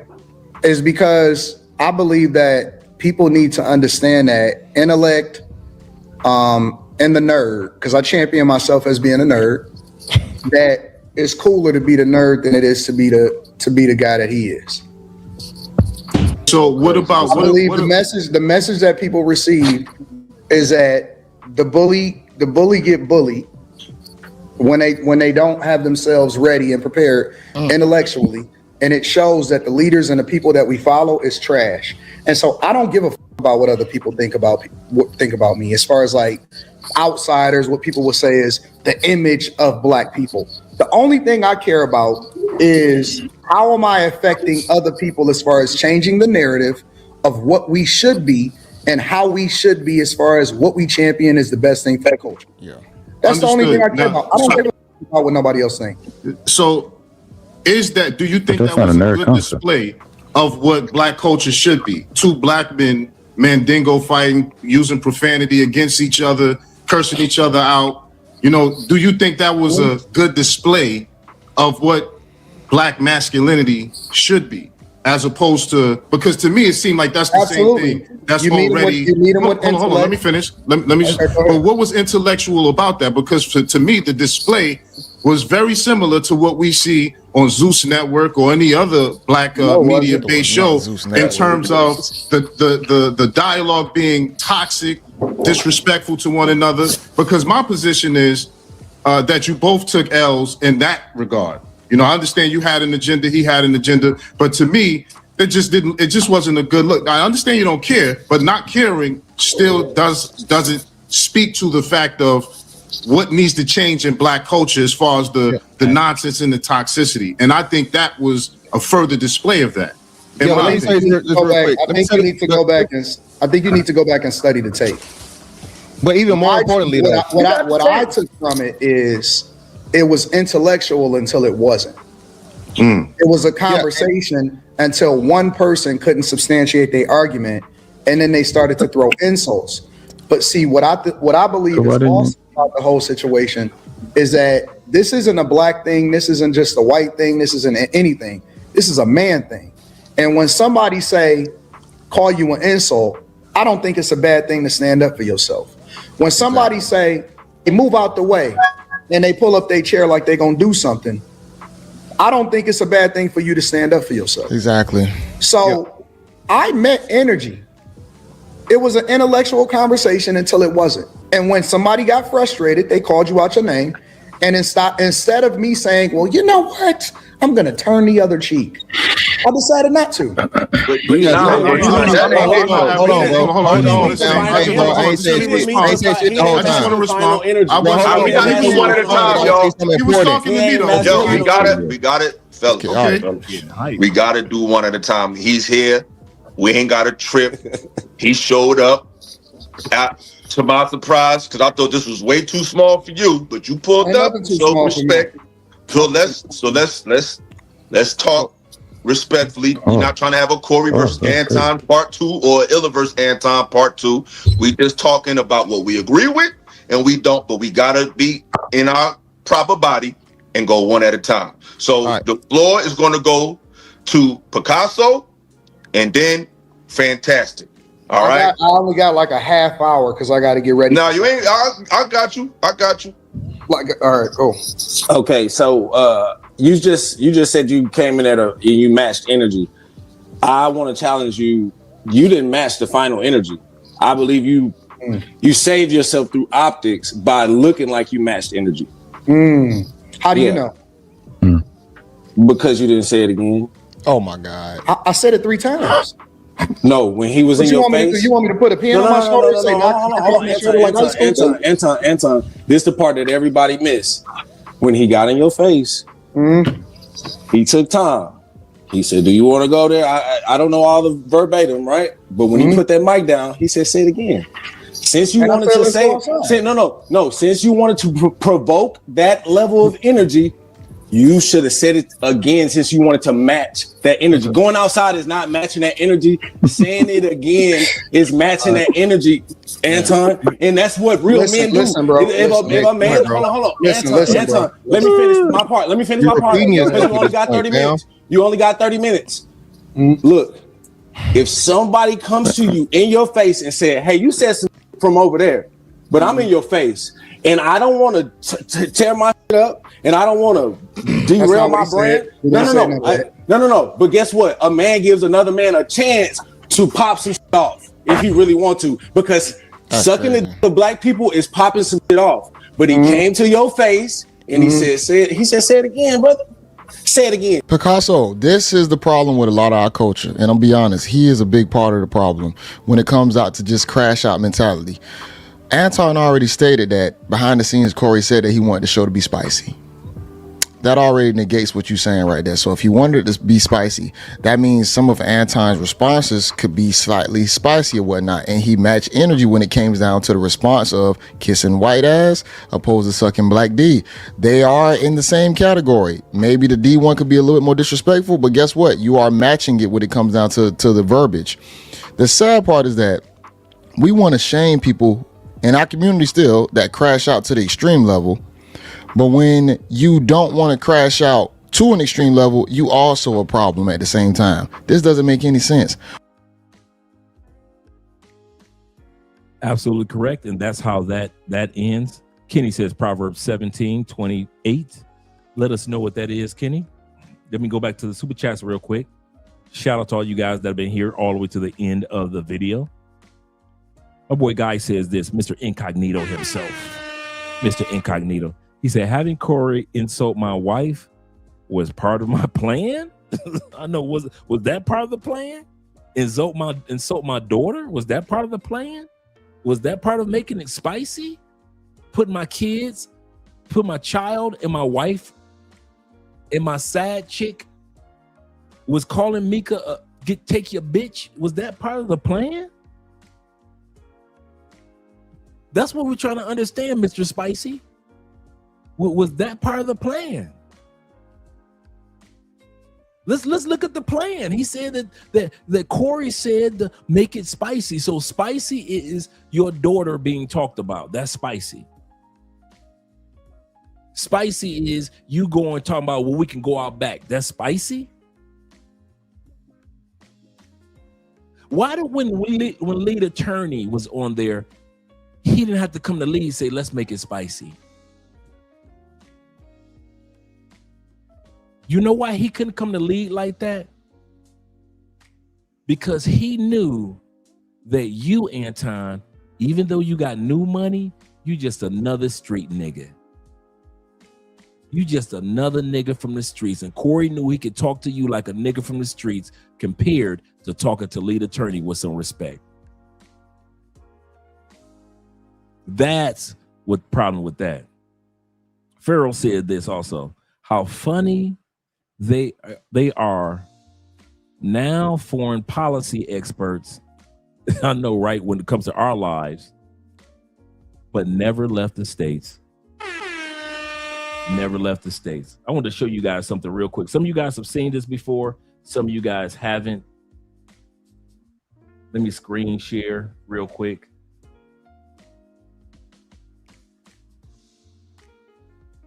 Let me screen share real quick. This is when I first started coming to Colombia. Look how big your boy was. Big boy, big boy. Playing with 280 all day long. 280, 285. After coming to Colombia, and this when I was just traveling back and forth to Colombia. And I lost all that weight. Y'all see the difference?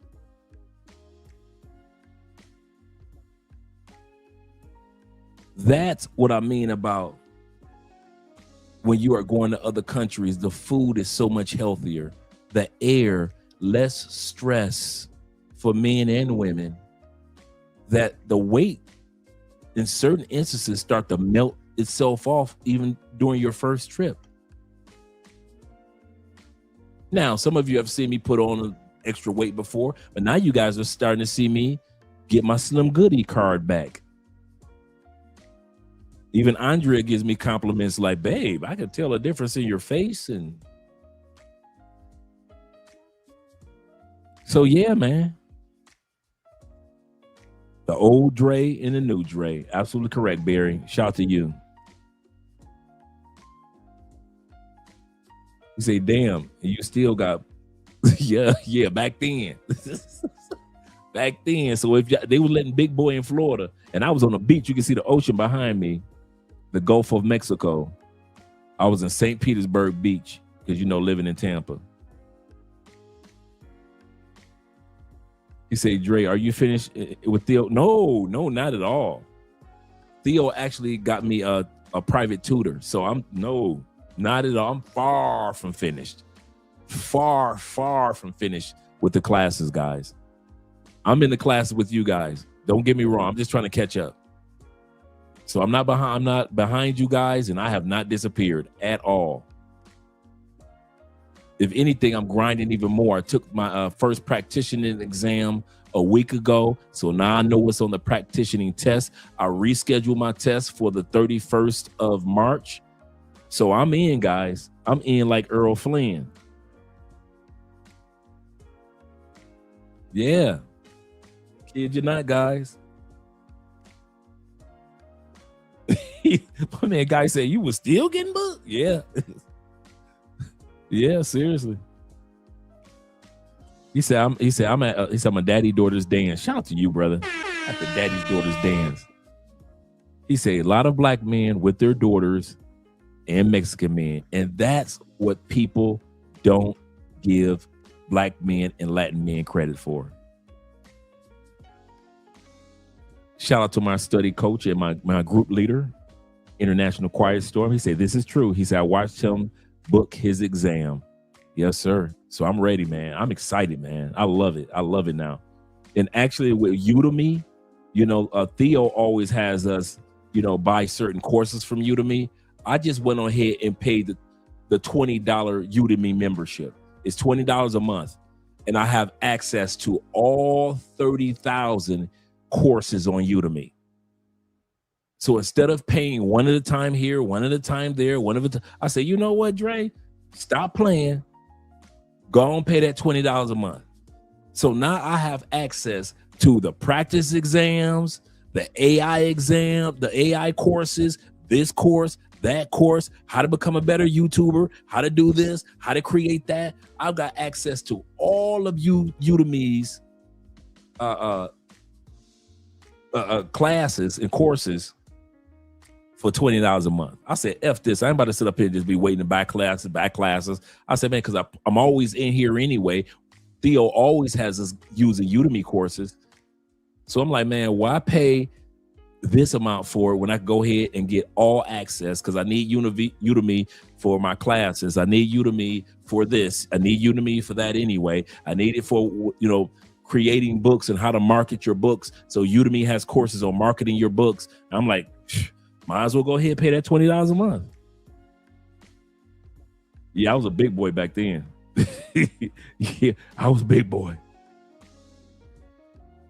He said, Brother Dre, you got real estate, right? Airbnb, residential? In the States, I do.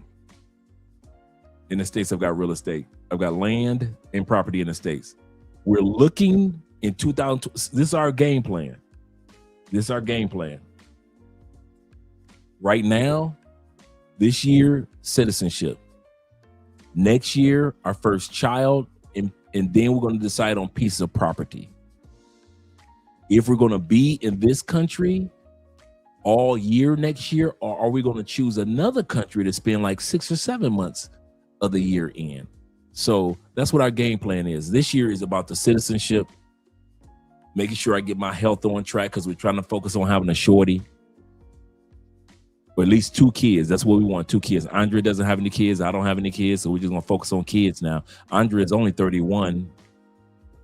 Even though we've been together 7, almost 8 years. So that's what our game plan is. Andrea is studying French right now. So every morning she gets up and go to her French classes. I don't know French. I'm trying to work on my Spanish. So Andrea is working on her French. She's doing great in class. So Andrea know 3 languages. Miss Polyglot herself, Miss Polyglot. But let me let you guys, I'm about to write down that Proverbs 17:28. I'm going to look that up once we get done with the show. Shout out to all you guys that are here tonight. Like I told y'all Anton's going to get punked on the string with the men. Because the men don't put up with that. Men going to call your number where women won't. When he was on that panel full of women and he was hitting on Mika, the women said nothing when he was hitting on Mika. But once he got on the panel full of men wasn't even trying to hear that bullshit they was talking about. So we're going to keep you guys up to par in regards to that. Tomorrow's episode, like I said, tomorrow's episode is big girl tax season. Big girl. We already know it's tax season in the States.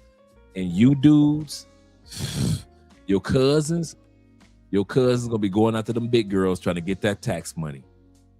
You know she gonna get $8,700. You trying to get about $2,000 of that $8,700. Tomorrow episode is big girls in tax season. He said, Andre, I know that you're older man than me, but I'm proud of you, family. I am too, man. I won't lie. I didn't think life was going to go this direction. Think about it. You did 10 years in prison. After doing 10 years in prison, you don't know. Society tells you can't even get a job. That's what society said. That didn't happen to me, but society says 85% of people that have ever been in prison go back to prison. Society says statistically, Andre, you were supposed to go back to prison. You were not supposed to get an education. You were not supposed to get a career. I had a career, not just a job. I was an academic college recruiter for 20 years. You were not supposed to get married the first time. It didn't work out. And you got married. You were able to get married to a better woman, even though the first woman was good. All the stats, man. I give God the glory. I ain't gonna even lie. I give God the praise, the worship, the glory. It is not Andre, man. I walk by faith and not by sight. Because if I walk by sight, the world will have said, the United States would have said, you supposed to be just another Negro in the street. I was supposed to be addicted to something like alcohol or some type of drug. Statistics shows that. The one person that saw my journey was my uncle Ghostface, who's always on here. He's moving down to Colombia soon. So yeah, man, I'm still, dude, after being here almost a decade, I still feel like I'm on day one. There's still so much to learn, so much to enjoy in all these countries around the world.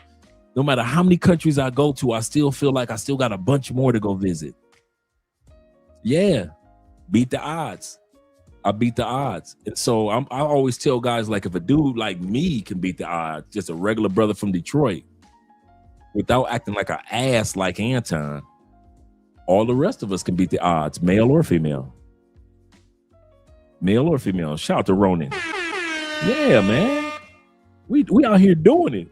Yeah, shout out to Ghostface. Yep. Me and Jeffrey have been roommates. When I first moved down to Tampa, Jeffrey was still in Detroit. I moved from from Indiana to Tampa. Year later, Jeffrey came down. We've literally seen each other journey grow from zero to a better life than we could ever imagine. Ever imagine. I couldn't even imagine if I had just stayed in Detroit at that time in Detroit, not the new Detroit, but the older Detroit when it was kind of like falling apart. So yeah, man, appreciate all you guys, man. I really do. We've had over 130 people in the live stream tonight. Appreciate all you guys. Tomorrow's going to be an excellent show. Shout out to Minister DB. Shout out to us ex-cons who beat the odds. Yes, sir. Male and female. Think about it. We were getting passports, guys, when everybody told us people that went to jail couldn't get a passport. We were getting passports when people told us you lost the right to vote and your passports. We never lost the right to get our passports. I want to share this with you guys before we close. This is important. For anybody that you know that needs to get a passport and they think because they've been to prison or because they've been to jail, they can't get a passport. That is a lie. That's never been true. If you are on probation, you cannot get or use a passport. If you have a case pending, such as President Trump, that's why they turned him around in Miami. That's why he couldn't fly off, and they took his passport just a couple weeks ago. You can look it up. A couple weeks ago, they turned him around. The Supreme Court told him you cannot fly because you have a case pending, even if you're president. So if you got a case pending you're working on, I'm not talking about traffic tickets. I'm talking about a felony. You cannot get or use your passport, even if you have one already or if you plan on getting one. So probation, parole, or pending case, you cannot use your passport. Or if of course, you're currently in jail. So once all that is cleared up, and I'm talking about the week that you get out of jail, the week that you're off probation, parole, or any case that's pending, you can apply for your passport. Tell all your friends that. Spread the rumor. Spread the truth. I've been sharing this story for 7 years that I didn't know, that a lot of us didn't know that you can get your passport. Child support. Let's talk about that real quick before we leave. You can't get no passport if you owe back child support. No, if you owe on a federal scale, and it's in the U.S. State Department website. If you owe over $2,500 in back child support, you can't get your passport or use it if you already have it. Once you get under by $1 of that $2,500, you can use and or get your passport. Now, some states may differ. Some states may say we don't follow the rules of the federal $2,500. For example, Michigan is $1,000. If you get your child support $999, apply for your passport. Florida is $750. Once you get it to $749, apply for your passport. You do not have to have your child support at zero to apply for your passport in any state. I'm going to repeat that before I let you guys go. You do not have to have your child support at 0 before you can apply for your passport. Women have been trying to sell you guys on that myth for years. This is not true. This is not true. So shout out to all you guys that were here. All right, babe. Shout out to all you guys that are here. About to head out. Yep. Fight for your passport ASAP. Appreciate you guys. He said, Dre, it wouldn't have surprised me if they changed the law in the future so that y'all thinking about it. Stop procrastinating. Absolutely correct. That's true. They could change it in the future. Salute to my Uncle Ghostface. We've been around each other since day one. He said, that's true. Shout out to my nephew / brethren. Yes, sir. AMSM says this. He said, child support rears holding me back right now, but I'm handling that. Absolutely correct. And that's exactly how you do it. Make sure you get underneath that state's whatever that number is, 1,000 or 750 or 500. Just get under that number, and I promise you, that day you can apply for your passport and it'll be approved. Well, I don't know how much I owe in child support. Contact the consular. Contact friends of the court, whatever it is, whatever is calling your state, contact them just to find out the number. You ain't going to jail with a phone call. They gonna say, oh my God, we got him on the phone. Let's lock him up. It doesn't work like that. Just call and find out what your number is and then start working on that number to get it down. He said, great show tonight. You always deliver. Man, we had fun tonight, man. We had a good show. He said, you don't have to have tax debt wiped out. That's another thing. If you owe back taxes in the United States, you have to owe between $55,000 to $65,000 in order for them to revoke your passport or keep you from applying. I'm going to say this again. It is between $55,000 to $65,000 in the United States. So if you owe $10,000 in back taxes, you can get your passport. $20,000, you can get your passport. $30,000, $40,000, you can get your passport. A lot of you guys don't know that. You think because you owe that little $6,000 or the little $3,000 in back taxes, I can't get my. No, that's not true. That is not true. Once again, if you owe more than 55, once you get it down to like 54, 53, apply for your passport. It is not hard to get under some of these numbers, but women in the States will shame you guys and have you guys thinking that you can't get no passport. You can't be a passport, bro. You might as well sit your ass down and pay that child. And these women will have you dudes thinking so bad, bro. I kid you not. I kid you not. And if y'all want me to, next time on the live stream for tomorrow's show, we can go to the IRS website. I know this because remember how we got 100,000 subscribers. Remember, we used to have a politics channel. So my job was to know all these political things, right? So we can go to the IRS website and talk about this, and we go to child support, the Secretary of State website tomorrow, and all that stuff. If you guys want to, I don't have a problem with that.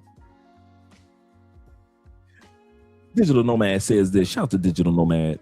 He says, Dre, he said, how did you get your beard to connect? Good question. To connect to your goatee. All right, here we go. All right. I'll be right back. Okay. I'll be right back. I'm about to go grab what I use. Give me a split second.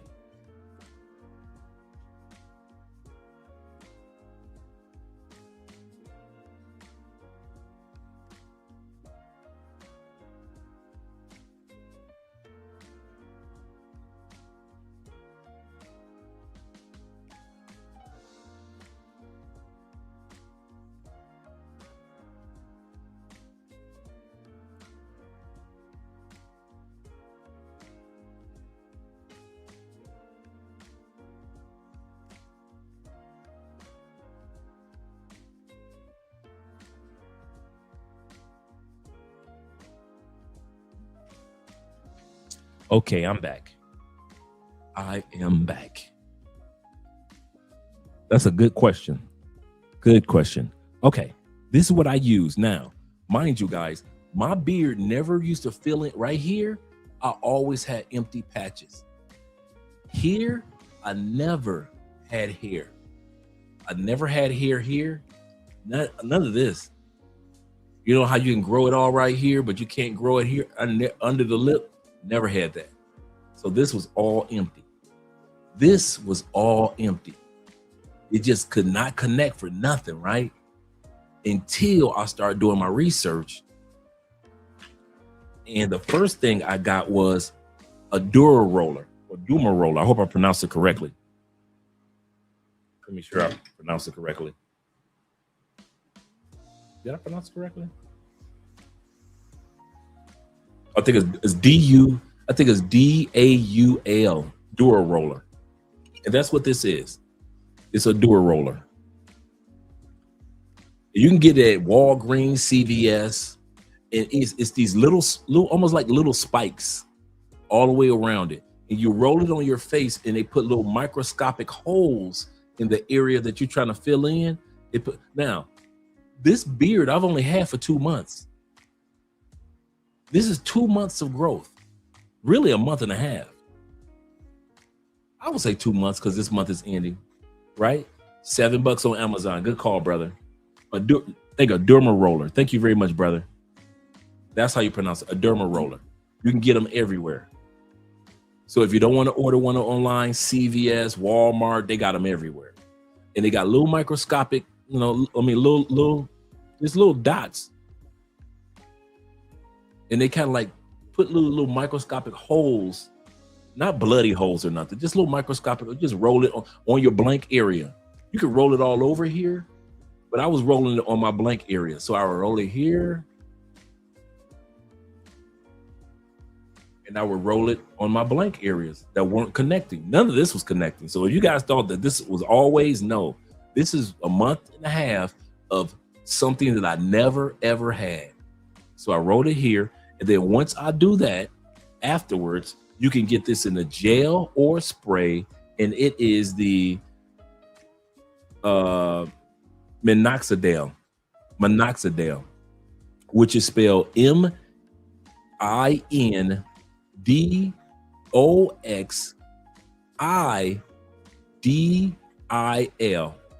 minoxidil. You can get it in a spray like I have, or you can get it in a cream. So once it puts the microscopic holes in those areas, you use this as the spray or the gel twice a day, 3 times a week, not back to back. So if I use it on a Monday, I might use it again twice a day on a Wednesday or maybe a Thursday. You don't want to use it every day. You don't want to use this every day, definitely, because your skin, even though it's microscopic, it still has to heal, excuse me, from those microscopic little holes that you're put in there. You can't see them, but it's really small. And so in the areas that you need hair to grow, you would just use this, not hard at all. You don't press down or anything. Just let it roll, and you can feel it. And then you just take this, for example, this is a spray. So I would spray in the areas where I had patches. This is used for balding men. That's what it was originally created for men to use that were balding, and they would put this in their hair, the cream as well as this, right? This is almost like in the same family as Rogaine, but this is used for, guys discover, hey, I could use it for my beard. And so I started using this, man, about a month and a half ago. Yep. Absolutely correct. It's like a Rogaine. Absolutely correct. Between these two, game changer. All of this is connecting now. This was nothing but an empty patch. Over here, empty patch. Down here, empty patch. Completely different. Now y'all see it all connected. It wasn't like this. I kid you not. And it works, dude. And I'm talking about, even though you use it only 3 days a week, it works, and twice a day. It works fast. Of course, make sure you clean your skin first. You know, make sure when you're washing your face and clean your skin first, because you don't want to use this. Also, always clean this with alcohol. So before I use it, I just use some regular rubbing alcohol. I pour on there. Some people leave there, dip it in alcohol to make sure that it's clean, and then you roll it on. You don't want to just be rolling it on your face and you don't clean this for 3 or 4 weeks. You don't want that. So have you some rubbing alcohol, have this, and have this, and you good. Kid you not, man. That's exactly how I did my beard. Yep, yep. And the growth is permanent for beards. Absolutely correct. He said you glide across your face or head with it, a firm grip. Yep. Like I love being bald, so I don't use it for my like my hair balls in right here, so I can grow all this.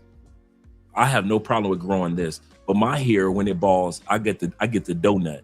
So I that's why I shave my hair. I'm like Kobe, you know. Let me just go ahead and shave it off. And so I shaved it off, and that was a cool part. Yep. But that was a great question, man. That was a really good question. Yep. Like I could grow a goatee, but none of this. This is my first time ever growing a beard. And so I was like, because I saw Jeffrey grow his, but I was like, I could never grow a beard. So I never even thought about it. And then one day I was just doing some research on growing beards. And man, if you got a beard, shout out to all the beard owners. It is a job taking care of a beard. The oils, making sure you shampoo, condition. You know, I'm so used to being bald, I forgot all what you go through when you got hair, right? You know, you got straight razor.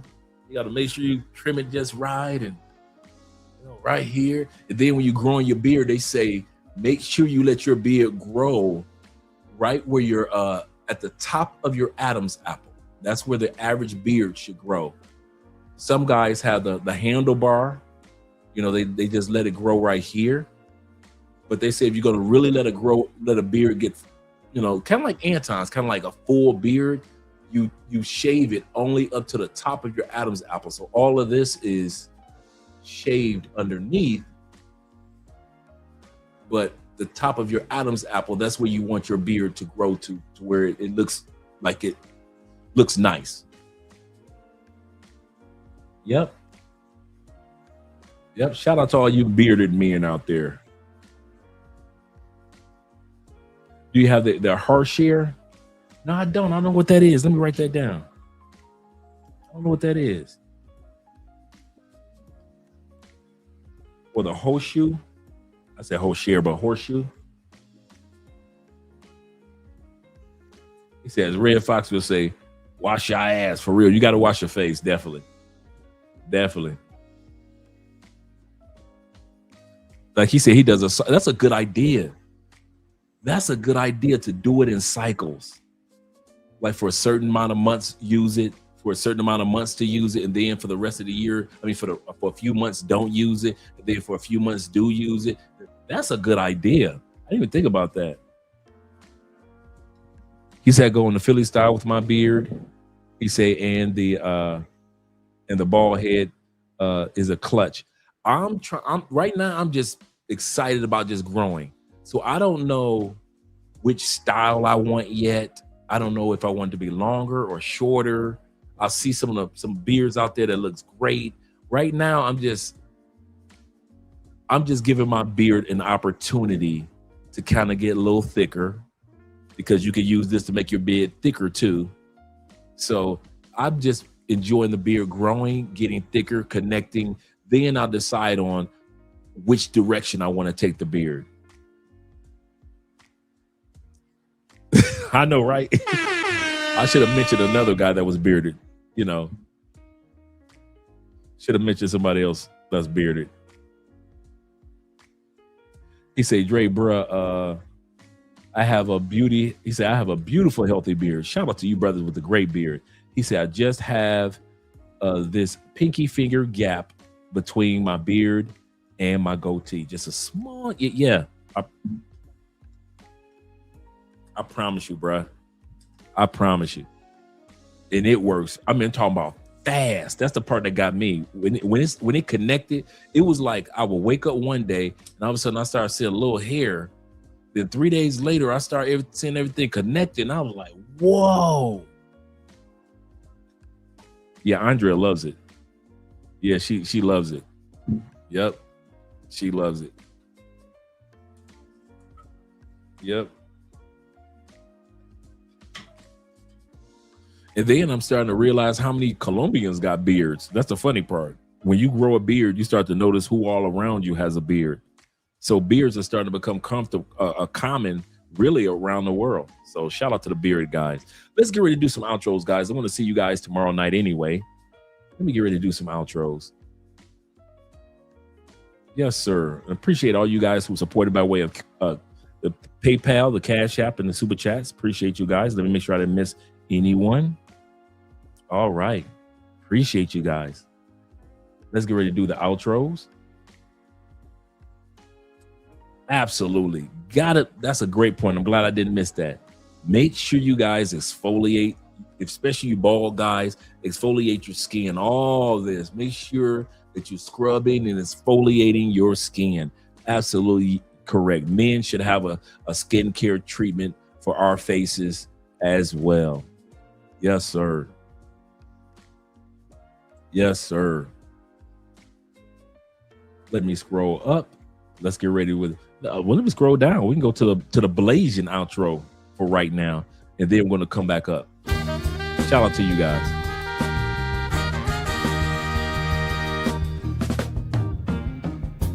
We can do better. We could be chasing dreams. We know what's right, and we know how it feels. Yeah, we can do better. We can make a change for real.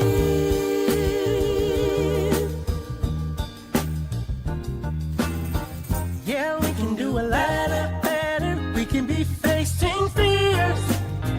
We know what's up, and we know how to get there. Yeah, we can be stars. We can be the best. Just put us to the test and we'll show the world there's another way.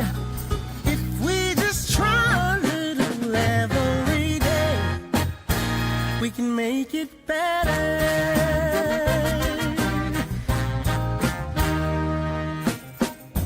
We can do better.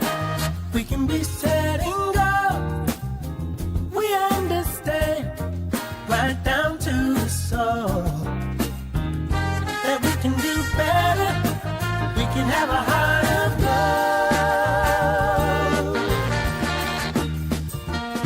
So let's step it up. Step it up. Step it up. We could be making moves. We know what time it is, and we know just what to do. Yeah, we could be on